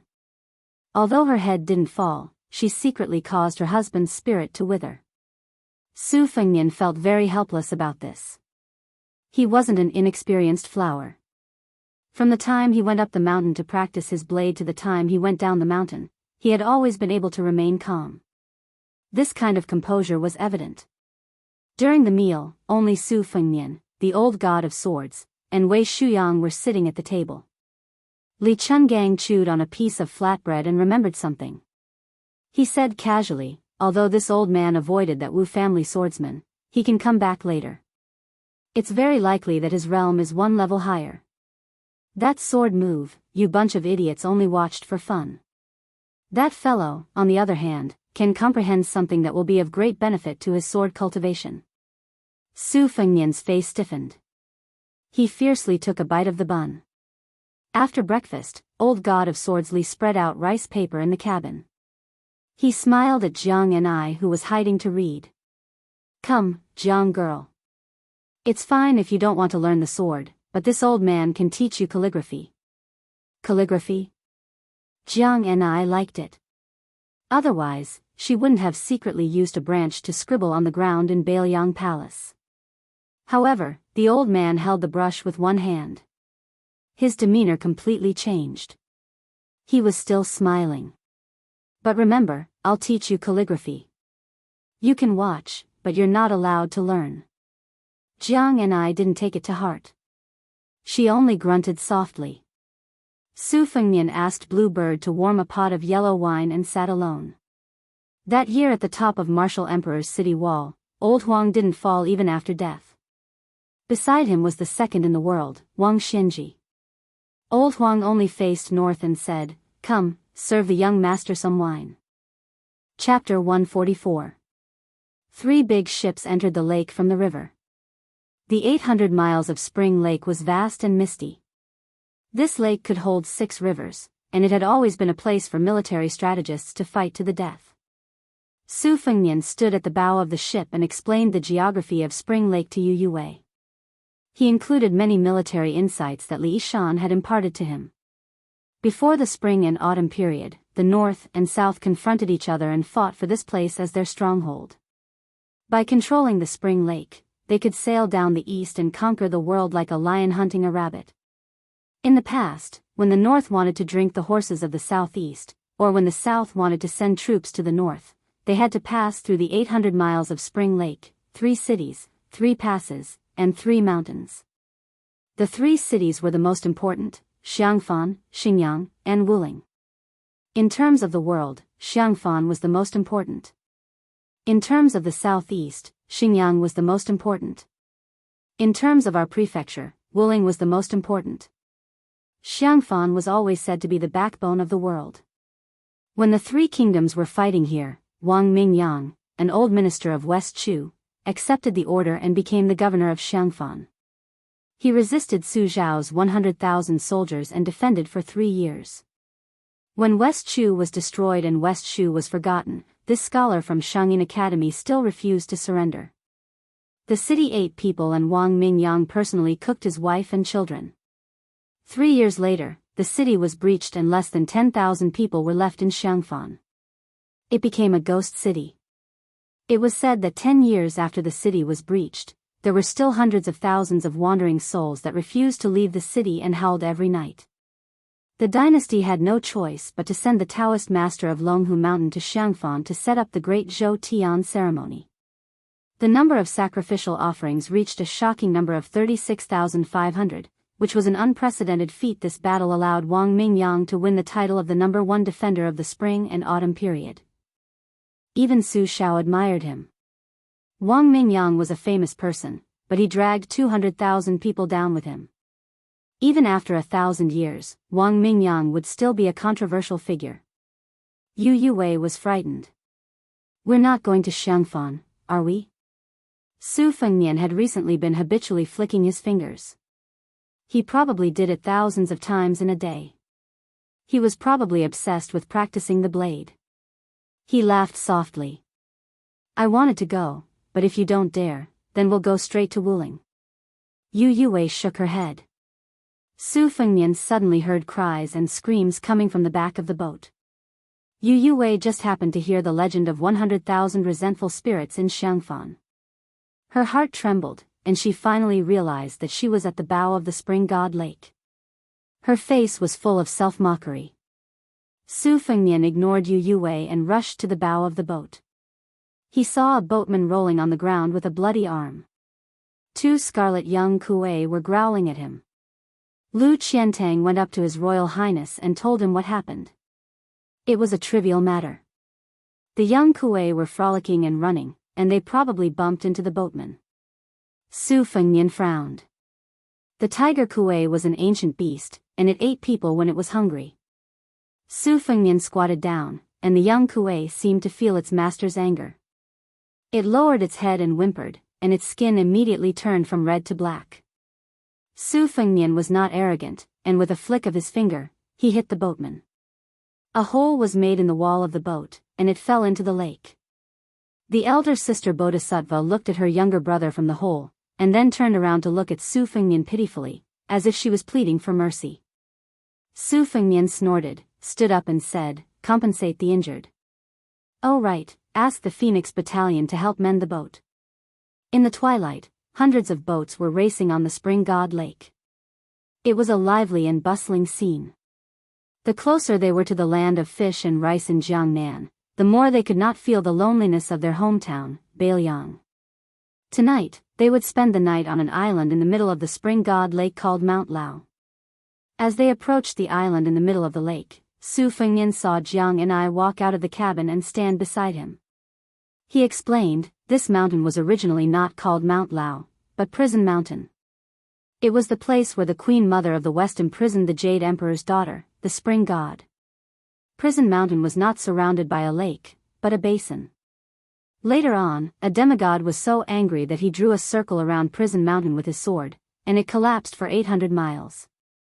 Only then did the lake water gushed out. As for the saying that a demigod created the lake, of course, it was just nonsense. Nowadays, Mount Lao is filled with courtyards and pavilions, and people from all walks of life gather there. Not only are there residences of the rich and powerful, but there are also residences of monks and Taoists. There are also a few remnants of the fallen country who have been imprisoned on the island. There are also a lot of shops. When you get on the island, you can pick something that catches your eye. Jiang and I stretched out his hand. Su Fengnian was stunned for a moment and asked, "What?" Jiang and I said stiffly, "Silver." Su Fengnian laughed and said, "All right, you've already earned a few hundred taels of silver. How much do you want to take? But let me remind you, if you mention my name, who would dare to ask you for money? Why waste the manuals that you've worked so hard to earn?" Jiang and I sneered and said, "Do you think I'm a robber like you?" Su Fengnian was amused and said with a smile, "Then how much do you want? A few hundred taels of silver? Or I can just give you a few thousand taels of gold on credit. That way, you can study for a few lifetimes." Jiang and I said angrily, "I only want 1 tael of silver." Su Fengnian said helplessly, "Do you need to be so stingy?" Jiang and I said with a straight face, "Give it to me." Su Fengnian rolled his eyes and said, "Ask Blue Bird for it later. I've never brought such a small amount of money." Chapter 145. Jiang and I went straight to the cabin and took out a small account book from the book box like a thief. It clearly recorded how many when she earned from reading Taishian Sutra, Thousand Swords Materia Medica, Whale Killing Sword, etc. When and where she read each book and how many words she read each book were all recorded in detail. Until now, she had earned not only a few hundred taels as Su Fengnian said, but 1,007 taels and 34 won. The old god of swords who only knew how to eat, drink and sleep strolled into the cabin. Jiang and I, who was about to transfer 1 tael of silver from her savings, held up a brush with one hand and covered the account book with the other. Li Chungang could not do anything about this. He stood far away and let Jiang and I finish her work. Only then did he carry the wine pot and sit on the table. He poured some wine on the table and dipped his finger in it. After Jiang and I put the account book back into the bottom of the book box and sat opposite her, Li Chungang then used his finger as a pen and the wine as ink.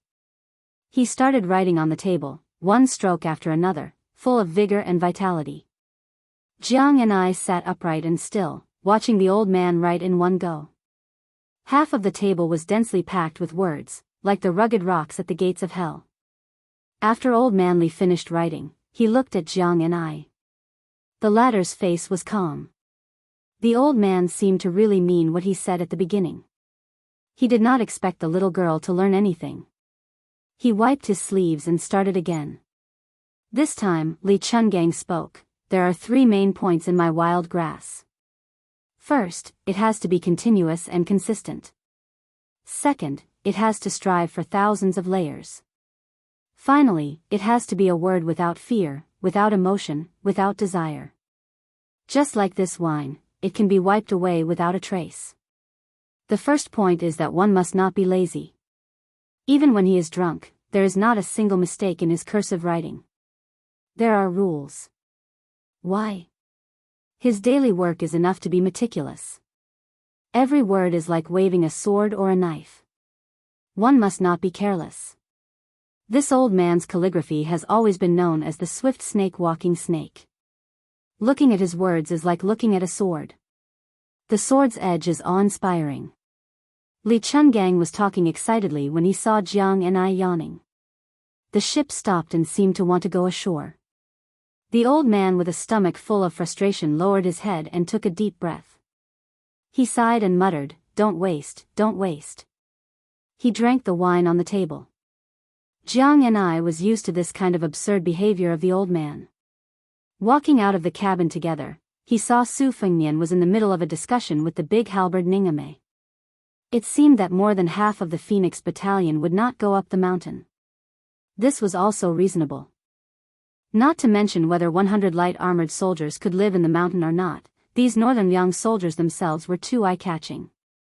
While Jiang and I was deep in thought, old man Li was still boasting to himself about how his calligraphy had reached perfection. Jiang Ni's left ear went in and out of her right ear. She lifted her skirt with both hands and walked down the wooden plank. From the corner of her eye, she saw a young kuei scuttling ashore with a fat carp in its mouth. It seemed to be asking for credit from Su Fengnian. However, Su Fengnian only scolded it once, and the little guy immediately lay on the ground and stopped moving. Was it playing dead? Su Fengnian was just about to kick the little guy when his robe was lightly bitten by another young kuei. Only then did Su Fengnian stop. The punishment had come to an end. The siblings did not hold a grudge. They happily followed behind His Royal Highness. Seeing this, Jiang Ni's heart ached. These 2 little idiots, why were they so gentle to Su Fengnian? Su Fengnian looked back at the spring god lake. His eyes were absent-minded. He muttered, "We've arrived." The capital, Great Peace City. In the early morning, the sky was gray. 300 cavalrymen galloped over on the official road, kicking up dust.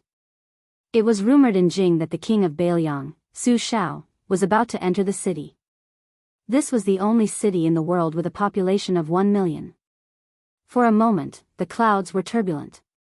The tall buildings on the main road were filled with all kinds of people. They just wanted to see the true face of Su Shao. Even if they could not see him, they would be satisfied just by looking at the carriages. The scholars were impatient, the martial artists of Jianghu were uneasy, and the officials and nobles were noisy. It was rumored that there were dozens of big and small yellow doors that were prepared to block the carriages and risk their lives to angrily denounce that butcher for causing great suffering to the people. They were going to curse him for destroying the seeds of more than half of the scholars in the world.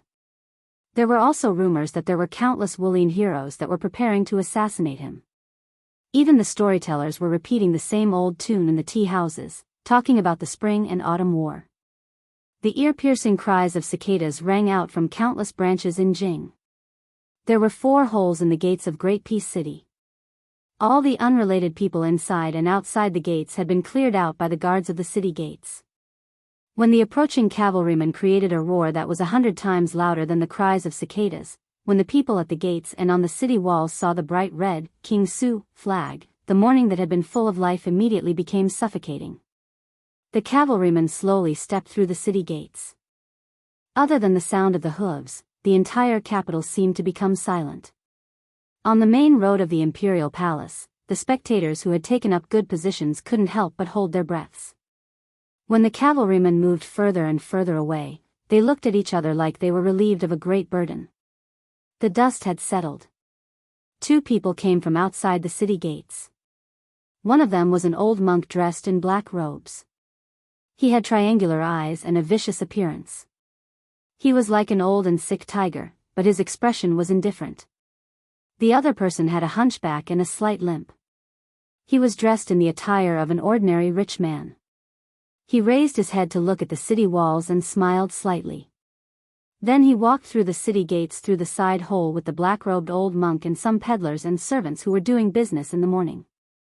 Occasionally, there would be gazes on the old monk. The black-robed monk did not look like a benevolent monk. However, he was so old that the passers-by only glanced at him a few more times before not paying attention. As to the old man beside the old monk, he did not attract any attention. Great Peace City was the most virtuous city in the world. Even the common people in the streets claimed to have seen some great general or scholar. Who would be willing to look at a hunchbacked old man? Passing through the side hole of the city gates, the rich man and the black-robed old monk slowly walked forward. The rich man put his hands behind his back and chuckled. "Bald Donkey Yang, of the millions of people in Jing, you are the only friend I have." The withered old monk said softly, "If you do not touch my head, I am your friend." The rich man said that there were 2 things in the world that could not be touched. Old tigers but could not be touched, and the other was this Yang Taisui's head could not be touched. But even though he said this, he impolitely reached out to touch the old monk's bald head. The old monk did not stop him and only sighed. The rich man rubbed the black-robed old monk's bald head and roared with laughter. The black-robed old monk had an indifferent expression. This head. Qi Xianxia had touched it in the past, and then half of the top of the lotus had collapsed. Chapter 146. The old monk in black was named Yang Taisui. He was born in Dongyue's top aristocratic family, Yang Taisui. He was studious since he was a child and read hundreds of books. When he was 13, he shaved his head and became a monk. He read the classics of Confucianism, Buddhism, and Taoism, and was especially good at yin-yang divination. Although he was a monk, he learned Taoism and military theory from the Daoist of Qingshu Temple. When he was 24, he traveled to Mount Longhu and was reprimanded by the great Jinren Qi Xian. Yang Taisui was not angry but happy. Later, he was recommended to serve the crown prince in the capital. When the world was settled, the old monk who liked to wear black declined the title of imperial advisor and studied Buddhism in Yongfu Temple. He had already cut ties with his family and had no connection with the nobles. Under the western wall, he tried to persuade Su Shao not to kill Feng Xiaoli, but it was to no avail. Rumor had it that he cut ties with Su Shao. In the past 10 years, he lamented the chaos of Zen Buddhism and its unclear purpose. He created a perfect theory and wrote the 8 original meanings, and Vanquish and Save Lu Sutra, but he did not participate in any Buddhist debate. He called himself Old Monk Zheng. He had helped the country build, but he was willing to be lonely and only served as a study assistant for the crown prince's grandson. 3 years ago, he resigned as the Yongfu Temple's master recorder and traveled alone. Today, he appeared in Tai and city only to escort the king of Bailiang into the capital. However, after Butcher Su Shao saw the old monk in black, he insisted on walking into the city. Su Shao walked side by side with him towards the palace gate. Su Shao, who was dressed like a rich man, put his hands in his sleeves and strolled leisurely on the main road of the capital. He laughed and said, "Yang Taisui, I heard you took in a disciple who went to Shangyin Academy. Let me say this first. Playing around is one thing, but if something big really happens, you and I will not interfere. Also, the Red Armor General was ordered by your disciple, right? There will be no next time. I'm very curious. The Red Armor General was already skinned by your Bodhisattva disciple Han Diaosi. How come there are 5 more Red Armor General now?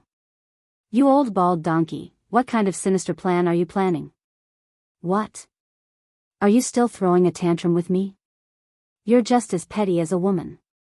Isn't it just because I didn't promise you not to kill those 600 scholars back then?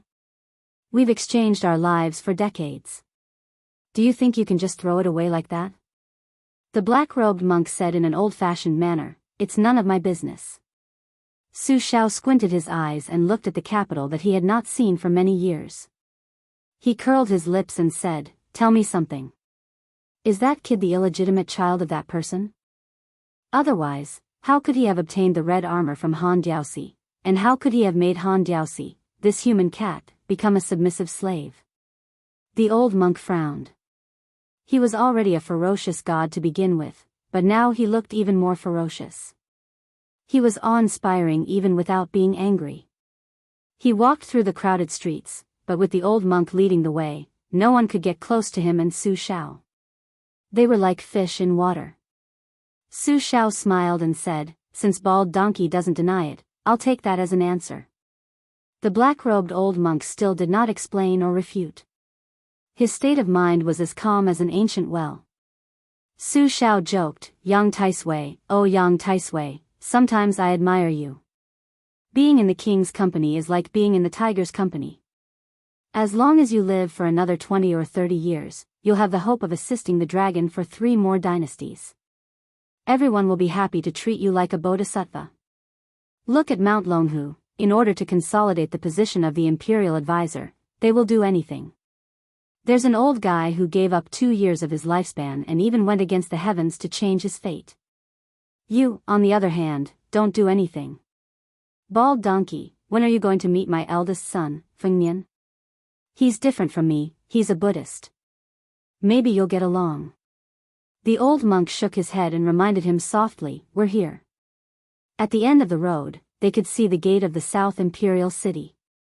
According to the law, there was an early morning court session every 10 days. However, the morning court session had already begun and Su Xiao had arrived a little late. There were only carriages and servants outside the door. He did not see any dignitaries of the imperial court. This was the first gate of the imperial city. There were 3 watchtowers with huge eaves and ridges. On the left and right of the gate, there was a pair of white jade lion and dismount steels. On the gate, there was a couplet written by the founding scholar, "The sun and moon are bright, the mountains and rivers are majestic." There were 110 corridors on the left and right of the gate. They were known as the 1,000-step corridors, connected to the eaves and ridges. They surrounded and protected the Baohe Palace, which was also known as the Golden Imperial Hall. The black-robed old monk, Yang Taisui, sighed and said, "You're going to attend court dressed like this?" Su Xiao smiled and said, "I'm going to change in the carriage. I didn't have the chance to wear it in Bailiang. I've been living like a prince these years and I've gained a lot of weight. I don't know if it fits. If I can't wear it, it'll be troublesome." The old monk had a rare expression of helplessness on his face. Chapter 147. Su Xiao laughed heartily and walked towards a carriage with only a few personal retainers of the prince's mansion left. Naturally, he could not bring the steel cavalry under the command of the prince's banner to the foot of the imperial city's wall. The black-clothed Yang Taisui did not move. He still stood 1,000 feet outside the door with a bleak expression. Back then, he was still a monk who sought fame and achievements. Su Xiao had already led 600 black-armored soldiers out of Jinzhou. He gave advice to the late emperor while Su Xiao was the emperor's vanguard. One was a scholar while the other was a warrior. They complemented each other well. At that time, the late emperor regarded the 2 of them as his right-hand men. They used to climb up to the Baohe Hall to drink together and talk about the chaotic world under the moonlight. Su Xiao did not study much, so he was always forced to recite poems. He was crude and vulgar and was laughed at every time. After he got drunk, he would wantonly lie down and it did not matter who was using whose arm as a pillow. The last time they met was when Su Xiao destroyed West Shu and returned to the capital to receive the title of Dezhu state.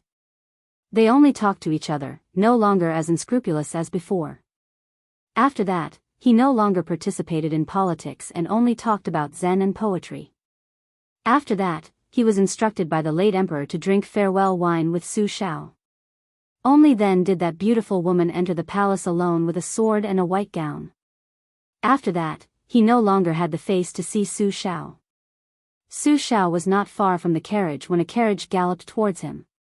The coachman was sweating profusely. Su Xiao waved his hand to signal spear immortal Wang Xiu's shitty, Han Lao's Han, not to worry. He leaned to the side and barely dodged the hooves of two big horses.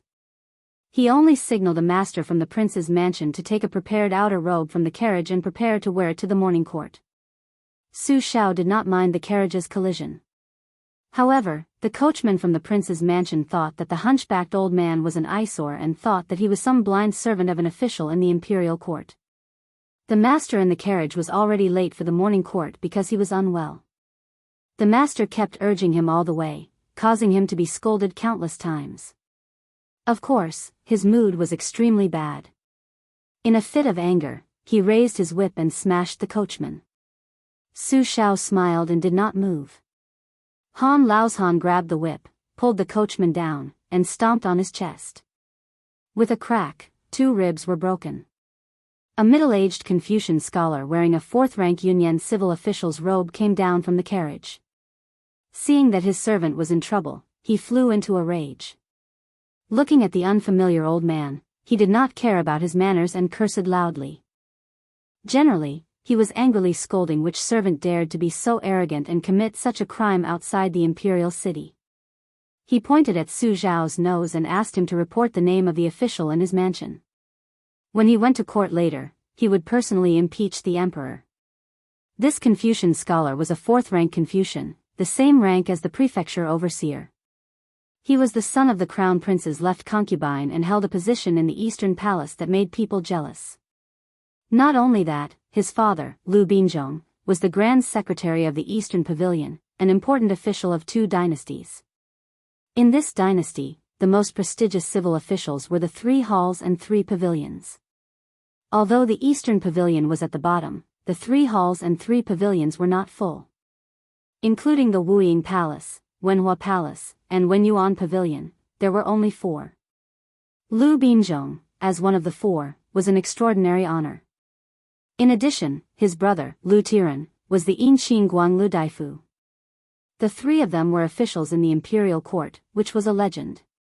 Were it not for this, he would not have dared to casually speak of impeachment outside the gates of the imperial city. After all, officials who could participate in the morning court were not ordinary people. Su Xiao looked at the 4th-rank crown prince's left concubine's spittle flying everywhere and dismissed it with a smile. A retainer jumped off the carriage with a bundle and undid a corner of his court robe. The Confucian official from the Lu family glanced at it and subconsciously froze. Was this old man in front of him an official?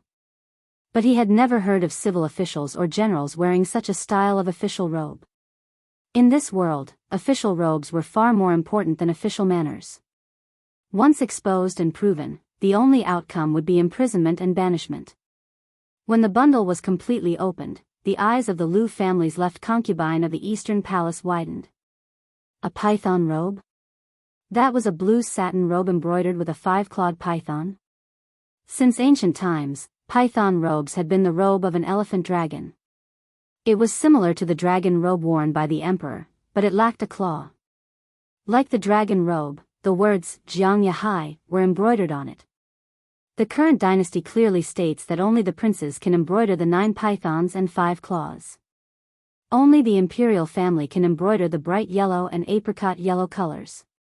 The dragon python has 5 different postures: curving on the water, standing upright on the water, lying on the water of the 3 rivers, lying on the water of the 5 rivers, and lying fully on the water of the 5 rivers. There are strict regulations on which postures should be used at which level.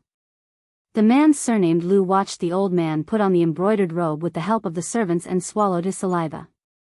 Dragon python robe. The 5 claws of the 9 dragons were 1 more claw than General Gu Jiantang. The material of blue satin meant that he wasn't a member of the royal family. Was he a prince with a different surname? Counting with one's fingers, how many kings with different surnames were there in the dynasty? The old man was wearing a python robe that was unique in the entire dynasty. It was clear that he was going to attend the imperial court. What was more, other than wearing this terrifying python robe, he was also holding a saber. Who could carry a sword to court? Even if Lu was an idiot, he would know who the old man in front of him was. The king of Bailiang, Su Xiao. After the hunchbacked old man put on the extravagant python robe and carried the Bailiang saber, He walked straight to the southern gate of the imperial city. The left concubine's son knelt on the ground with a thud.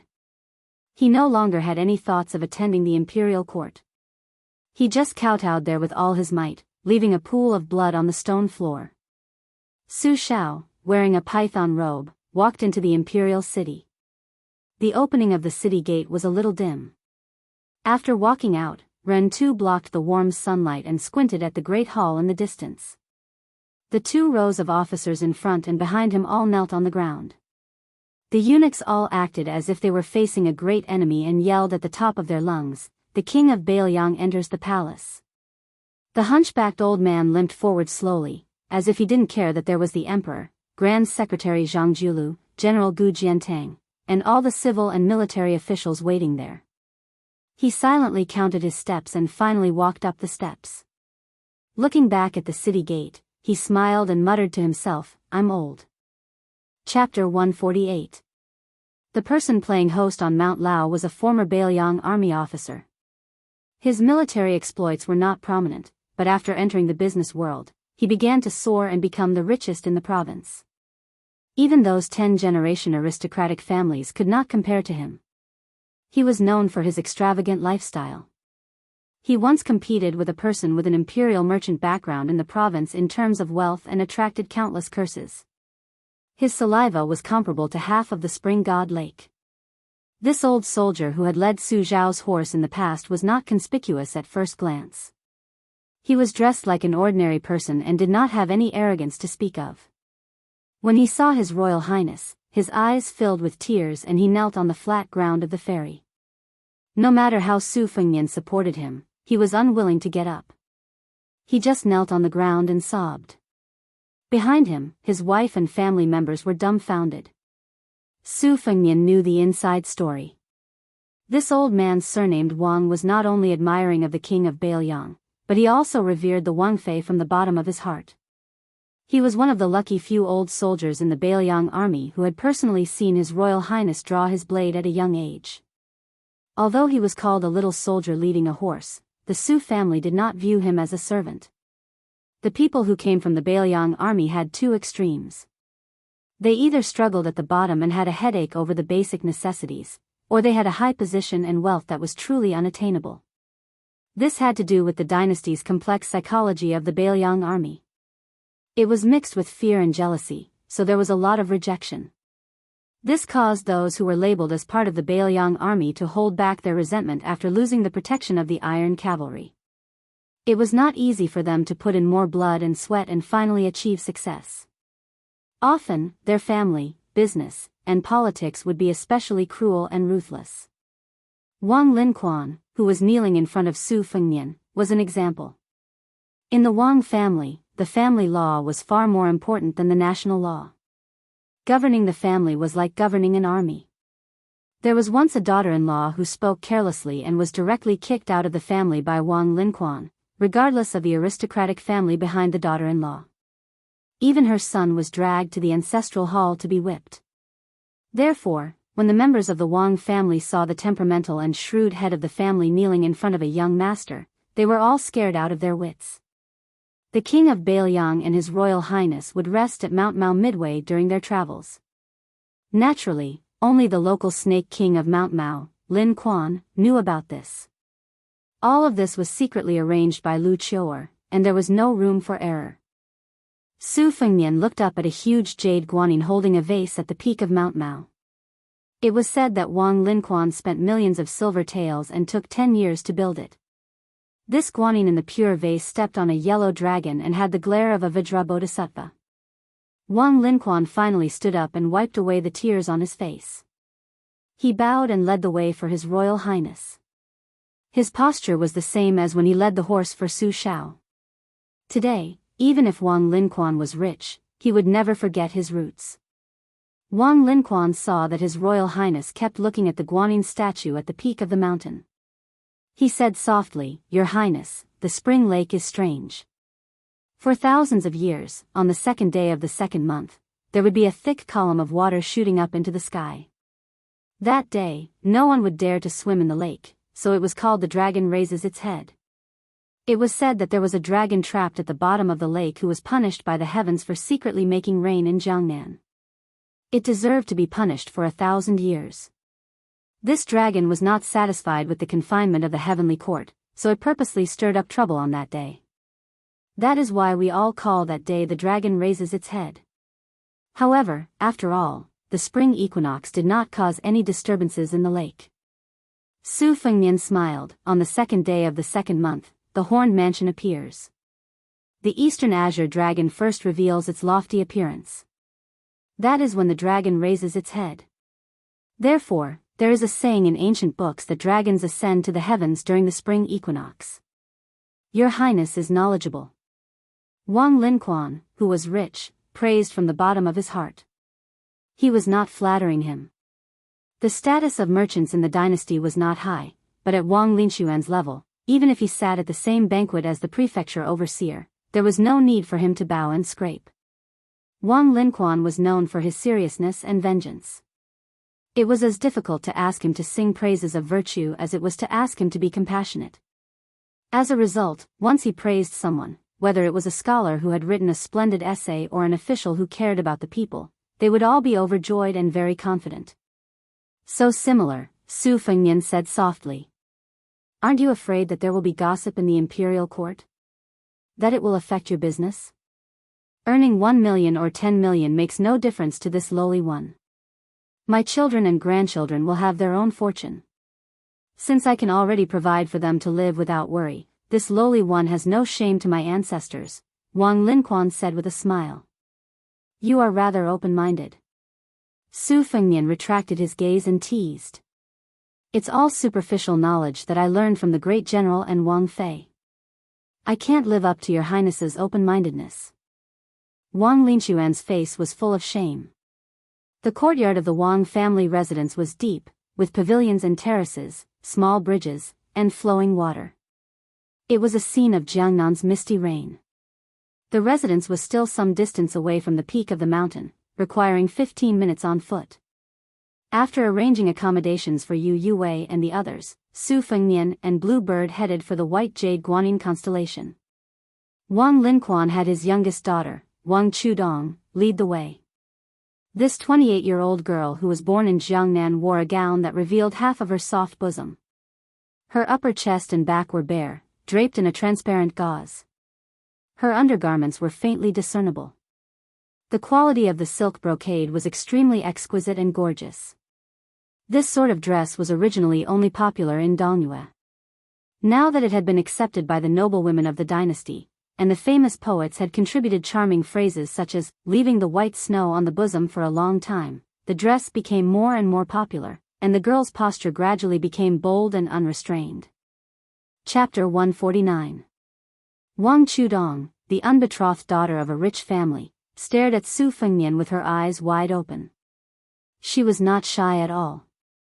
Now, she was chattering nonstop like a little oriole. Wang Linquan did not tell anyone about Su Fengnian's identity, so she only knew that the handsome young man in front of her was surnamed Su. She kept calling him young Master Su, and in the end, she just called him Brother Su. Su Fengnian did not mind. He smiled and listened to the little girl's clear voice. His mind was peaceful. Finally, they came to the square where the pure vase Guanyin stood. The white jade Guanyin had angry eyes and lowered eyebrows. It was vivid. Her right elbow was facing the spring god lake. She stretched out her 5 fingers and her palm was facing forward. It was as if she was giving charity without fear. Su Fengnian sat down with his legs crossed. The 2 young Kuei were lying on his knees. The little girl, who was known as the daughter of the Wang family, squatted beside him and said sincerely, Brother Su, Guanyin is amazing. She stood there and pointed to the spring god lake. During the spring equinox, there were no more water columns in the sky. When I was young, I was especially afraid of the second day of the second month. It was always thundering and raining. After I had Guanyin, I could sneak to the lake to fish, brew tea, and enjoy the snow. Brother Su, let me test you. Do you know what Guanyin's hand gestures are? Su Fengnian, who was well versed in Buddhism, raised his head and smiled, fearless Madra. Wang Chushua giggled, correct. She saw that young Master Su was in a daze after he finished speaking. She was bored to death. She turned her head and inadvertently saw young Master Su's maiden green with tears in her eyes. She said in surprise, Brother Su, why is this sister crying?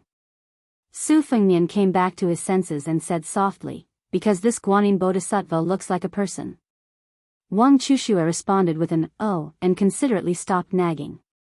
Jiang and I and the old god of swords Li Chungang also came to the square. Old man Li looked at it deeply and muttered, this Guanyin Bodhisattva's fearless mudra can be seen as a sword. The sword will is unparalleled. Jiang and I said calmly, I don't understand. Old man Li was dispirited. He glanced at Su Fengnian, who had a strange expression on his face, and asked curiously, what's wrong with that kid? Jiang and I hesitated for a moment, then lowered his head and said, this goddess Guanyin looks very much like the king of Beiliang's consort. The old god of swords was silent for a long time before reciting, walking alone, stopping alone, sitting alone, the green snake in my hand glides over the white line. One man, one gown, one sword, the tip of the sword giving off 3,000 rays of light. No one in this world can recognize me, they can only laugh like a madman. Only the mountain ghost and the dragon king know that an immortal is in front of them. Jiang and I frowned, you wrote the poem? The old man smiled and said, back then, people praised this old man's song of the azure dragon sword god. This is only a short section. If you want to listen, let this old man think about it. Jiang and I said unhappily, don't think about it. I don't want to hear it. Wang Linquan had mobilized a large force to prepare a sumptuous banquet and personally came to invite His Highness Shitzi back to his residence. Even the northern Liang light cavalry on the 3 large ships were not left behind. The female servants carrying the food boxes came in an endless stream, smoothly delivering them to His Highness. Su Fengnian left the mountaintop. At the dining table, he was especially full of praise for the Spring God Lake specialty, stewed black chicken and turtle. The black chicken from Mount Mao was reared in the mountains. There were many herbs in Mount Mao, so the meat had a medicinal fragrance. Its skin, flesh, bones, and mouth were all black. The turtle was the specialty of the Spring God Lake. It had to be over 100 years old. The turtle's shell was buried at the bottom of the lake all year round. Only those that grew an inch of green whiskers could be considered to have lived for 100 years. It was slowly stewed with the black chicken until the turtle's shell was tender. It was no wonder that the scholars and refined scholars highly praised it. After eating heartily, they praised it, you can't throw away the spring god, but half of it is this soup. Wiping away the grease on his mouth, Su Fengnian ate the most comfortable meal since he left Beiliang. He was finally full. In private, he asked Wang Linquan for the geography of his province. At dusk, he was enjoying the cool breeze in the courtyard. Jiang and I was reading a book that had never appeared in the world before, The Flying Sword of Dunhuang. It was interesting to say that this swordsman of the Beimang dynasty had just achieved great success in the Dunhuang sword cave in the extreme north. Just as he was about to use his sword to travel the Jianghu, he encountered Wang Xiu, who was practicing his spear in the north. He was cleanly killed by a single spear strike. It was not that the swordsman's strength was weak, but rather that he had built a chariot behind closed doors. His swordsmanship was like a castle in the air, and he lacked the sharpness of a real battle. Fortunately, the nameless swordsman had been practicing his sword while writing his insights. Only then did he come up with this immortal-like, The Flying Sword of Dunhuang. At first, Su Fengnian chose this book because he felt that the name was domineering. He did not expect that the old god of swords would be so picky and only said that this book was passable. Li Chungang said that it was passable, so Su Fengnian did not dare to treat it carelessly. Jiang and I opened his mouth to read, while Su Fengnian closed his eyes to listen. Su Fengnian remembered that Li Chungang had said that he would fight against Lu Qiantang. It was time for him to give it a try.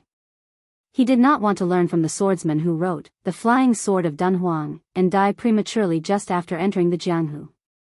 Why would Su Fengnian risk injury to go to sword maniac Wang Xiaoping's purple bamboo forest to ask for a beating when he was practicing his blade on Mount Wudong?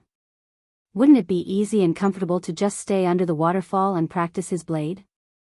Although there were many martial artists in the world, the highest level seemed to be high up in the clouds. Not to mention the diamond finger, celestial phenomenon, and immortal realm, the division of the 9 levels below the 3rd level was very simple. The amount of armor that was broken was the strength of the level. If the armor was broken but not broken, it would be the lower 3 levels. Whether or not the armor could be broken was the first threshold. This armor was the standard iron plate armor of the dynasty. There were 2 layers in the front and back. The middle 3 levels could break the armor, but they were all below the 6th level. Therefore, the 6th level was the second big hurdle for martial artists in the Jianghu. The 3rd level of the upper 3 levels could break the armor, but it was hard to say for sure if the 1st or 2nd level could break the armor. It was rumored that Heavenly Master Zhao of Mount Longhu in the capital could break through 100 armor with one blow of his horsetail whisk. Su Fengnian asked Jiang and I to wait for a while he went to fetch the sword case. Inside the case was the great Liang Dragon Sparrow sword. The owner of this sword had once broken 160 armor with one blow. Chapter 150. The big sword case in Su Fengnian's hand was made of 1,000-year-old red sandalwood. The case itself was priceless. Red sandalwood had always been shipped over by sea. The great eunuch Han Diaosi had gone out to sea several times, and to a large extent, it was to load fine sandalwood for the imperial family. Even so, the imperial craftsman's office did not hesitate to buy sandalwood from the south. Back in the day, West Chu was the craziest in purchasing red sandalwood. It was said that all officials did not bring sandalwood. For example, Su Fengnian, the imperial uncle of the former Taiping princess, was even more outstanding. He was incomparably elegant and built a well-known sandalwood building. Unfortunately, in the end, almost the entire building was moved to Great Peace City. Su Fengnian used a piece of silk to wipe the sword case. It was said that raising a jade was like raising a person. In that case, the precious red sandalwood was like a pretty girl from a humble family. It needed to be wiped frequently to avoid dust. Once this piece of red sandalwood was wiped, it was glossy and smooth. There were faint traces of purple gas lingering around it. Su Fengnian was listening to the flying swords of Dunhuang calmly. Suddenly, he heard Jiang and I burp. The little clay man paused for a moment and seemed to be embarrassed. Su Fengnian teased, "Deduct 10 coins." Jiang and I was furious.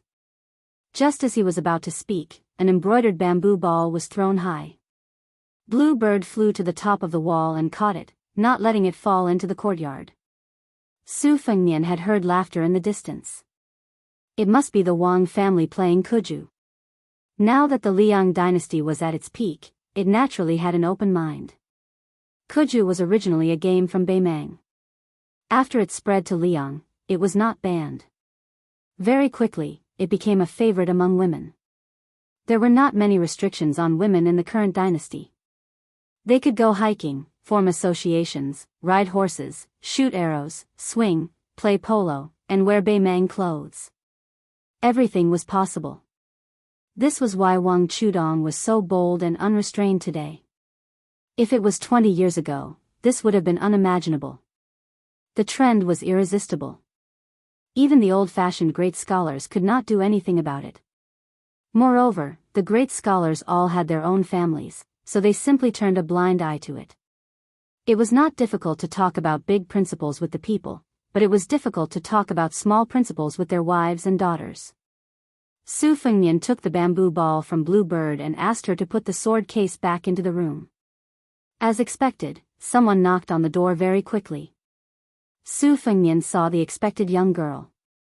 He returned the bamboo ball and asked with a smile, "Who kicked me just now?"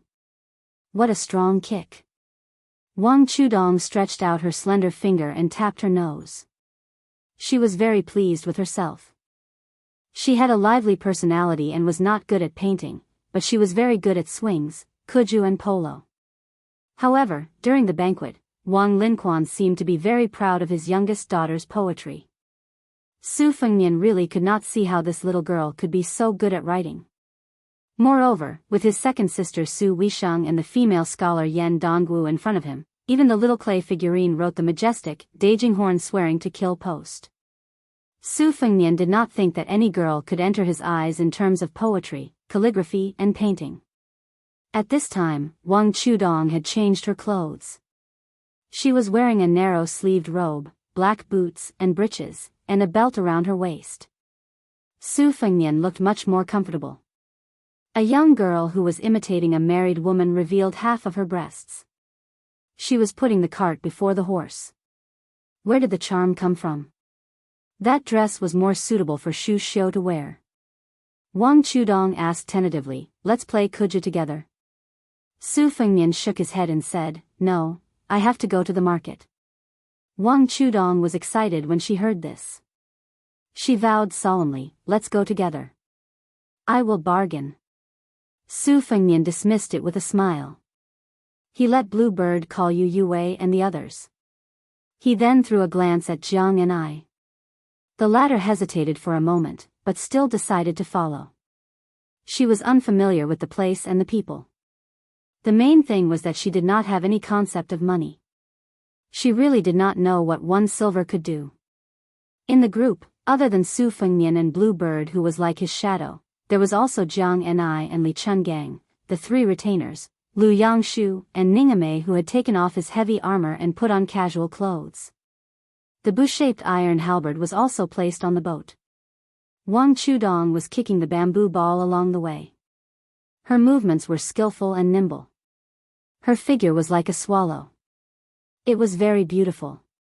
When they arrived at the slightly deserted market, Su Fengnian did not expect that there would be a Qingfu silk shop on Laoshan Island. It was just nice to buy some clothes for Yu Yue and some dispensable rouge and face powder. Su Fengnian was generous and did not give Wang Chudong a chance to bargain. The little girl was unhappy. There was a lakeside tea house in the market with an excellent view. The water vapor of the spring god lake was rising and the fog was lingering.